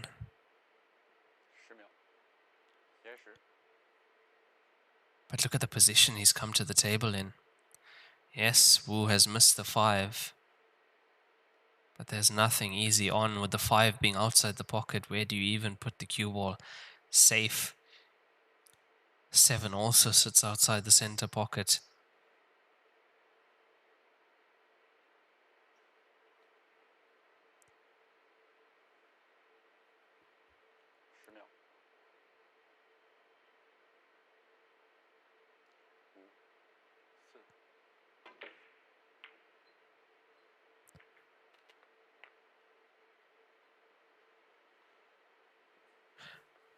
Yeah, a lot happened with that shot. The 7's gone in. He's wanted to pot the 5 also.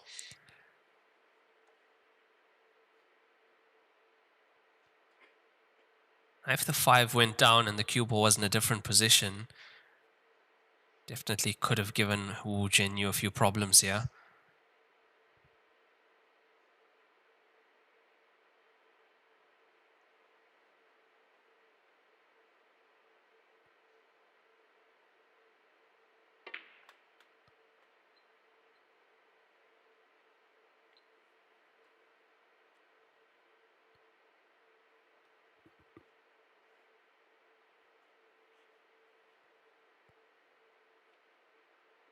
The black ball looks like it is available into the left center and then should be available into the bottom right corner as well.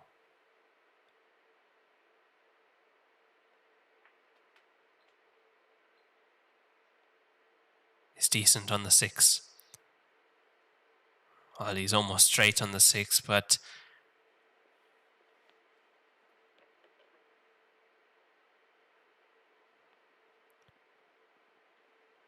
let's have another view of the table. See exactly where he needs to be for his next shot.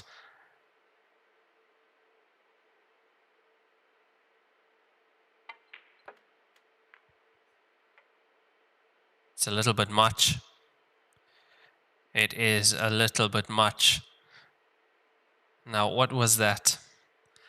A little bit of tension in the back arm.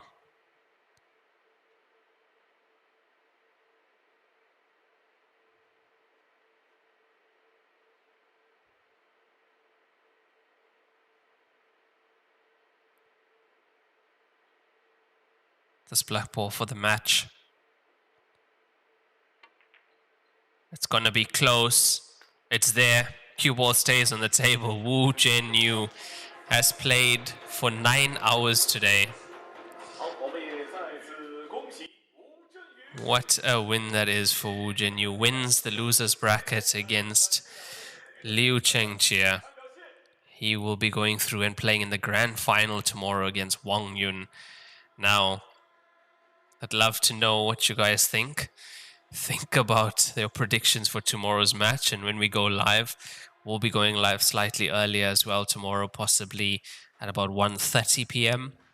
The match is at 2 p.m. local time in China, so I'll be going a bit live early, and yeah, you can let me know your predictions on the stream. I'll be here. You can chat to me, ask me any questions about the match or the tournament as well. Unbelievable standard from these 2 players. Wu Jinyu, 19-12, 9 break and runs, 4 rack and runs. Liu Chengqie, 5 break and runs, 4 rack and runs. So I hope to see you guys tomorrow. I've been reminding you about the match for the entire week. 2 p.m. tomorrow, local time here in China. It'll be Wu Jinyu against Wang Yun in the grand final, playing for $277,000 US first prize, race to 23. Thank you guys so much for being on the stream. I hope you guys are having a lovely festive period and New Year. I'll see you guys tomorrow at 2 p.m. local time here in China. Cheers, guys. That's it from me, Raymond Tillack, and the Joy team. We'll see you tomorrow.